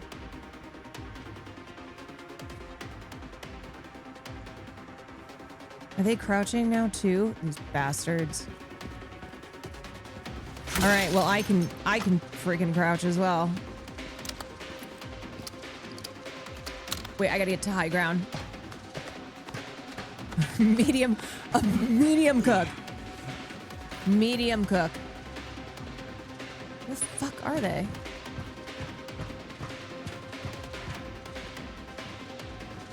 This music is intense.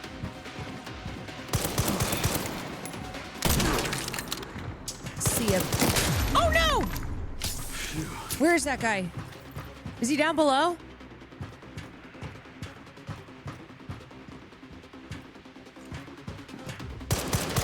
Oh, I see him. Woo!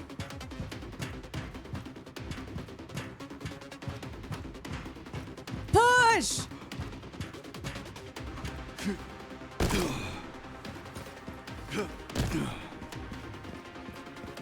Push! Oh wait. I think I have to go back up. Okay, we're at still, I think, a medium, upper medium level of cook. You've got some holes in you. Yep.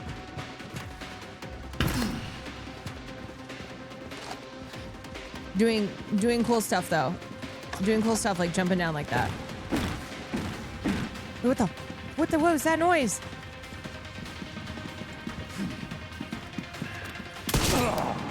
Wait, what is that?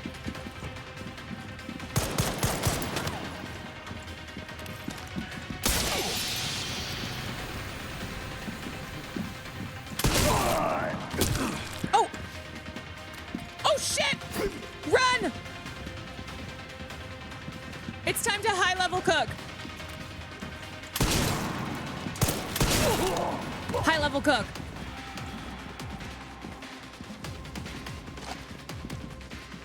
Okay, we're just kind of like... We're just kind of running in circles. Wait, what if I change it up? Whoa! Wait, that was sick! That was so cool! Nice! Okay, I think we're in the upper,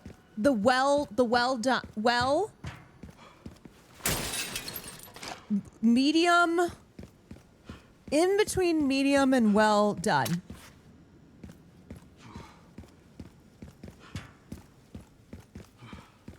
He peaked at the worst possible time. Yeah, what a freaking loser. What's down here? Loot. Loot. Buckshot in the face. Whoa. What? Okay, should I start upstairs? Let's see.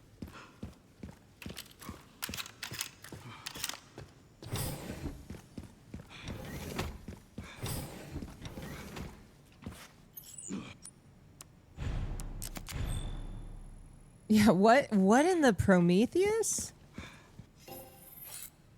All right, do I get extra money from... Yeah, okay. Well, I feel like those guys should have probably been worth some more, you know?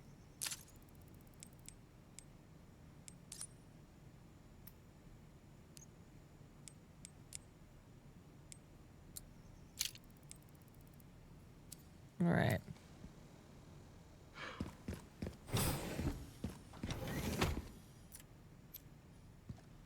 All right, it's time to go to Prometheus. Yeah, you know what? That's none of mine. That's none of my business. I don't know what y'all are doing in here. Here at ARC, your movements will be constantly monitored. Do not leave the designated areas without authorization. The recording and transmitting of information is strictly prohibited. What? What is this move? What is that?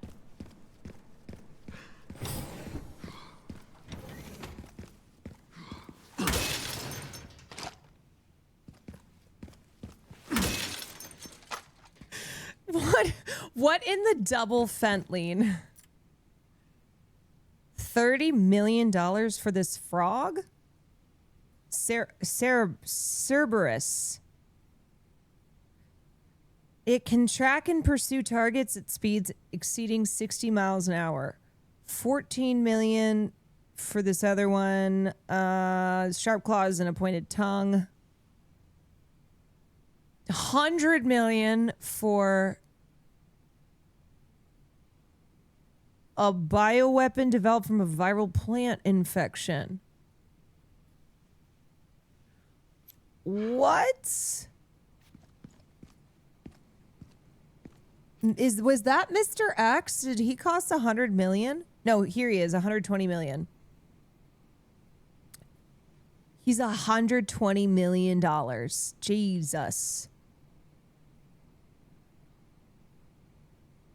It can execute simple commands such as tracking and eliminate targets and comes with a code as standard for effective human disguise. Well, guess what? It couldn't even execute the simple command of track and eliminate Leon because he got fucking owned. You know what I'm saying?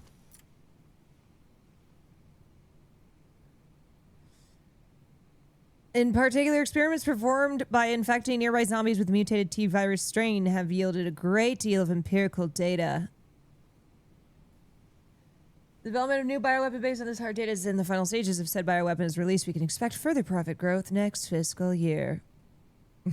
Yeah, that was so tough, Big C. Oh my god, you guys, we have to destroy billionaires. We have to bring down the military-industrial complex.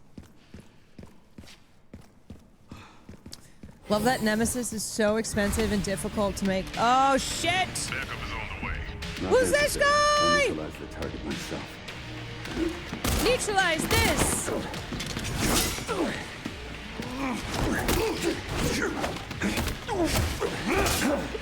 Yeah!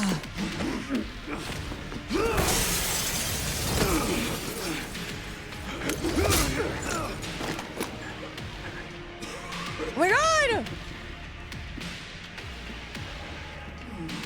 Leon Kennedy. We finally meet. Who is this guy? I didn't realize I had Wait. such a big fan. Powerful attack. How about an autograph? I heard you were a smartass. Wait, I'm kind of getting my ass kicked. Shit. And then can I shoot him? Oh god. Okay, wait. LB. Wait. This guy's good. Oh fuck. Okay, wait. Oh god, wait. Let me just. Can I please recover, brother? Shit. Not good. Aren't there rules of engagement here? Wait! What the fuck? You know what? I'm blowing us both up. Wait, I'm blowing us up. Okay, I died. Wait, what? Target neutralized. Mission accomplished. Fuck, who is this guy? Why is he so good? You just got hunked? I just got hunked. I got hunked. Fuck, okay. LB Art. Oh my god.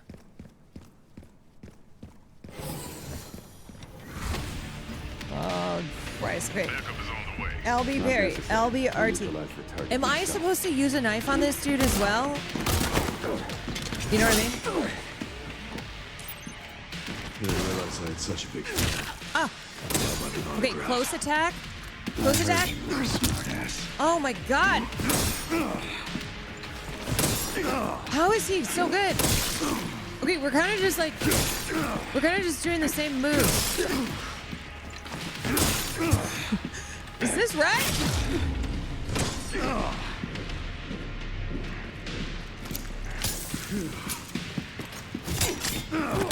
Ah! Fuck! Fuck! How does he keep doing that? I don't know how to... Okay, so parry him, and then... No, he's got me every time.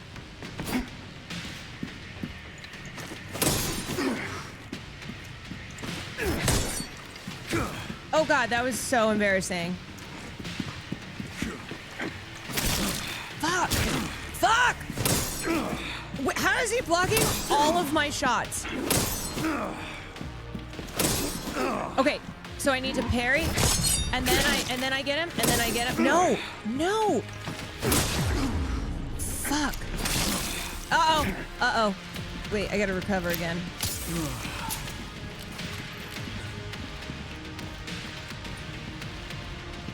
Bro, where is he? Oh god, he's creeping. Can I not shoot him? Oh wait, he's shooting. How is he so fast? He's like a straight up ninja.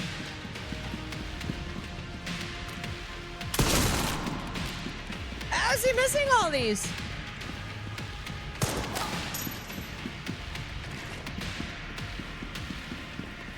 Oh my god, this is never gonna end. I can't get a single hit on him. Is that hitting anything?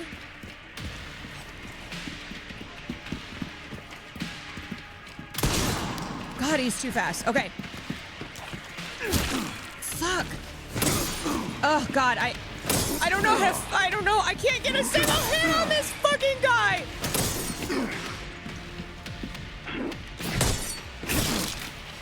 Fuck, see? He like, okay. I can't get him at all.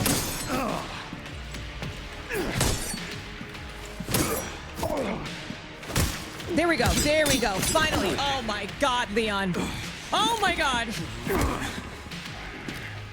Bad for someone at death's door. Fuck. Worry about me. Fuck. Oh, sweet. Can I get him now? Yes. Oh shit. Perfect. Fuck, I don't have any health. Oh my god. Oh my god. Shit. Shit, shit, shit. Oh, no. Oh, no. Oh, no. This guy's really good. Good night, Mr. Sonic Gen. I'll see you later. Target neutralized. Okay, so Perry. Didn't realize I had such a big fan. Okay, now that's how I got an opening. Yes. I heard you. Eliminate the commander. Okay. Nice. Nice, Leon. Oh my god. Oh my god. Oh my god. Get his ass. Oh no, he's doing smoke. Sneaky bastard.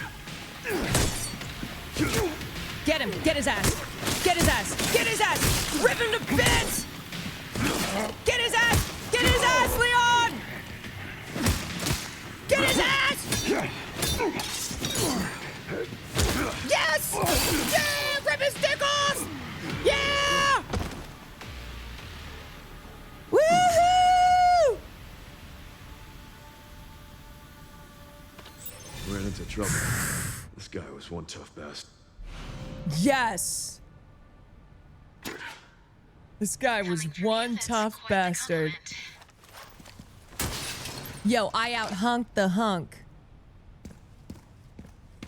You know what's funny is when I just lock in and I figure it out, then I can do it.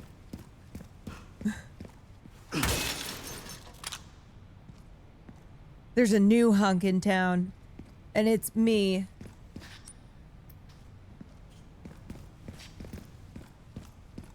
Check his hand. Oh, I already got it.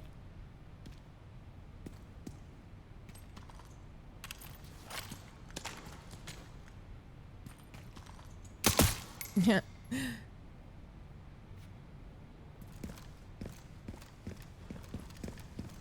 You gotta do that, remember, in horror movies, every time you don't... Should be nearby. Every time you don't double tap. Finally get some answers.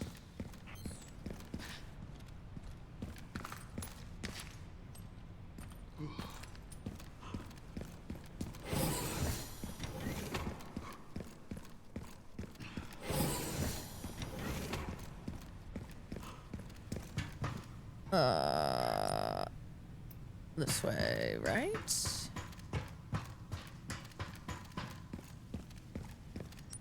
Where is the... Or no. Go back up. Wait, is he gone? Don't tell me. No way. Wait. How is he not dead? No! There's no way. He's gone. TK Flocka, thank you for the tier 1. Anonymous Gifter, thank you for the gifted. Diet Fish Sticks, thank you for the 2 months. Zanos, thank you for the tier 1. Honk never dies? What do you mean Honk never dies? I killed his ass.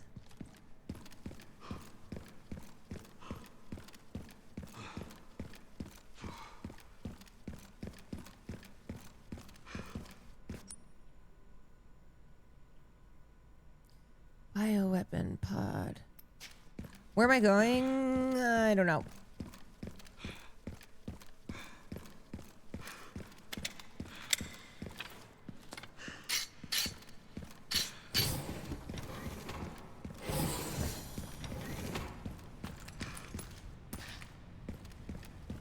Gray should be just up ahead.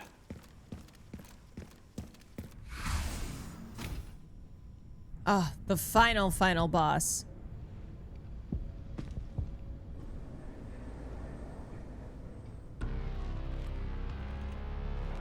Grace. Shit. This is where we are. The world is under threat. Grace, no! The technology to control another's will already exists, but it's not efficient at infecting others. I believe Spencer solved that with Elpis. The connection sealed Raccoon City to save it for themselves. And it's been waiting here. Ever since.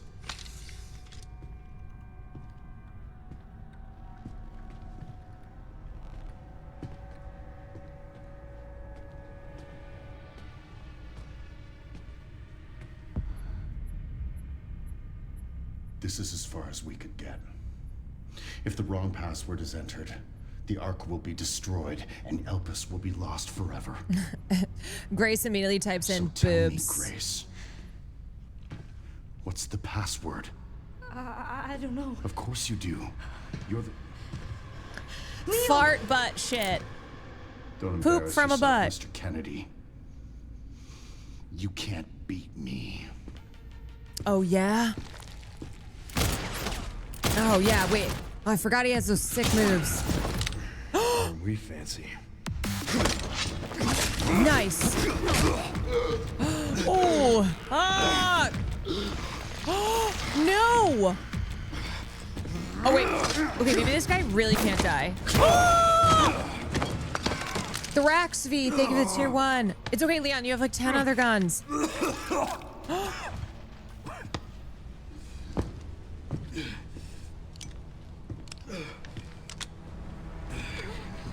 Don't move!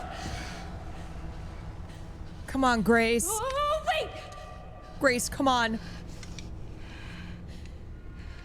You still need me, right? Holy shit.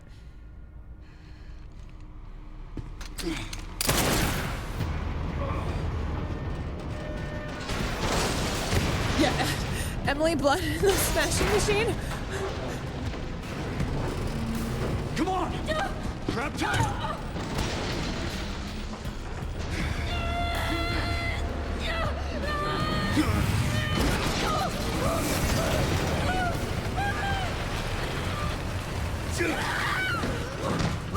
I got you. This is chaotic.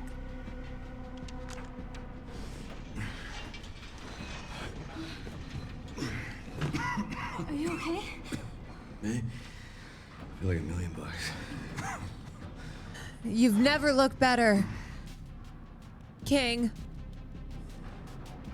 Wesker is swag for sure. Where does this take us? He's a bad guy, but he's got hella swag.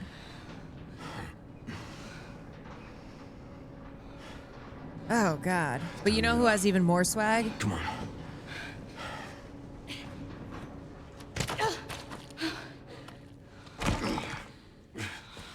What now? Leon. I mean, Timu Wesker. Leon. Oh my God, King, no!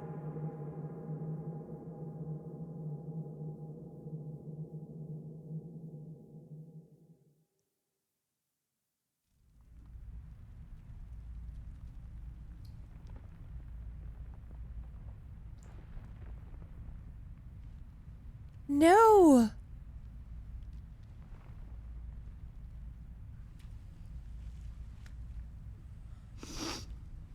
Leon, don't die. Aha, you're so sexy.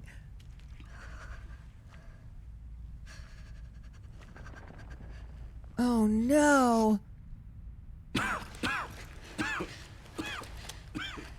Leon, are you okay? Shit. How long was I out? I don't know. A while. Those marks. It's T-virus. Oh. Stage 3 infection. If you're so sick, why would you come here?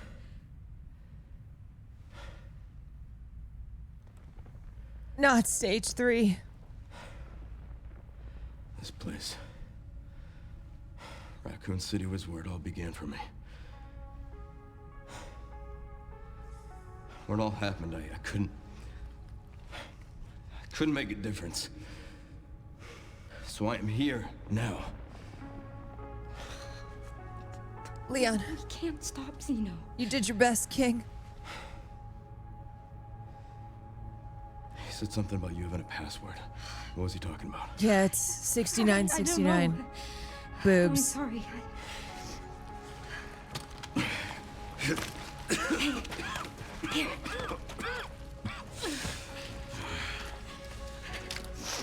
I'm going back. I'm gonna destroy Elvis. I'm coming with you. No, you're not. I don't want any more regrets. Yes. Whatever it takes, count me in. Let's go, Grace.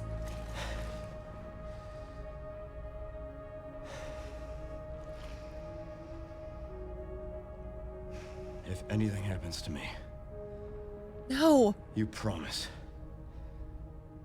you'll end this. I promise. No. Come on. Don't even say that.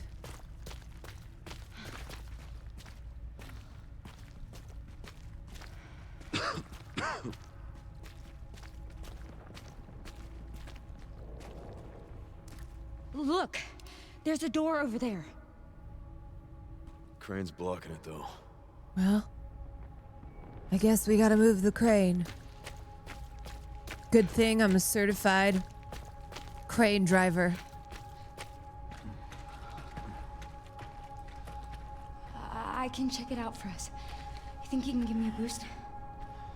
Guess we're about to find out. And a certified freak.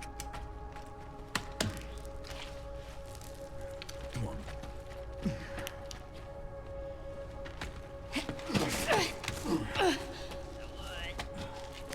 Certified freak. 7 days a week. What? Yes. Watch out for yourself up there, yeah? Pussy. I will.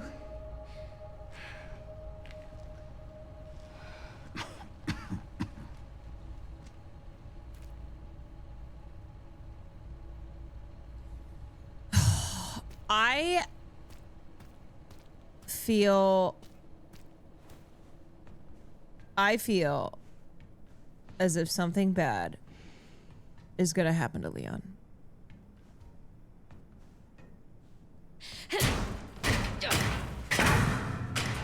Some type of, you know, no getting back up. some type of sacrifice. I don't like it. Just saying right now.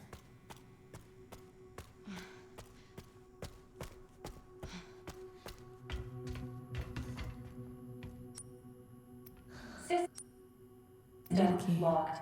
Override key required for reactivation. Okay. Always gotta find a damn key.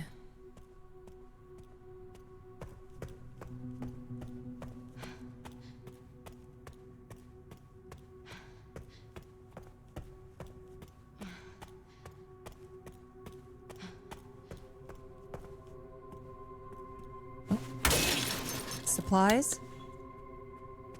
God damn it, I forgot Grace. Grace didn't have shit compared to Leon.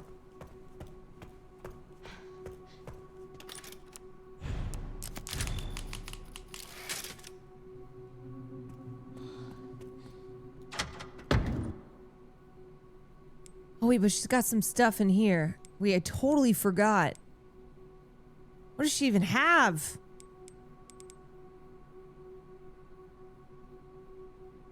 Honestly, I don't even know.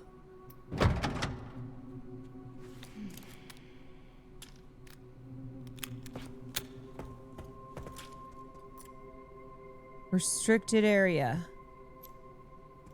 Okay. Just beyond here. Okay. Warning. Threat level orange. Confirmed in storage sector. Critical error. Containment lockdown failure. It's gonna be some shit. Take some bottles. She's got a couple Molotovs. Oh hell no.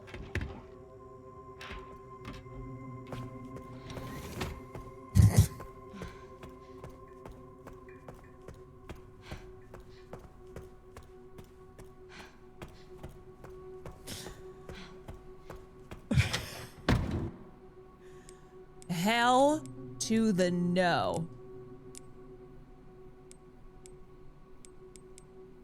Girl.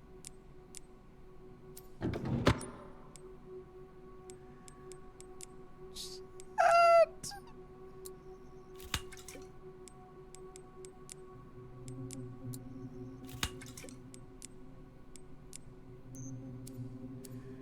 Oh, God.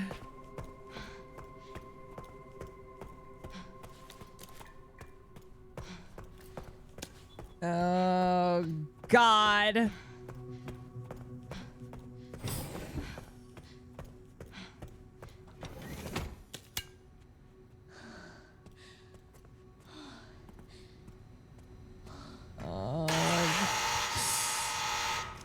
Oh, God. It can't see. Can't see.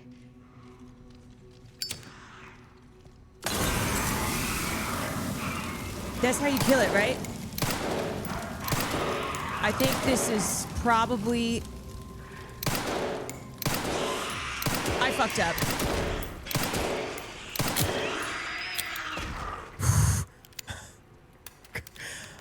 Okay, I mean, that kind of worked.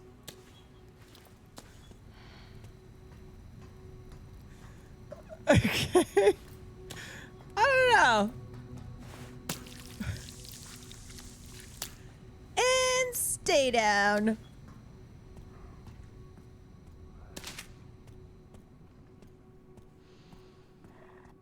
Fuck.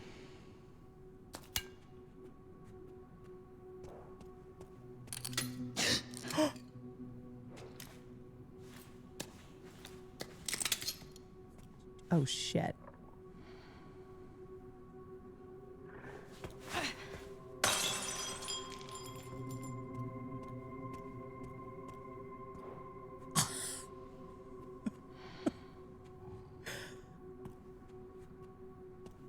Okay.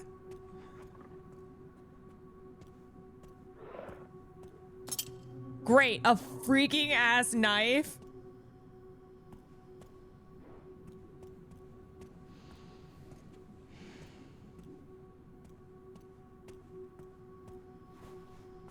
Stupid fucking knife. Freaking kidding me? I have Leon who's got arm to the freaking teeth. Leon is armed to the friggin' teeth, and Corey Steph has a knife.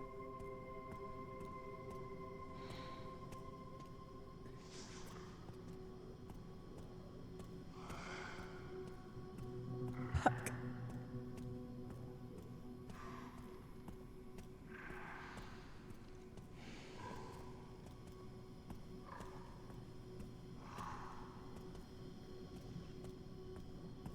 Damn it.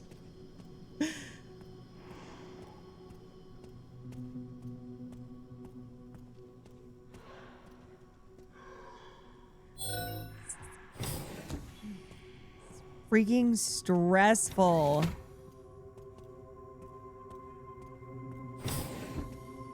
Wait, didn't I start here?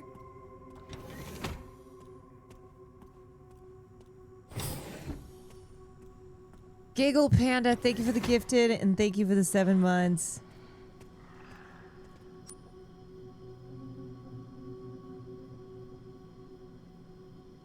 Okay. Save key reader.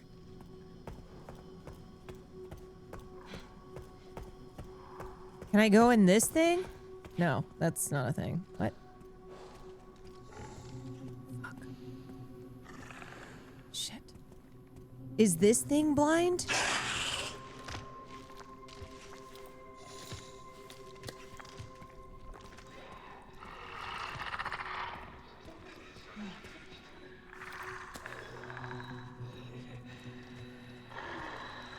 Fuck.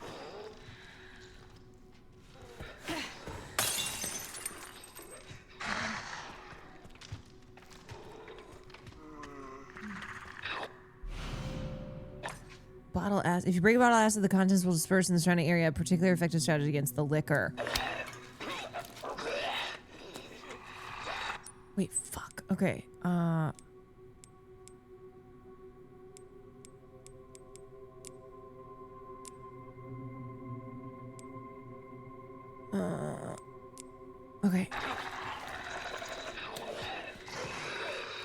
Oh, shit.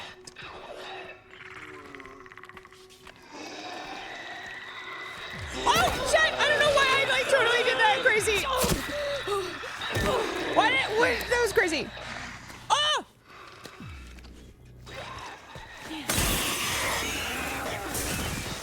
Ah!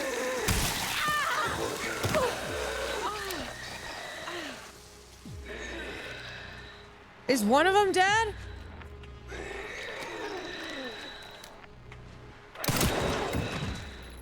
Wait, I totally forgot I have a gun. Sick.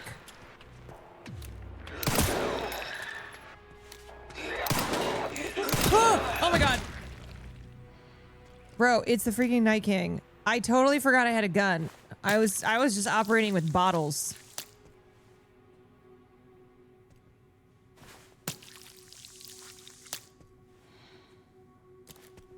Oh my god. Oh my god. Oh my god. Another knife. Great.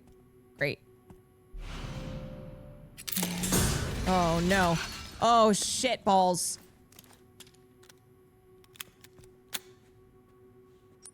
Shit. Farts.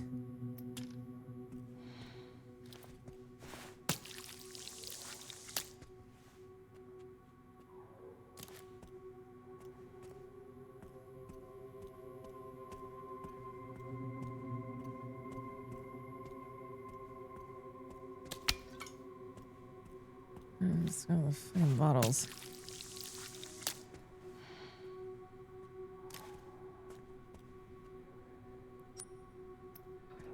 Damn it. How am I supposed to take out these freaking things?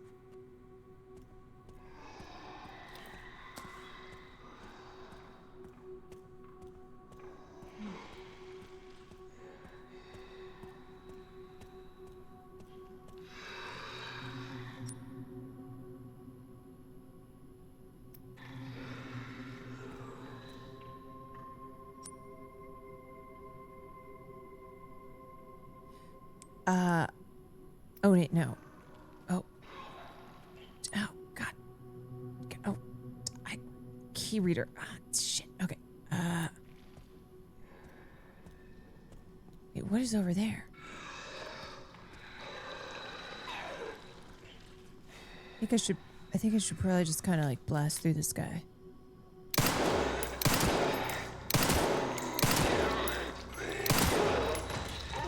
Hopefully one of them things doesn't come.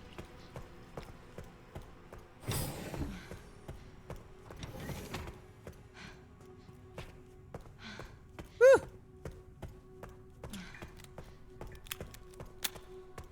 All right. I'm not dead yet. I'm not dead yet. Oh, thank Jesus. Okay.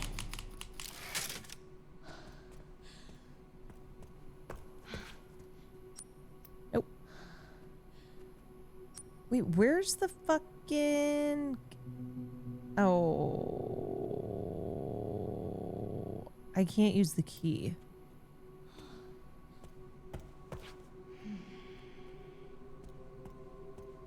No, because it's not a thing. Nope. I can't. That's slightly. I think I have to go. I think I have to go back, right? Carlizzle my drizzle. Thank you for tier 1.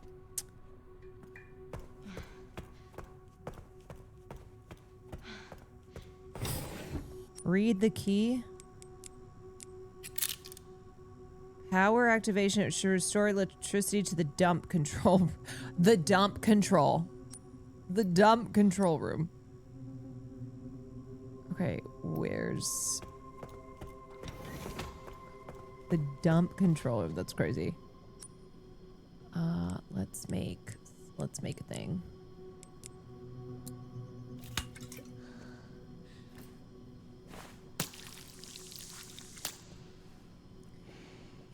Okay, to the dump control room we go.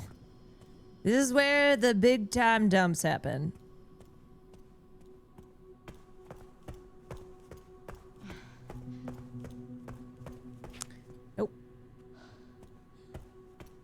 That's not it.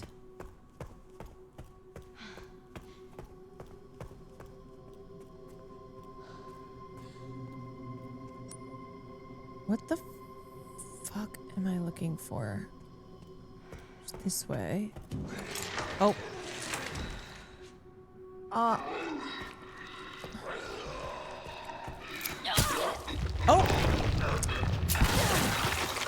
Oh. Totally forgot I have that. Okay. Well.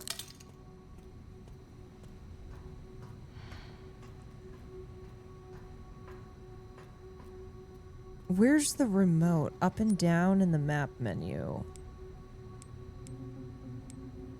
Okay. Chemical storage. Safe. Key reader, which I can't use. I took that freak down.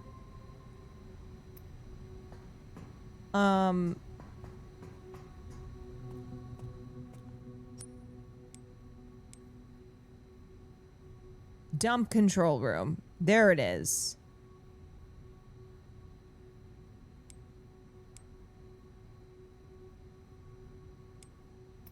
Okay, so I gotta go down.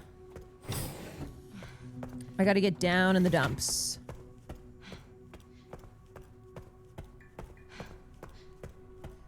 Down in the dumps.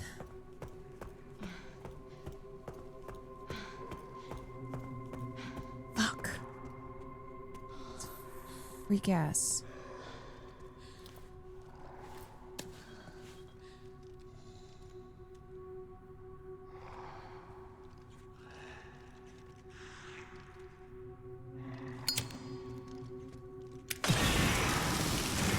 Nice.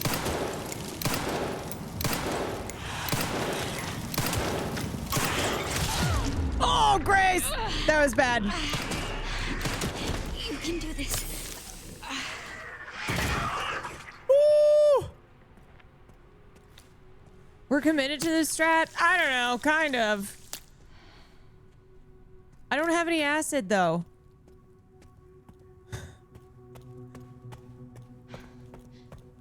I'm just kind of working with what I got.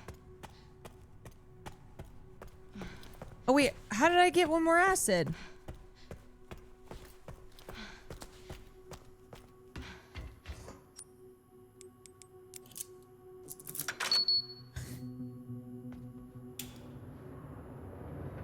Oh.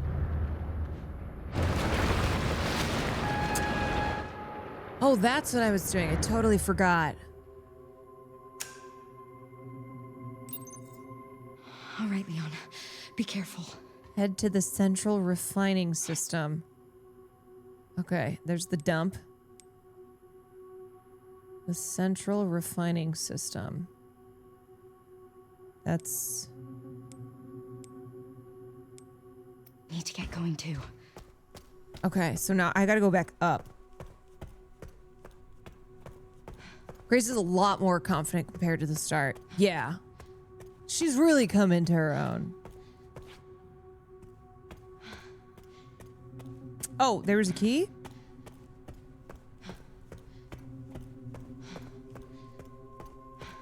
I thought it just kind of auto gave it. There it is.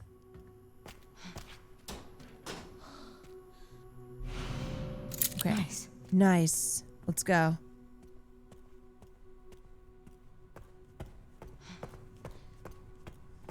Sometimes I just assume that it's in my pocket.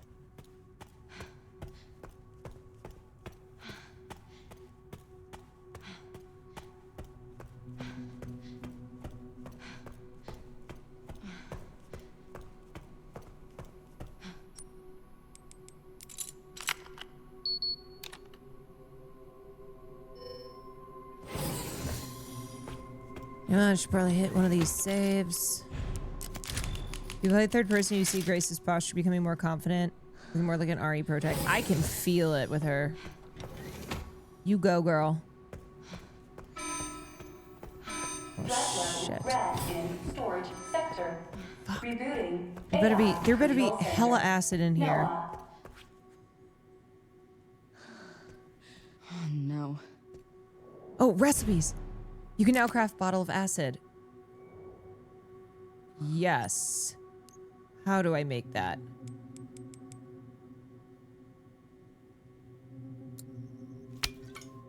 $80 blood, 1 bottle. Okay.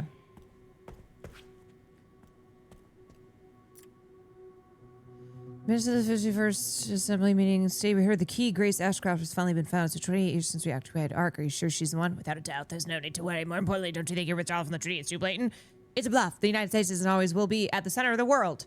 The BSAA are fully under control as well. Are there any changes in product supply? Our current information is constantly evolving. I believe that's enough for today. We can discuss further when we review the products.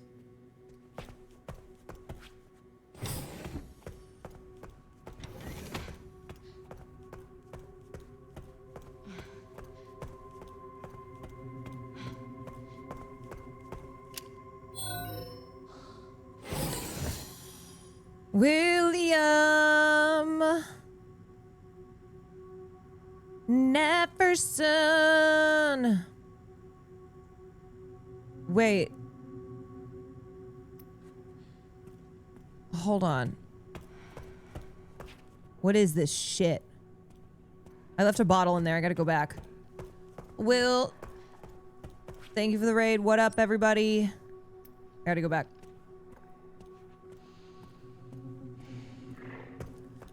Wait, is this... What is down here, though? Let me see. Hi, peeps.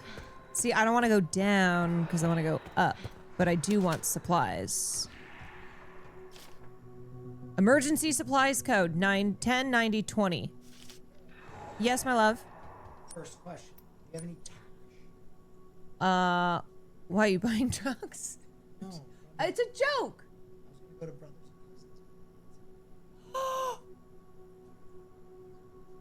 Yeah, that sounds good. A big old burrito? Yeah, I have some cash.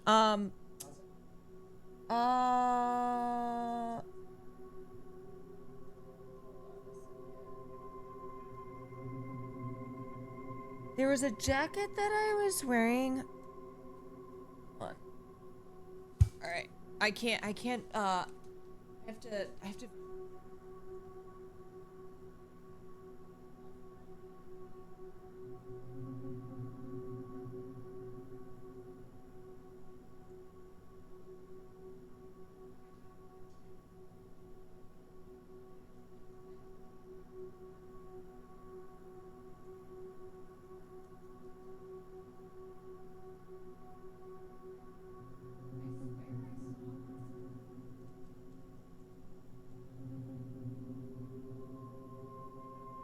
Here's another 5. Okay, so here's a 5. I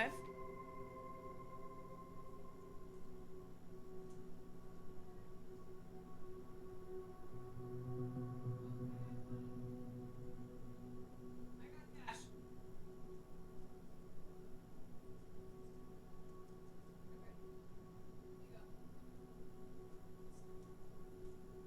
Okay.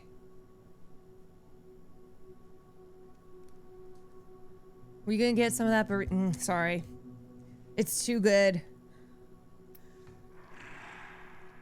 It's simply too delish. Watch this. Now watch this drive. Insta kill.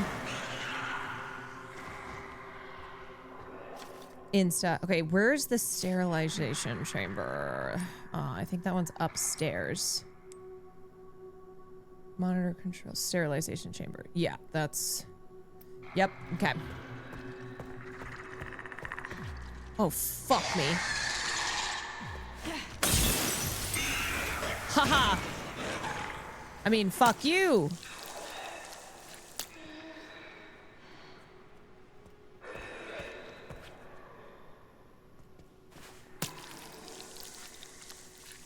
Right in the TT.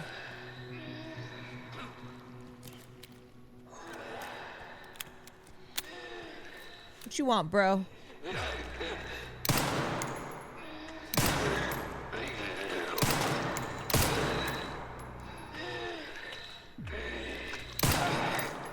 Okay, you know, maybe I could hit... Okay, freeze!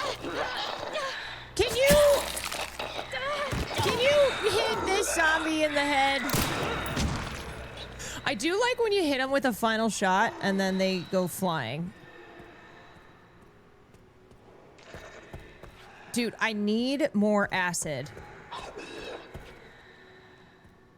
Uh-oh.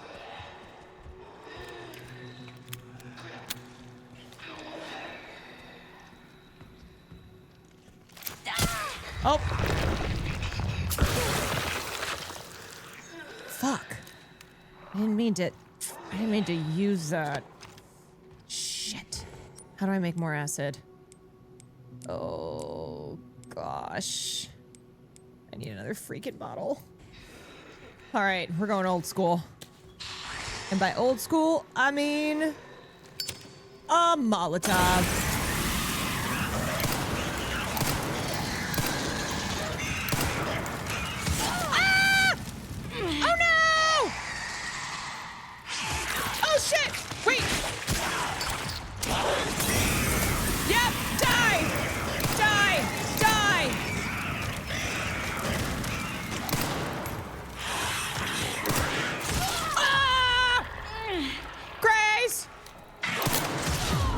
You're like really dying, girl. Gotta stay cool. Why are there so many? Oh! No! Fuck! Ah! Wait, gotta get out. Am I on fire too? Shit. Gotta run. Okay, this is really fucked up.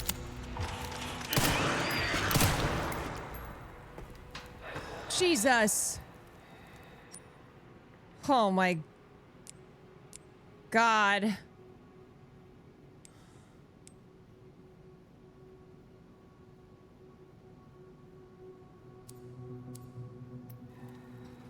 How am I alive?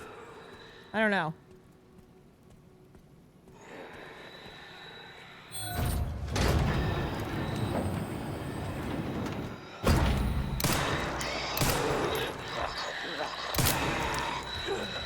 Gotta find more ammo. Shit balls. Oh, freaking hell. Oh no. I don't. Sir, can you hold on? Wait, do you think he would, okay. Wait, just give me. Control center. Noah. Give me a freaking second. Failure. No response. She doesn't have shit. Containment protocol. What is this? An orb? Inactive. Containment protocol. Inactive. God damn it. What?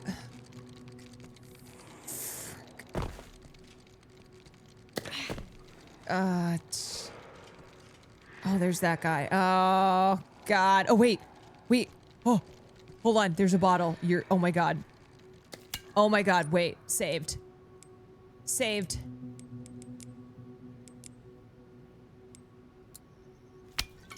Okay. We're still freaking alive. Wait, and there's this. Oh, beautiful. Oh, and there's a save. Oh, okay, okay.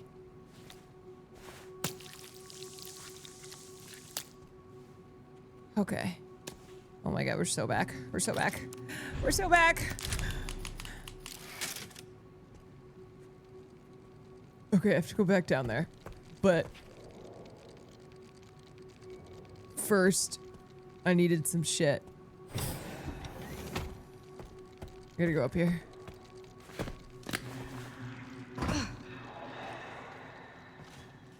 Watch this. No! I fucked up!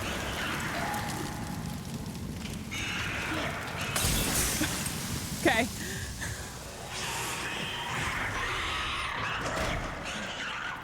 Whew. My God.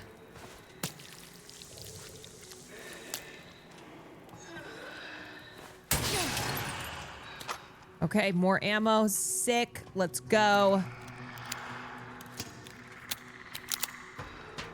shot him right in the dick. Okay, now I got some freaking scrap.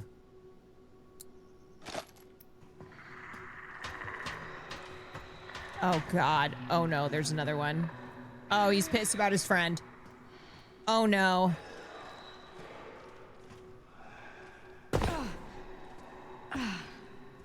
Fucking tits.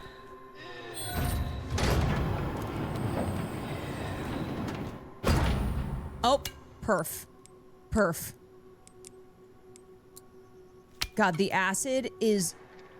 Oh, hip pouch. Okay, the acid is actually a lifesaver. I should have not made all those Molotovs, but it's fine.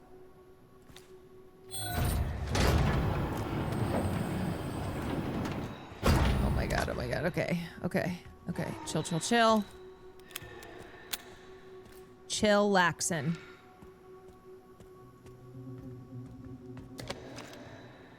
We are chill-maxin'.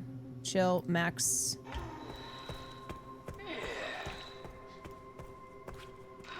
Chill-max. Chill-max.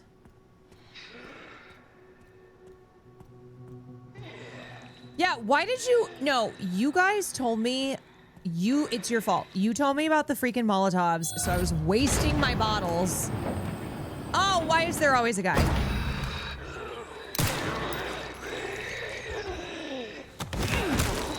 Nice, Grace. That's how it's done.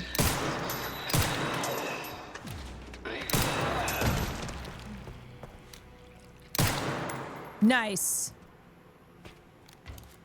Gosh. That's what I'm talking about.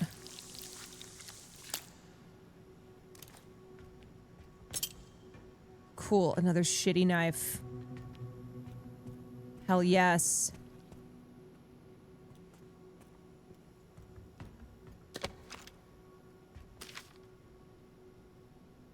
Monitor control save room. Okay. Okay. We're back. We're coming back. We're coming back.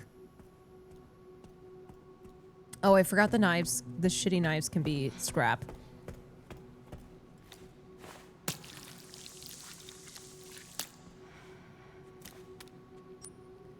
Hey, stupid ass Molotovs.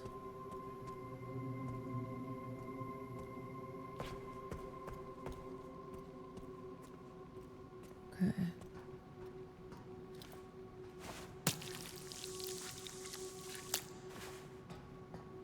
Dude, if I can just keep getting acid. Oh, wait. How do I get... okay. Gotta go around. Shit. Gotta get up. Gotta get up.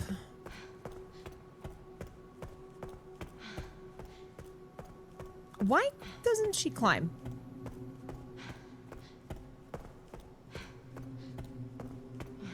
There's a ladder right there.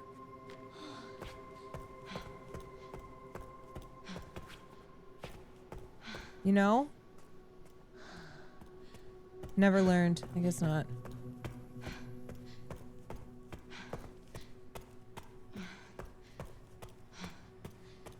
Oh my god!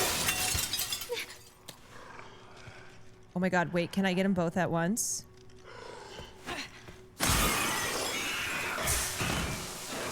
Is that one is still... Nope. Baby, okay, yep, 2 for 1. Double kill.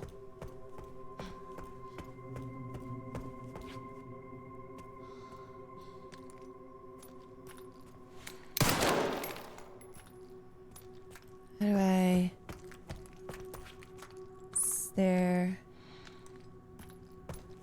Okay. Should just like run really fast.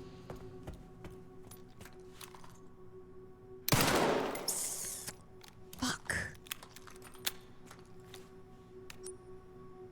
I have to go from the other side. Oh god, okay.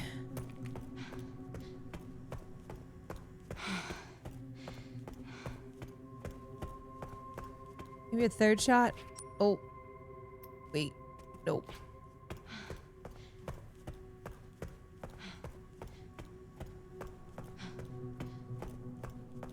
Okay, but I want to come back there, get the blood. Where you got the orb? You know I don't remember that shit.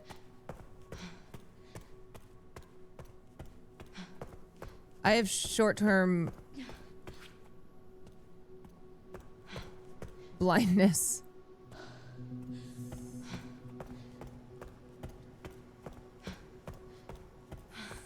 Fuck. Where did I go?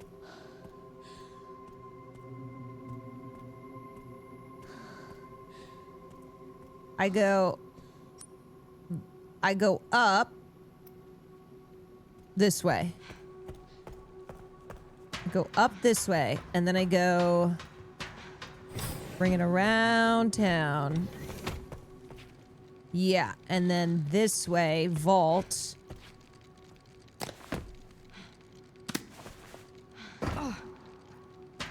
And then you got to squeeze her. A bottle? Yes. And another bottle. Okay, let's make some stuff. Let's make some more acid. Oh, and that's just another bottle of acid. Incredible. Okay. Leon is just dying. Oh, I have multiple herbs. Oh, and I can make... Oh. Hey.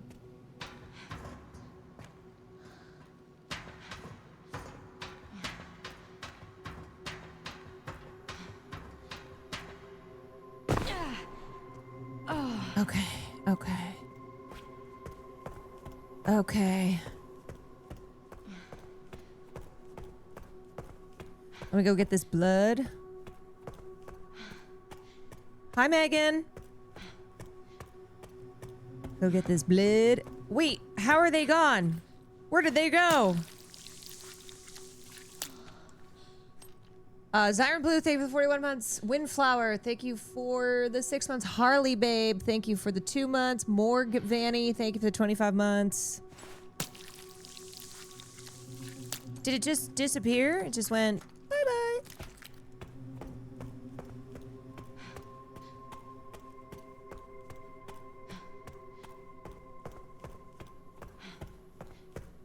All right, Grace's acid, pretty sick.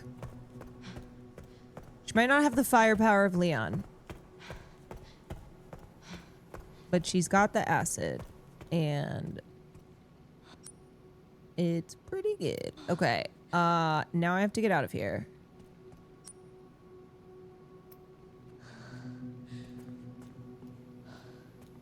Where's the exit again? Oh my god, I like actually don't remember anything ever. I go up. Wait. Nope. Wasn't I just there? Oh boy.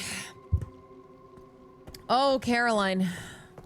Oh wait, but here's a box. Hold on, how did I miss this? Oh.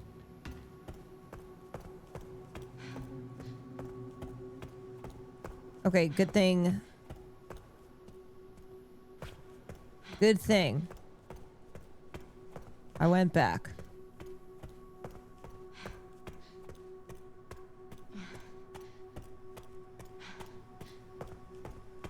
And now I go this way. Quasi Astra, thank you for the gifted. Thank you very much.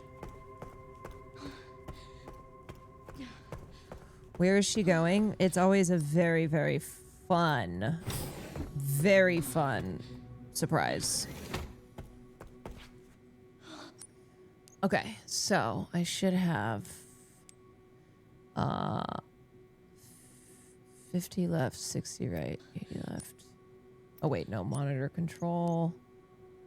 50 to the left, 60 to the right, 80 to the left. 50.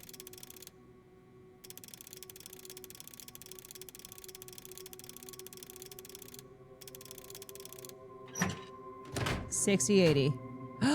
Multiple bottles. Yay! Okay, let me take this one and I will make a bottle of acid.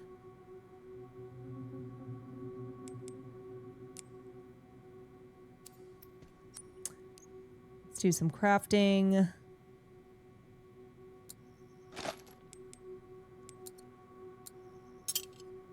Some bullets. There's another bottle.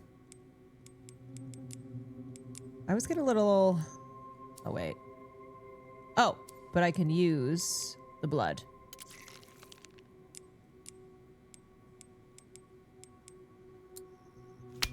Okay, I've got some good...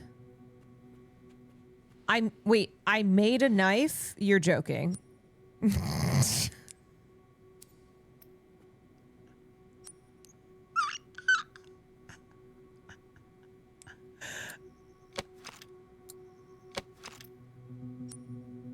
That's pretty funny.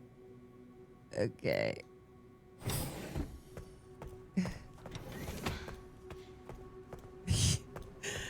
You're trying? That's what counts. So true. Let me go open up this safe. Oh, wait. No, because I have to go back this way anyway. Ugh. Ugh.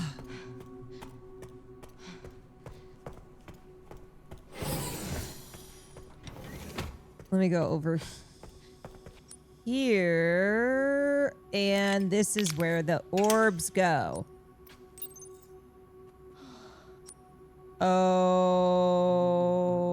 Okay. So now I have to find the second orb, and maybe I should save, because you never know what crazy shit is gonna happen.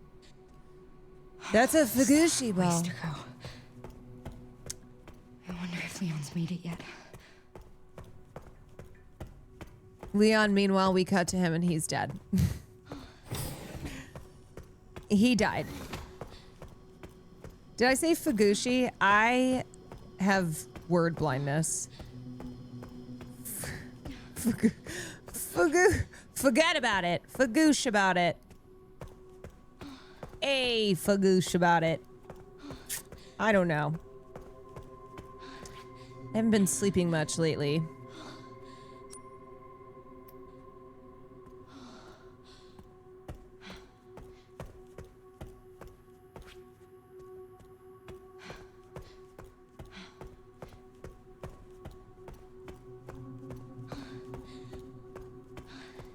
Okay, this way.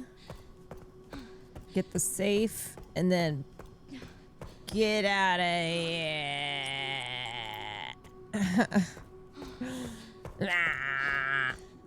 Okay, what the fuck? 10, right, 90 left, 20, 10, 90, 20.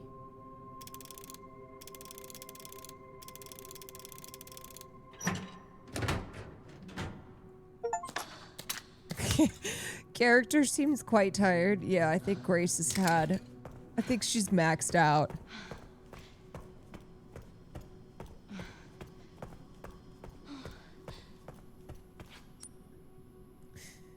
A magnetic key reader.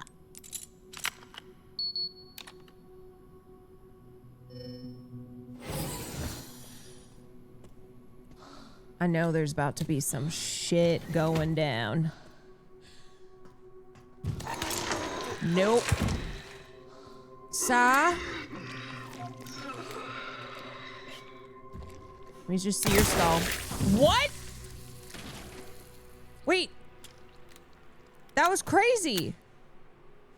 How did I do? Why is he?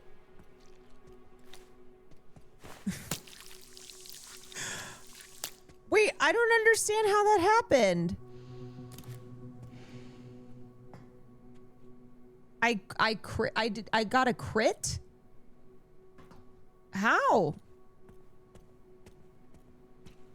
I mean, look, I'm not complaining. I just didn't expect it to be like that. Ah, the second orb. Yep, here they come.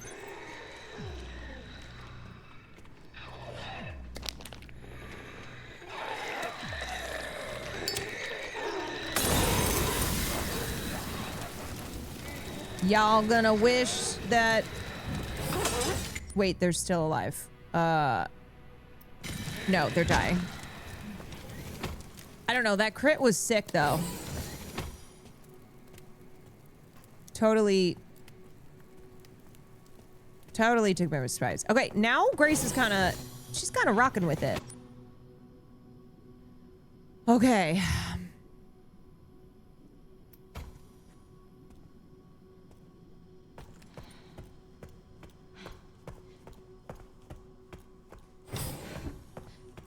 That's some goddamn character development.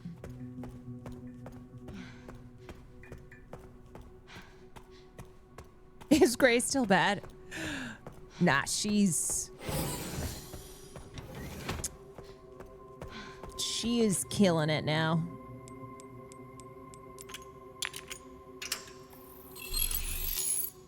Now that she's got some sick tricks.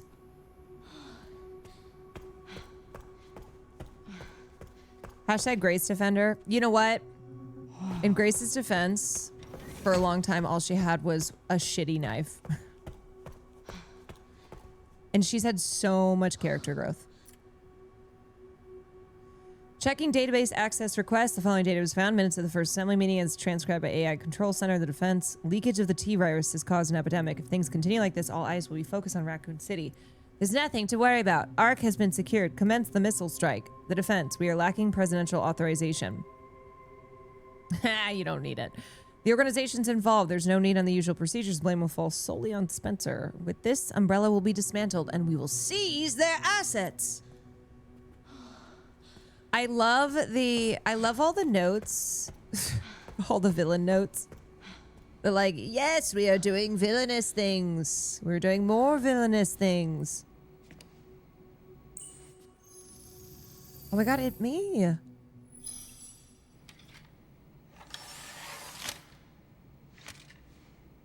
Grace went from a death trap to being confronted by a million traumas. She's allowed to be bad.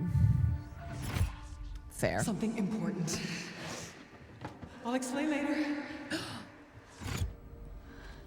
Ah. My dead fake mother.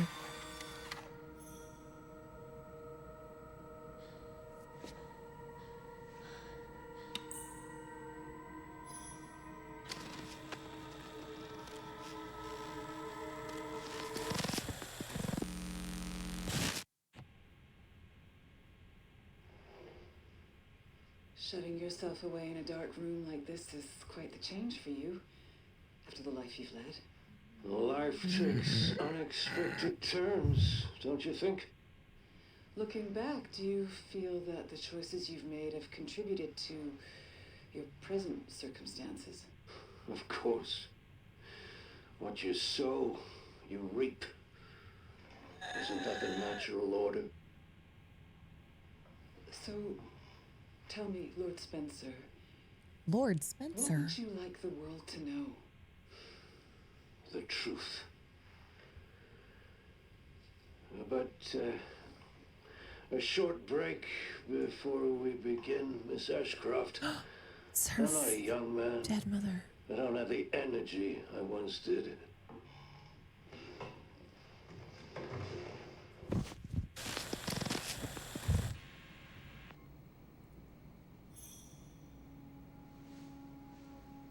Oh, shit.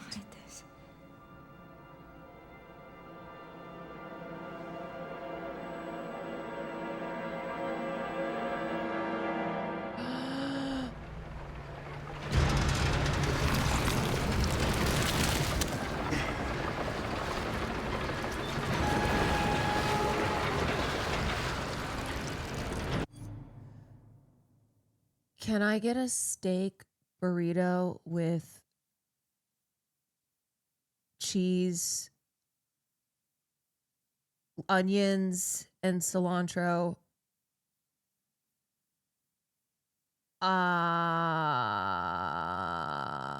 Whatever else they have. And salsa.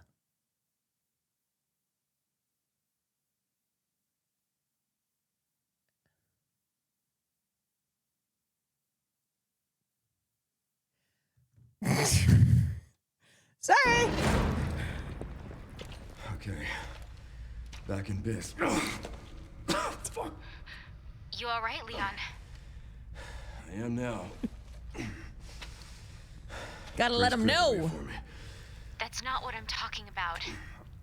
Your body can't take much more. I'm gonna settle this.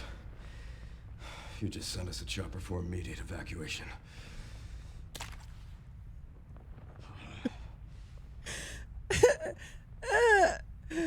Oh, it's so silly. There's like so much happening here. Containment breach. Oh my god. System-wide surveillance failure. Oh my god. I told you guys I have a fucked up eating schedule. I eat so late.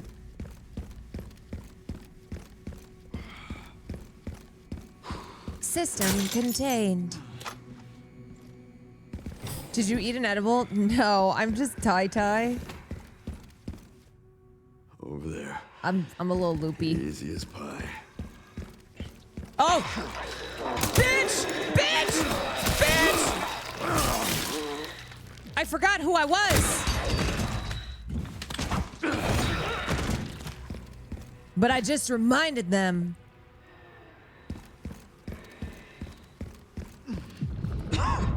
Oh no. Wait. Leon's reaching his limit. Sudden bouts of coughing and blurred vision will cause him to falter. He can only wait for these effects to subside. No! Leon! Wait, this guy's got a shitty knife? Now it's my turn. You gotta be kidding Okay. me. Sorry, the reason that I missed some of those shots is because I'm dying.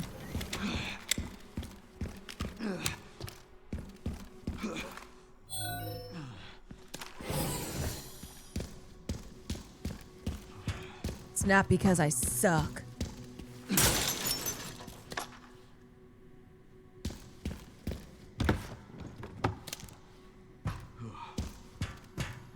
Security threat detected. Elevator shutdown in effect. Override key authorization required. Always with these damn keys.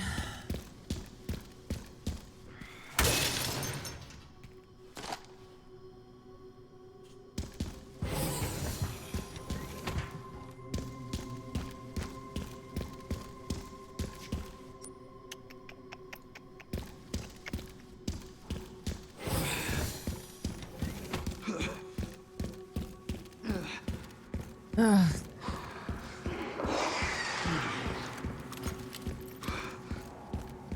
Oh fuck. This must be the room.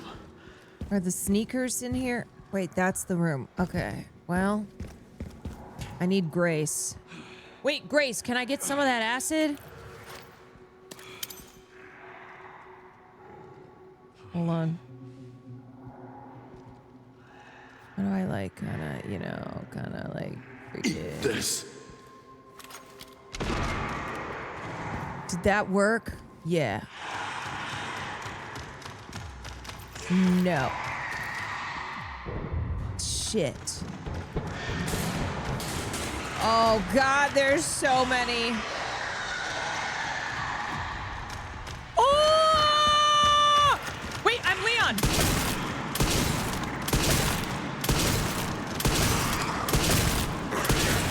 I'm Leon, baby. I'm freaking Leon. Who's this? Another one? Oh no, Leon! Yes! Get their ass! Yes! Is it dead now?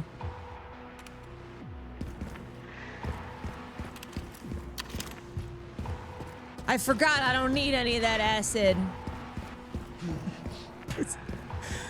I don't need none of it. McBeela, thank you for the gifted. Who's next? What you want? Watch this. I'll blow this bitch to hell. Haven't changed much. Whoo! Oh shit, dude. Double tap to the dick. Oh fuck, I have hella bullets for my...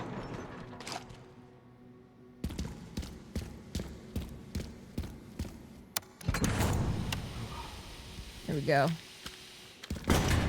Bet there's some more of these creatures.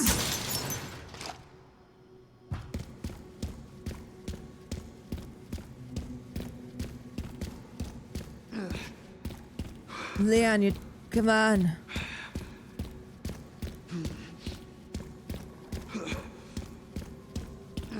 There we go. Keep that axe sharp. Noted.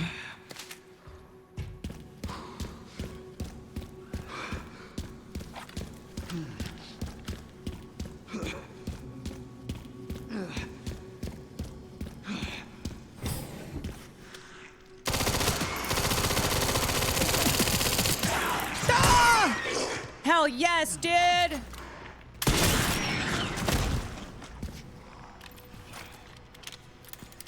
Bro, I didn't even mean to parry. That was a total accident. But it was sick, huh?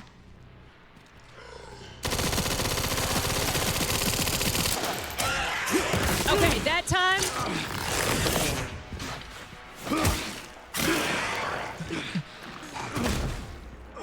That time, I didn't... Right in the dick.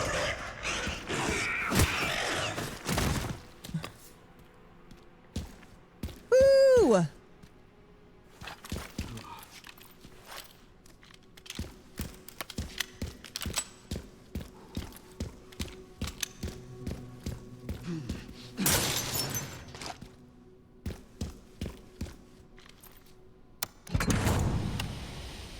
Oh my god.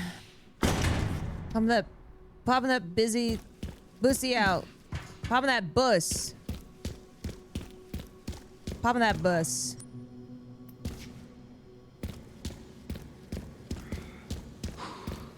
I can't believe how sick that was. I didn't even mean to do it. Wait, what just opened up again? This thing? Yeah, this thing.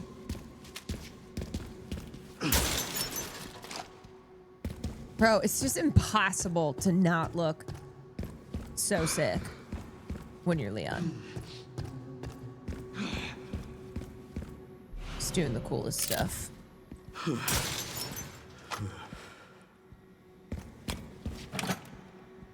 I will say, this man does get hella... He does get hella stuff. Okay. How do I make special?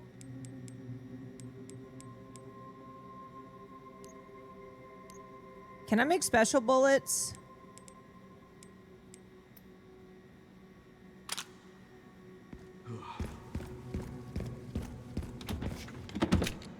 Need scrap. Oh wait, I just got some more. Let's chill.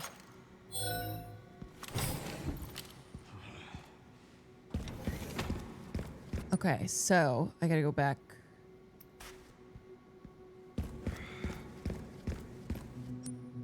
Nope, turn around.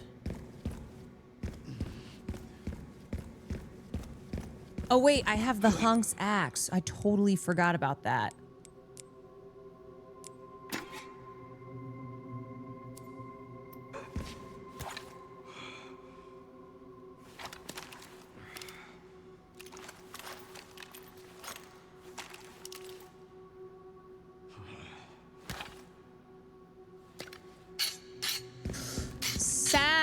Samuel. Thank you for the raid. Hi, everybody. You guys just missed me do the cool... You guys missed me do probably the coolest thing in the world.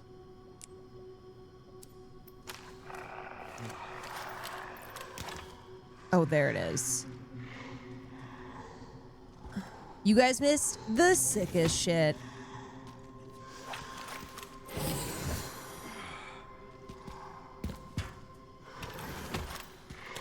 Oh wait, watch this.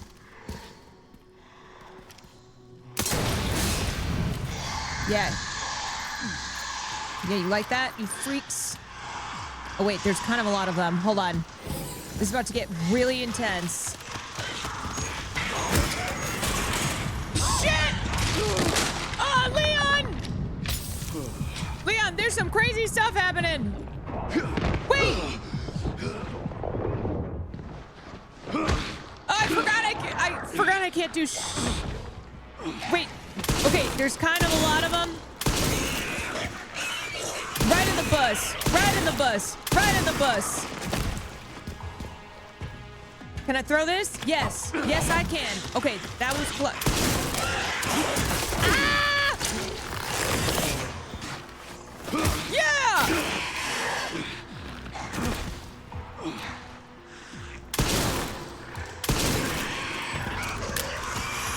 Fuck!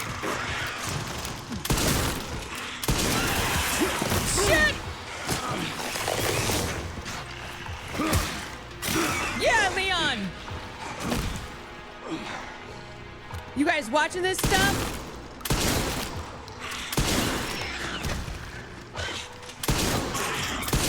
In the dick hole! Oh, Jesus! Oh, God! What? Okay. Oh, Leon, you're good. You're good. You're good. You're good. Okay, you know what? Fuck this shit. I don't even give a fuck. I gotta save my guy.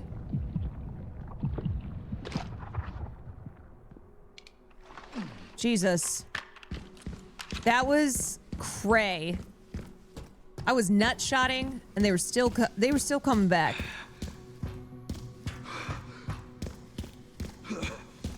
They were taking so many nut shots.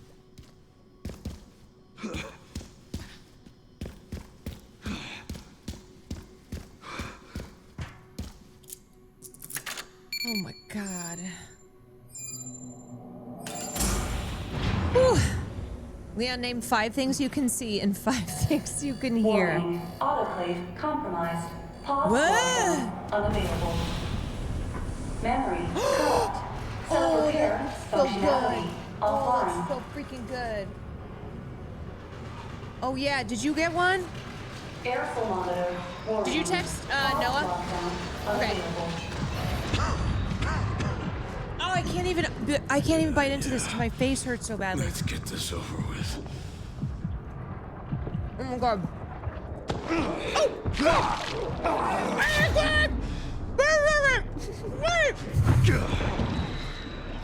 What is that?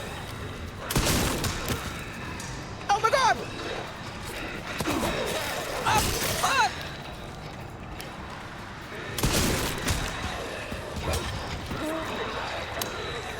Oh shit! Fuck! Wait! I'm dead. I'm dead. You gotta run. You gots to go, buddy. Where am I going? Where am I going? Oh my God, that burrito was just so freaking good. Wait. There we go. Hells yeah.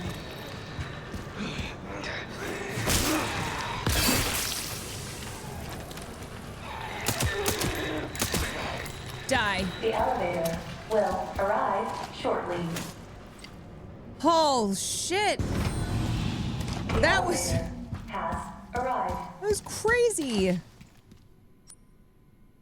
Okay, let me just. Oh my God, that burrito was so good. I can't waste any more time here. I know you're dying, dude, but To go. I know, I gotta keep. I just gotta loot, you know? Fuck. Okay. Yeah, babe? Dude, it's so good. I took a bite of it because I couldn't help it, and then I almost died because there was a major zombie attack. Oh, really? It's so good. I think I'm almost done, and then I'm gonna come join you.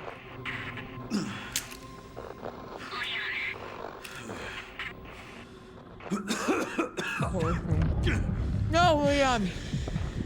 Oh my god.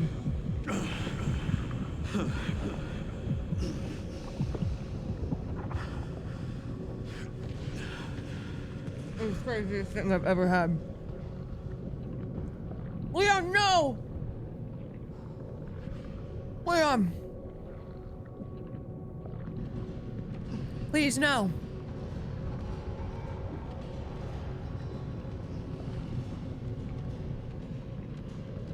I'm not gonna lie, this is the best burrito I've ever had in my life. Not done yet.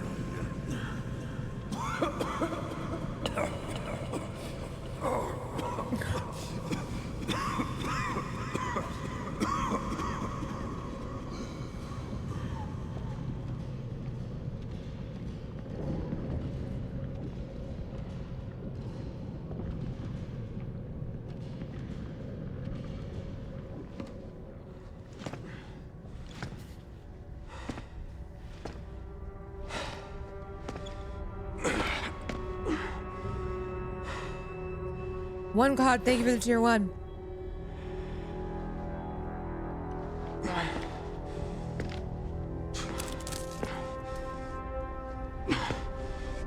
Oh no!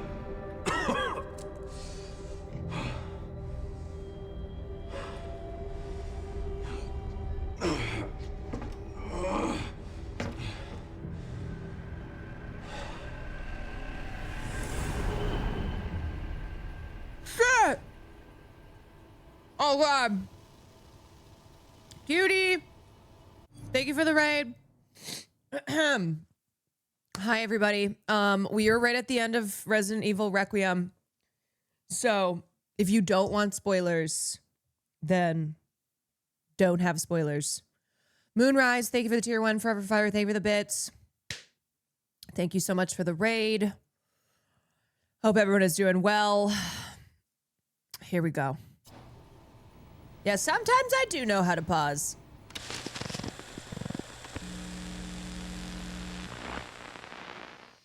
What kind of legacy do you want to leave behind? Oh my god.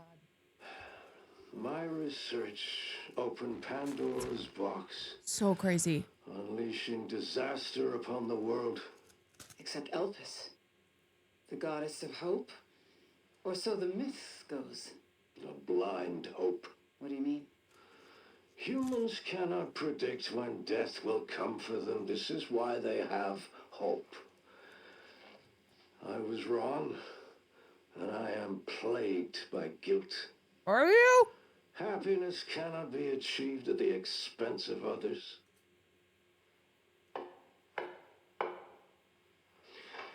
I think that's enough for today. Why did you accept my request for an interview?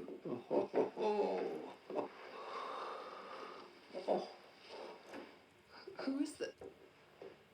Is that one of your subjects? Oh my god! Of course That's great! She was alone in the world. I took her in to make amends. Is she perfectly normal? Just an average child needing a home. She is my hope. Aren't you beautiful? Sweet girl. Would you like to hold her? Oh, And that's where babies come from. okay.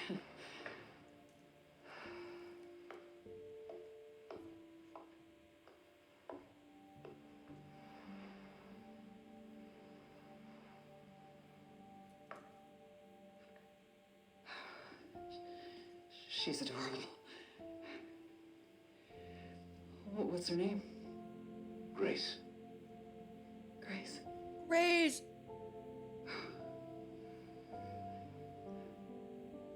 She's perfectly normal. She's not one of these freak ass clones. Tell me.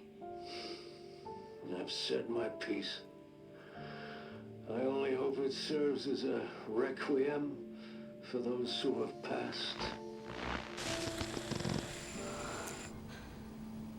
He said the thing!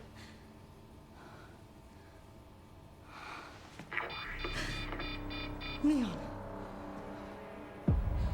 Leon. No! Okay, I gotta put burrito down.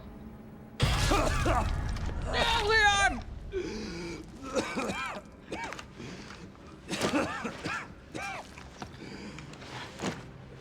No!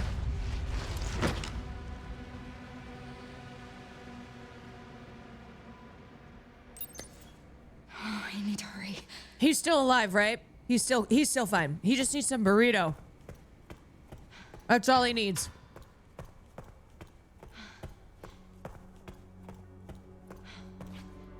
Shit. Leon. Wow, what? Oh.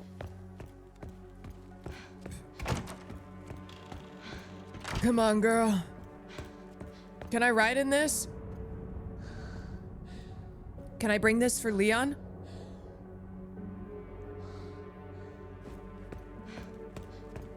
Okay, no.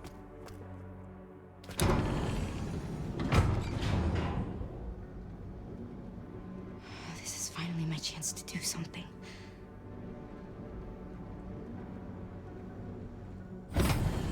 Why am I drinking Red Bull at 12:30 at night? I don't know.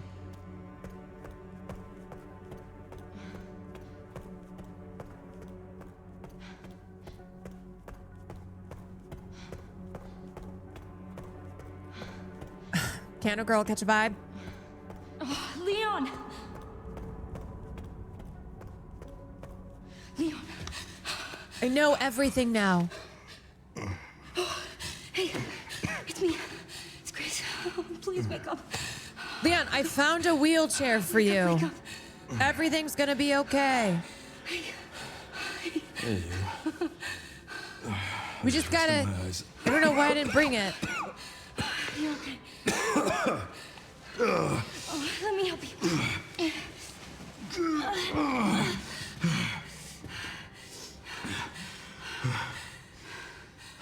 Let's do this. Okay. Oh my god. Oh my god, it's happening! I don't know the password. It's boobs! It's okay. Soon left are wide open for us. Any wrong code will do. It'll destroy Opus. Watch it end up being boobs. You put in boobs to put in the wrong password, it's actually boobs. Chris, whatever it takes. I can buy you some time. No, Leon, don't do that. What are you talking about? No, I have an idea. Yes! I trust you. I trust you. Yes, Grace. Yes. It's Grace's turn to be a hero. So, the prodigal daughter returns. What's his name? I The know Baldy? Who's the this guy? Fulfill He's your not bald. destiny, and all will be forgiven. Only if you let Leon live. Very well. Come on, Grace, you can pull this off.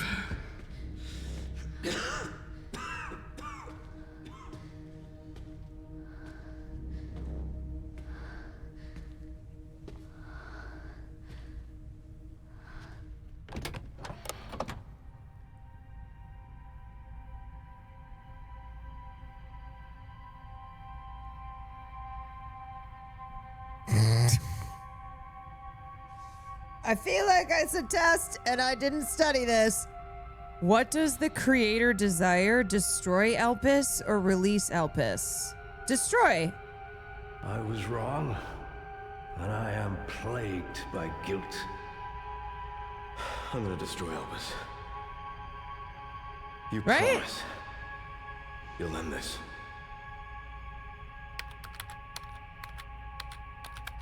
Destruction. This is it. This is it.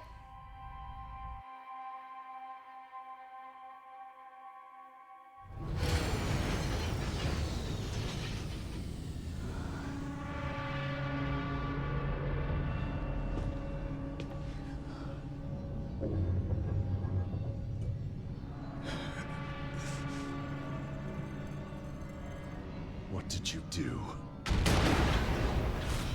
What I had to. Yeah! Grace, get out of here!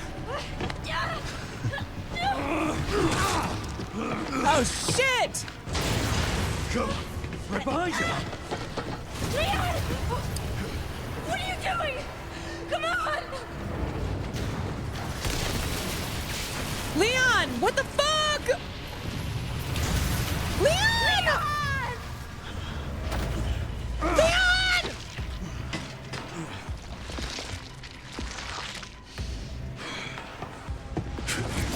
Leon, what are you doing?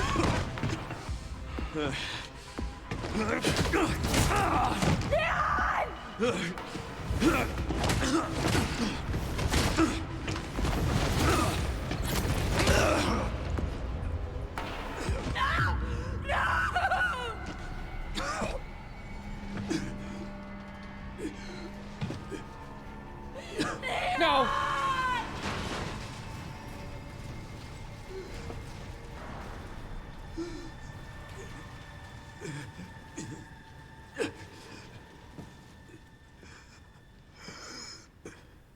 No. At least I could save you. No! No, no, no, no, no, no!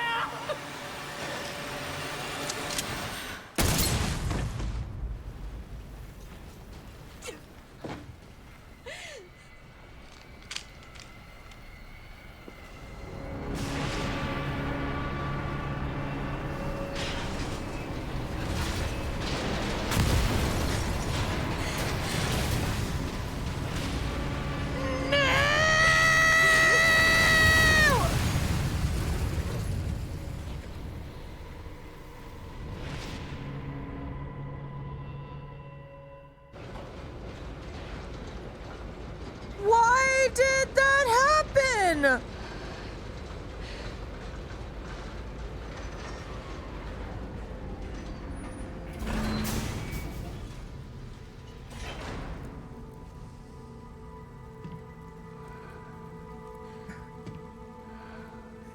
Wait, is he still alive?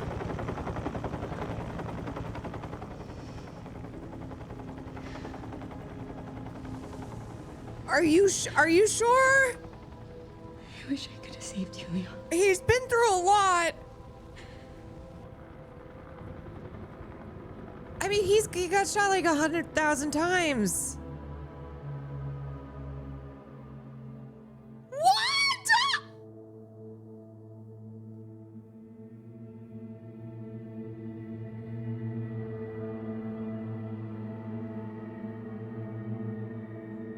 That's it?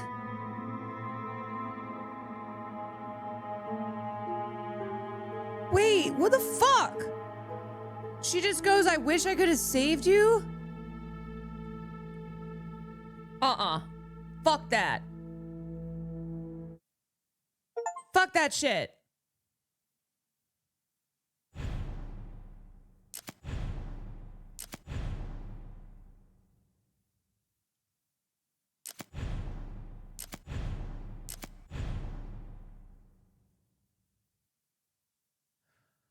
Wait a sec.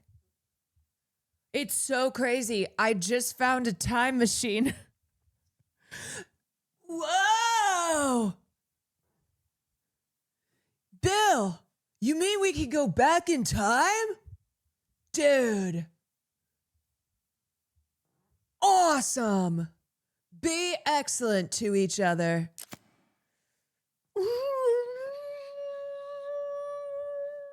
Leon!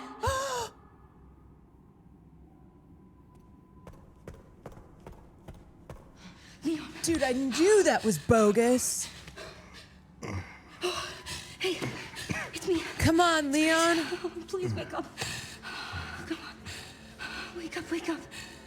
This room looks like my piss after a night out. Hey. I was just resting my eyes. I mean, decently hydrated. Decently hydrated. Let me help you. Sam, did you get the stupid ass ending? Did you get the stupid ass ending? Okay, what does the creator desire? This time, know that you release. I did it the same way you did. Yeah, people were like, oh, you didn't pay attention. A blind hope. I told you it was boobs. Hope. Yes. This is it.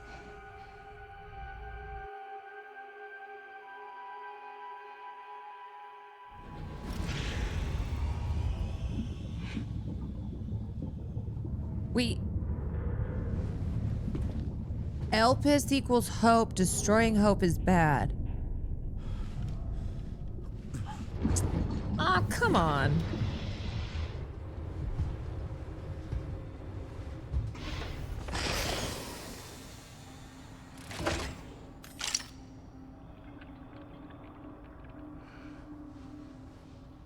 What are you doing, Grace?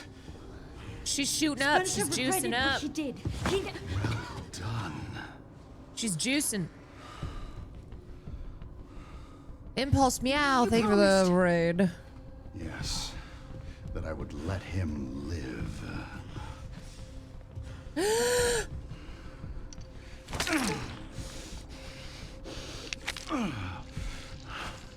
Mr. Kennedy, I give you the honor of experiencing my power firsthand.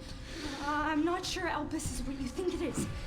There's nothing special about me. I was never any key. Spencer wanted to make amends. He... But you released Elpis. Is it? It's Tell hope. me. It's hope, idiot. Leon! You stupid fuck. Elpis is Spencer's atonement. It's an Everybody knew antiviral. that. Get vaxxed, bitch.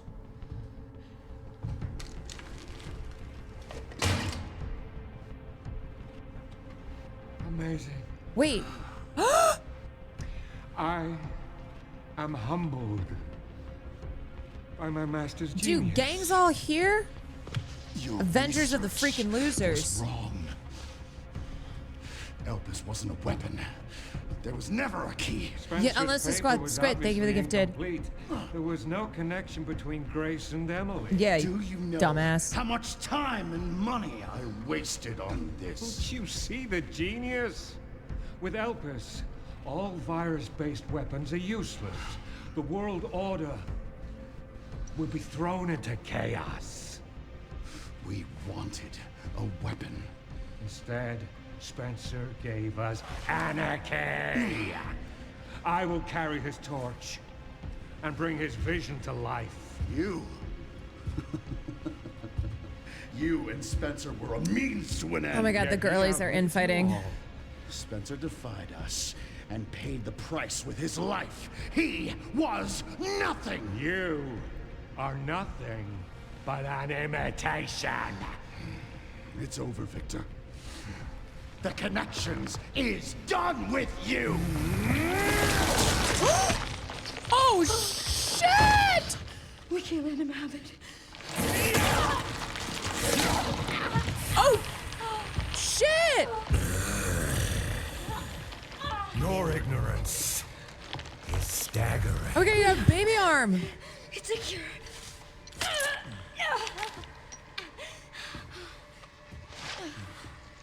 Oh, it's working. Oh my god! Leon, it's working. Wake up. Leon! Now, He's so back. calm down. All of it. We all taking the vax. We vaxing up. Grace, what happened?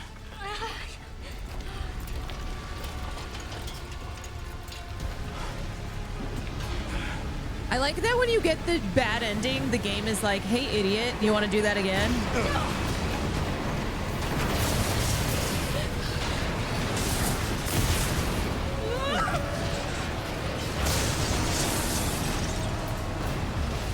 It's gonna go!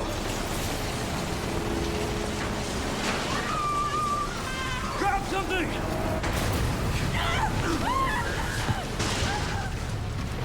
Oh my god, Leon just dies right there. He survives all that just to die. Grace. Grace!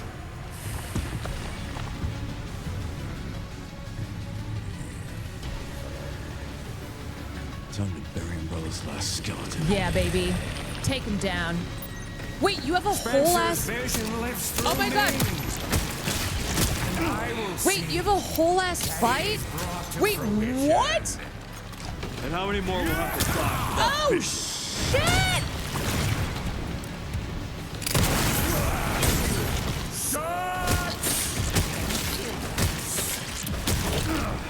Damn. Okay, go, dude. Wait, I can't believe there's a whole ass fight that you don't get if you get A few lives are nothing. Oh, he just totally. Not to me. He's I totally. swear Ah, I just protect missed those two of lives. them. Oh my god. You don't have the power to save anyone. Wait, that was crazy. I can't believe I missed twice. Open That's your so bad. eyes. Humanity is full of Oh no, Leon. imbeciles. It's okay, They King. need me, a leader to guide them into a glorious new future. Okay, I missed a third time. Humanity Sick. out there is far more capable than you realize. Sick, They don't want you to dude.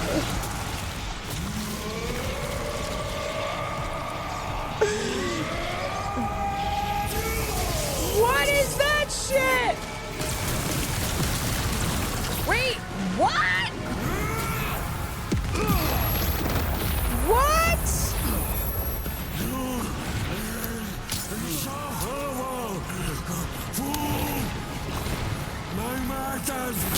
How the fuck? Seems you're reaching your limit.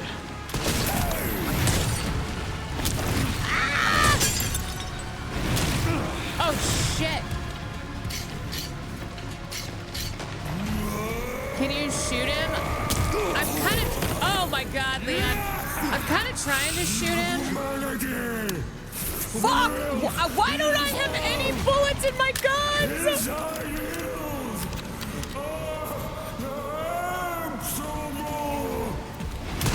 I will not let those ideals win. Oh god, Keep it I'm up. getting my ass kicked. This is embarrassing.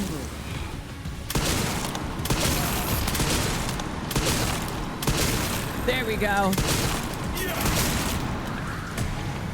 There we go. What am I supposed to do when he does that shit again?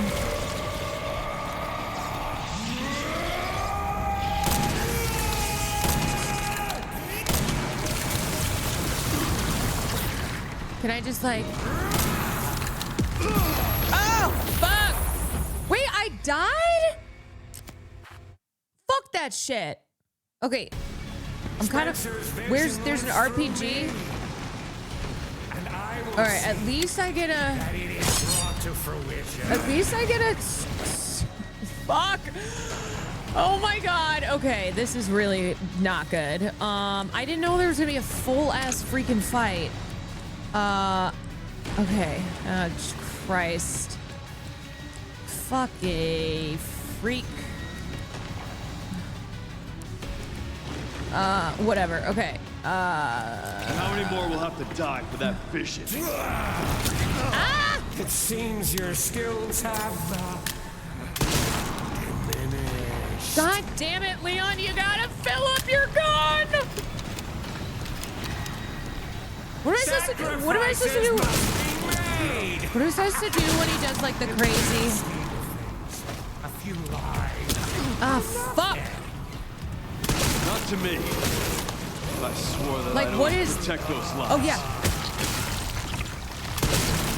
Is this right? I don't know.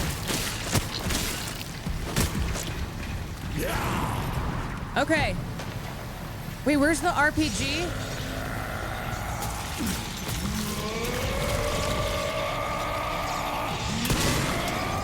Fuck. Okay. Shit, man. Okay, what do I do?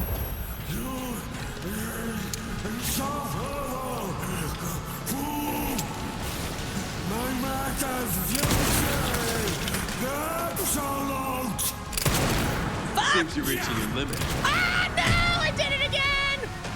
I'm gonna kill me! Fuck, why is this?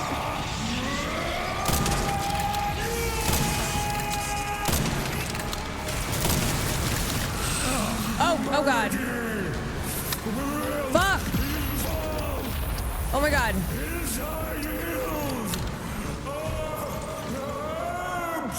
God, this guy is so annoying. I will not let those ideals win. Give it up.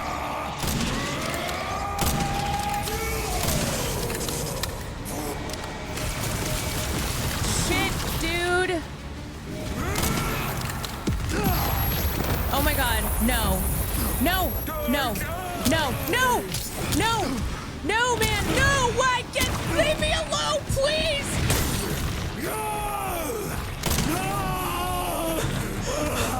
It's Fuck!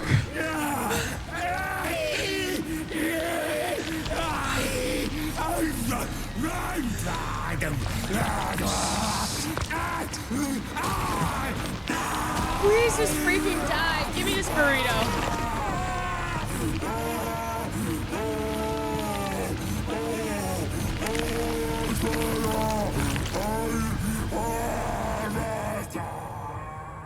Oh my God, that was so intense.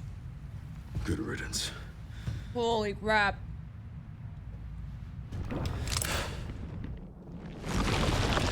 I didn't think that. No. What the hell is this? What the hell is this?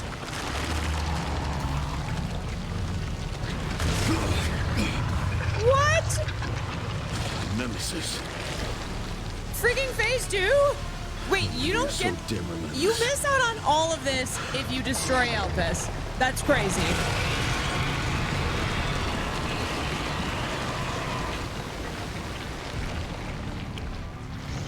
Okay.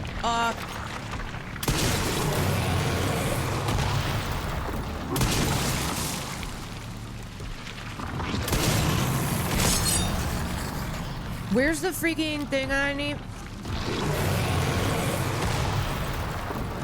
Okay. Shoot those balls. Shit.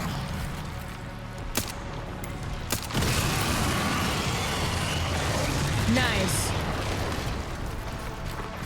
How do I shoot this freak ass shit?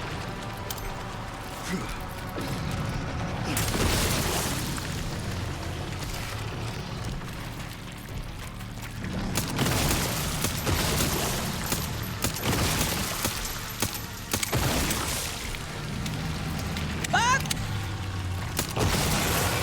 Okay. Oh, God!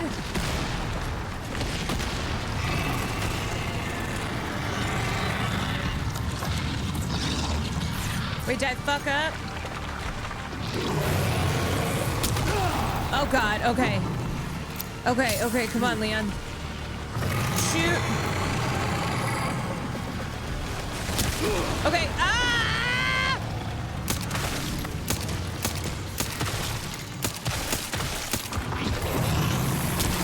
Fuck! I can't avoid these at all! Get the freaking... Ah! I can't shoot! I suck!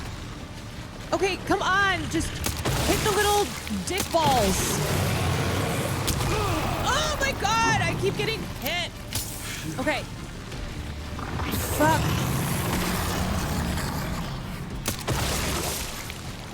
You stupid ass fucking dick.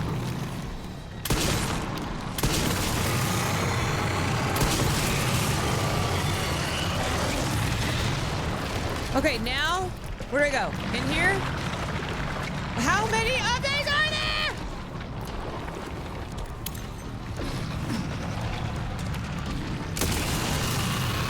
Wait.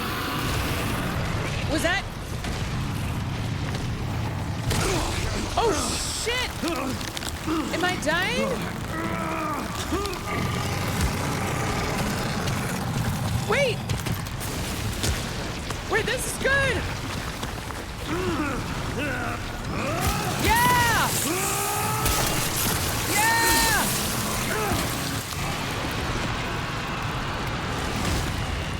Yes!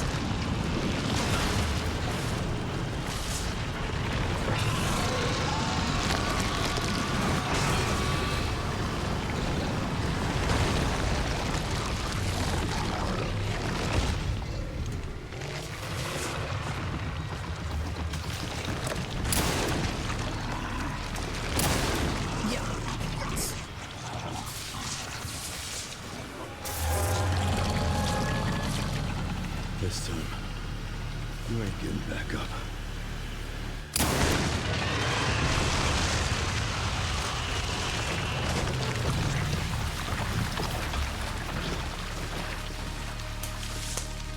Anonymous gifter, thank you for the gifted.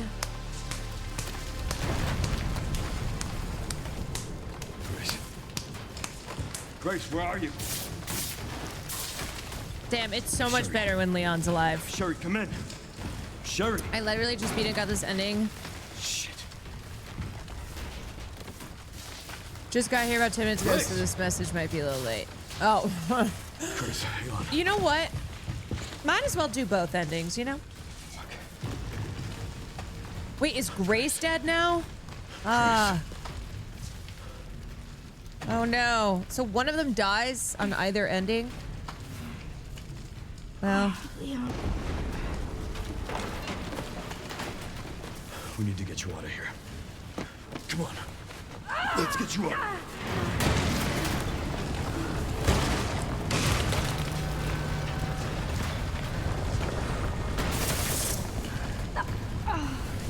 Well.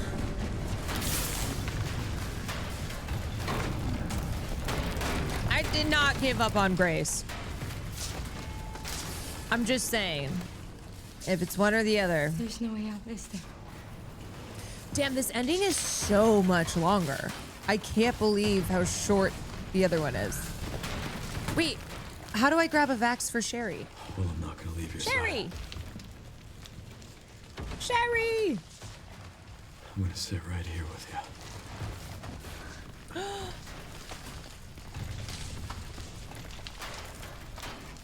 No, Leon, what?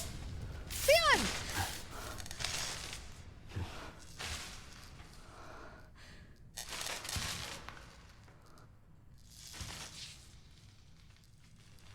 What is this, cabin at the end of the woods?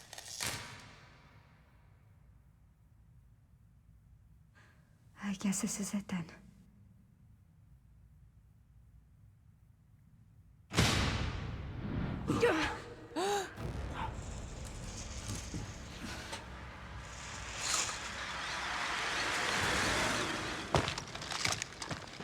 Oh my god.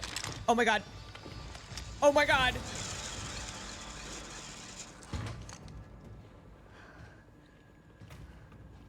Leon S. Kennedy? Depends who's asking. Alpha, you read me, sir? Yeah, they're safe. I got them. Wait, why did I think that was Yes, Ada sir. Wong for a second? I was hoping. Mr. Kennedy, I have a message from Captain Redfield. Chris!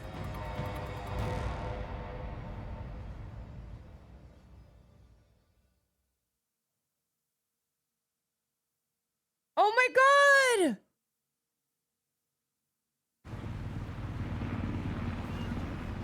This is setting up for the next. So basically, if you get the ending where Leon dies, they make you redo it because they're like, that ain't canon. You're just an idiot.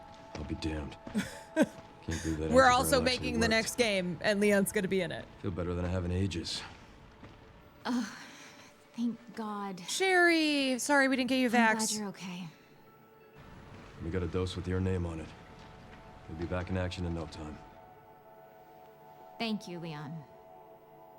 Would have been a lot smoother if Chris hadn't been so late to the party. Where is Chris, anyway? No idea. Oh my God, wait, I kind of love Chris I'm sure and I'll run Leon into him at together. some point.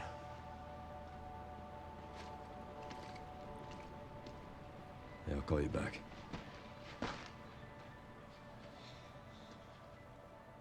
It's over then. A little heated rivalry moment. Oh, this really was our last hope. Now, Pray girl, Umbrella hasn't left us any more nasty we are our surprises. last hope. I wish we could have saved Emily. Grace, I didn't hit any of her vitals. She could still be alive. What are you saying? Maybe we can save her.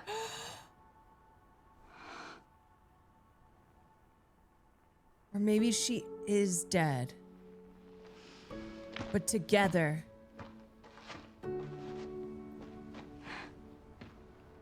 we'll find out. The government has confirmed the existence of an actively trading bioweapons Wait, lab what the? located. Was that a fucking wedding ring on his hand?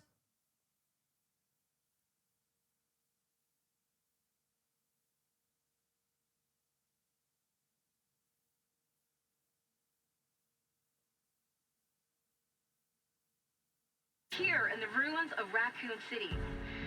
Who the fuck is he married to? The origin point for the worldwide spread of bioorganic weapons. This illegal facility appears to have been in operation for Wait, decades. he's married to Ada? Sources say that the Oh, extension of the that's lockdown slay. and the recent series of mysterious That's deaths slay. may be related to tragic events in Raccoon City 28 years ago. Evidence seized in Raccoon City has led the Justice Department to reopen its investigation into Oswald Spencer and the long-defunct Umbrella Corporation. The director implies Ada, but we don't Government outright. deliberately Okay. drove Umbrella into bankruptcy. The late Alyssa Ashcroft is credited with cracking the Oswald Spencer story. Alyssa. Conspiracy theorists are already claiming that she was killed in a cover-up, and that the organization responsible is secretly controlling our government. Tonight, in a speech from the Oval Office, the president is expected to reject allegations of any government involvement since Classic. the Raccoon City incident. Classic. Josh Rocks, thank you for the tier 1. Ashla, thank you for the gifted. Oh, shit. Oh my God. Emily is still alive. Would you look at that?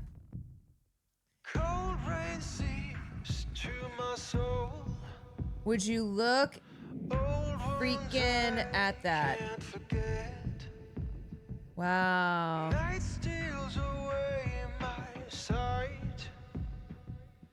Screams I can't shut them out. What if I had reached out to you? There's a post-credit scene. Dude, that was so good. That was so good.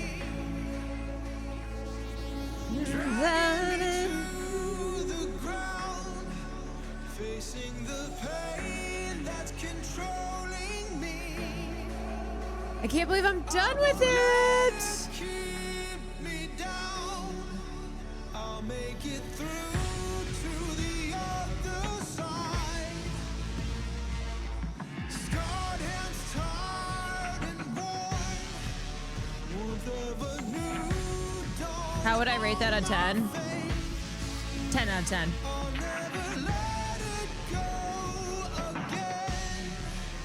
Damn. So good.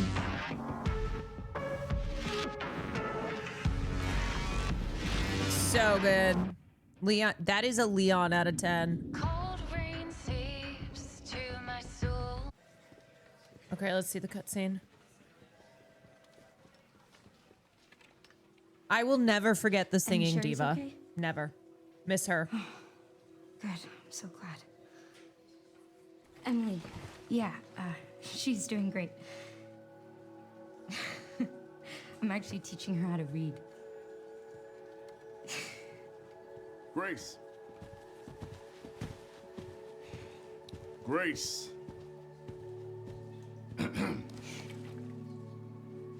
Where's that report? Sorry. Leon, gotta go. Catch up soon. Oh, she's on the phone with Leon. Not even paying attention? Yes, I am. Shut the fuck up. I am paying attention.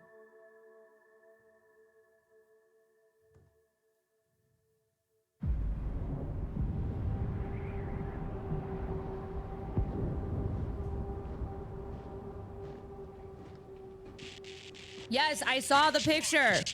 You guys. Yes, I saw the picture. You know what? I'm gonna go eat my fucking burrito.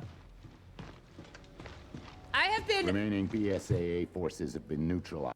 I have been waiting on this half a burrito. You guys are being fucking annoying. Okay. Chill out. Retrieving the objective. I'm about to end it right now and just go eat my burrito. Be chill. Be chill.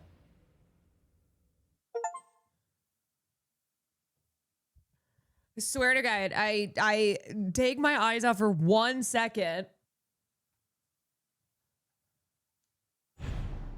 But that was a very good game. That was amazing. Challenge is complete. If you have to yell at chat more often, I don't even yell at chat ever, and I did not yell at all during this game. And sometimes people were annoying, and I let it go. Some of y'all though, some of y'all are you're getting to a place that it's too annoying. You're getting to a place where if it were Will Neff, he would have banned like 1,000 people, and he would have screamed. He would have ripped so many people to shreds. But I let y'all get away with too much. I let y'all get away with way too much. So maybe it's on me. Yeah, that dude is scary. Oh yeah. If you're only used to me as a streamer, you have no idea the level of tolerance here. There's some places you go in there, you act the way that you do in here. Oh, it is not going to be a fun time.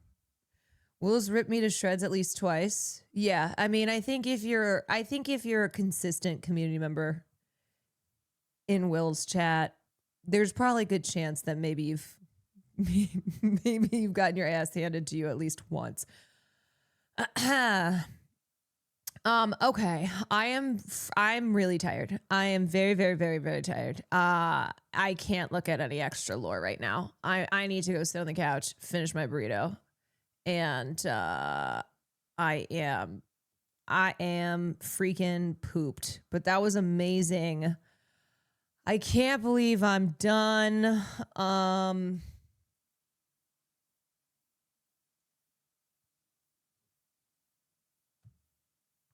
I can't believe I finished the game.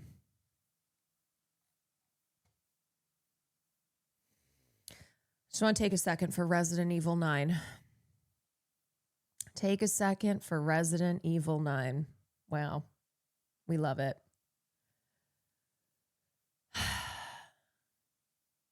There's always a sense when you finish a game and you go,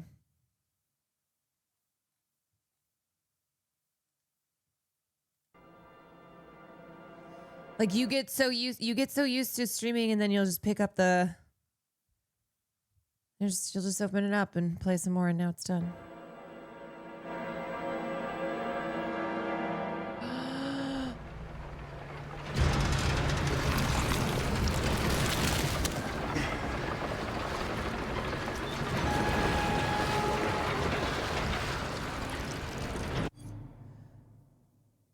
Can I get a steak burrito with cheese onions and cilantro.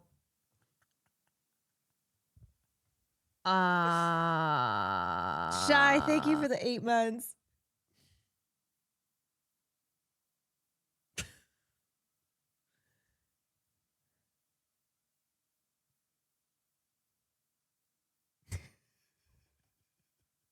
Wait, this part here where it just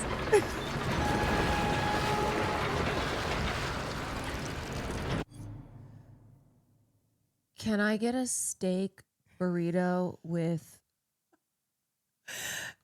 cheese, onions, and cilantro? Speaking of that burrito,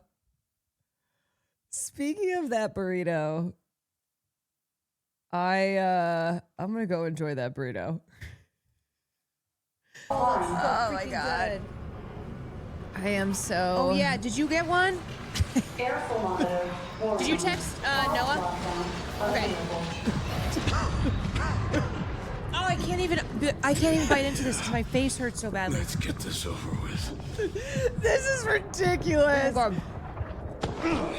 god. Wait! What did that? Oh my god! Fuck!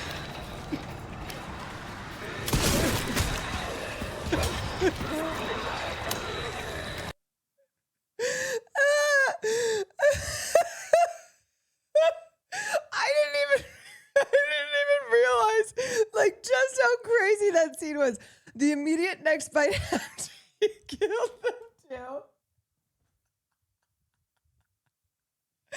I'm telling y'all, if you had this burrito, you would be so locked into this burrito. You would have done the exact same thing. Oh, it's so unserious. Oh my gosh. Oh my gosh. Hit me with that burrito spot. Yeah, I'm gonna text it to you right now.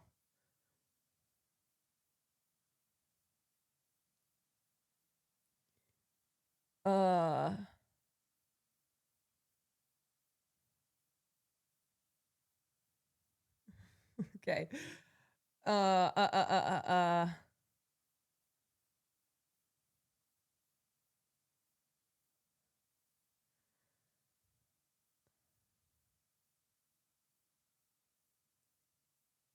All right. You got it? You're welcome, Sam. Don't say I never did nothing for you.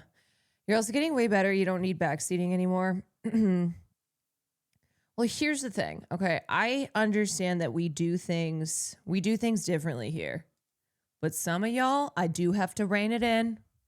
Okay, usually I just let everything slide.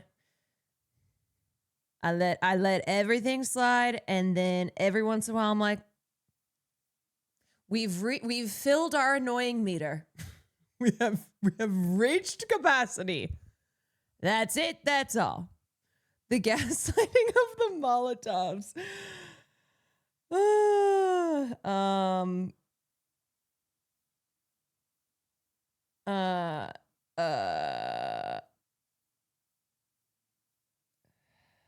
All right.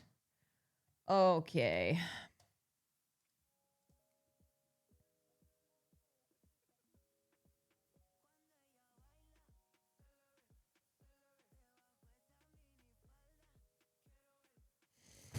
Okay. Anyway, I will not be live tomorrow, so I'll see you guys on Sunday. Grace, I'm so fucking scared. I just want to know what happened with my mom. Please help me. I don't know what to do. Leon. Yeah, Shy. I gotcha. Okay.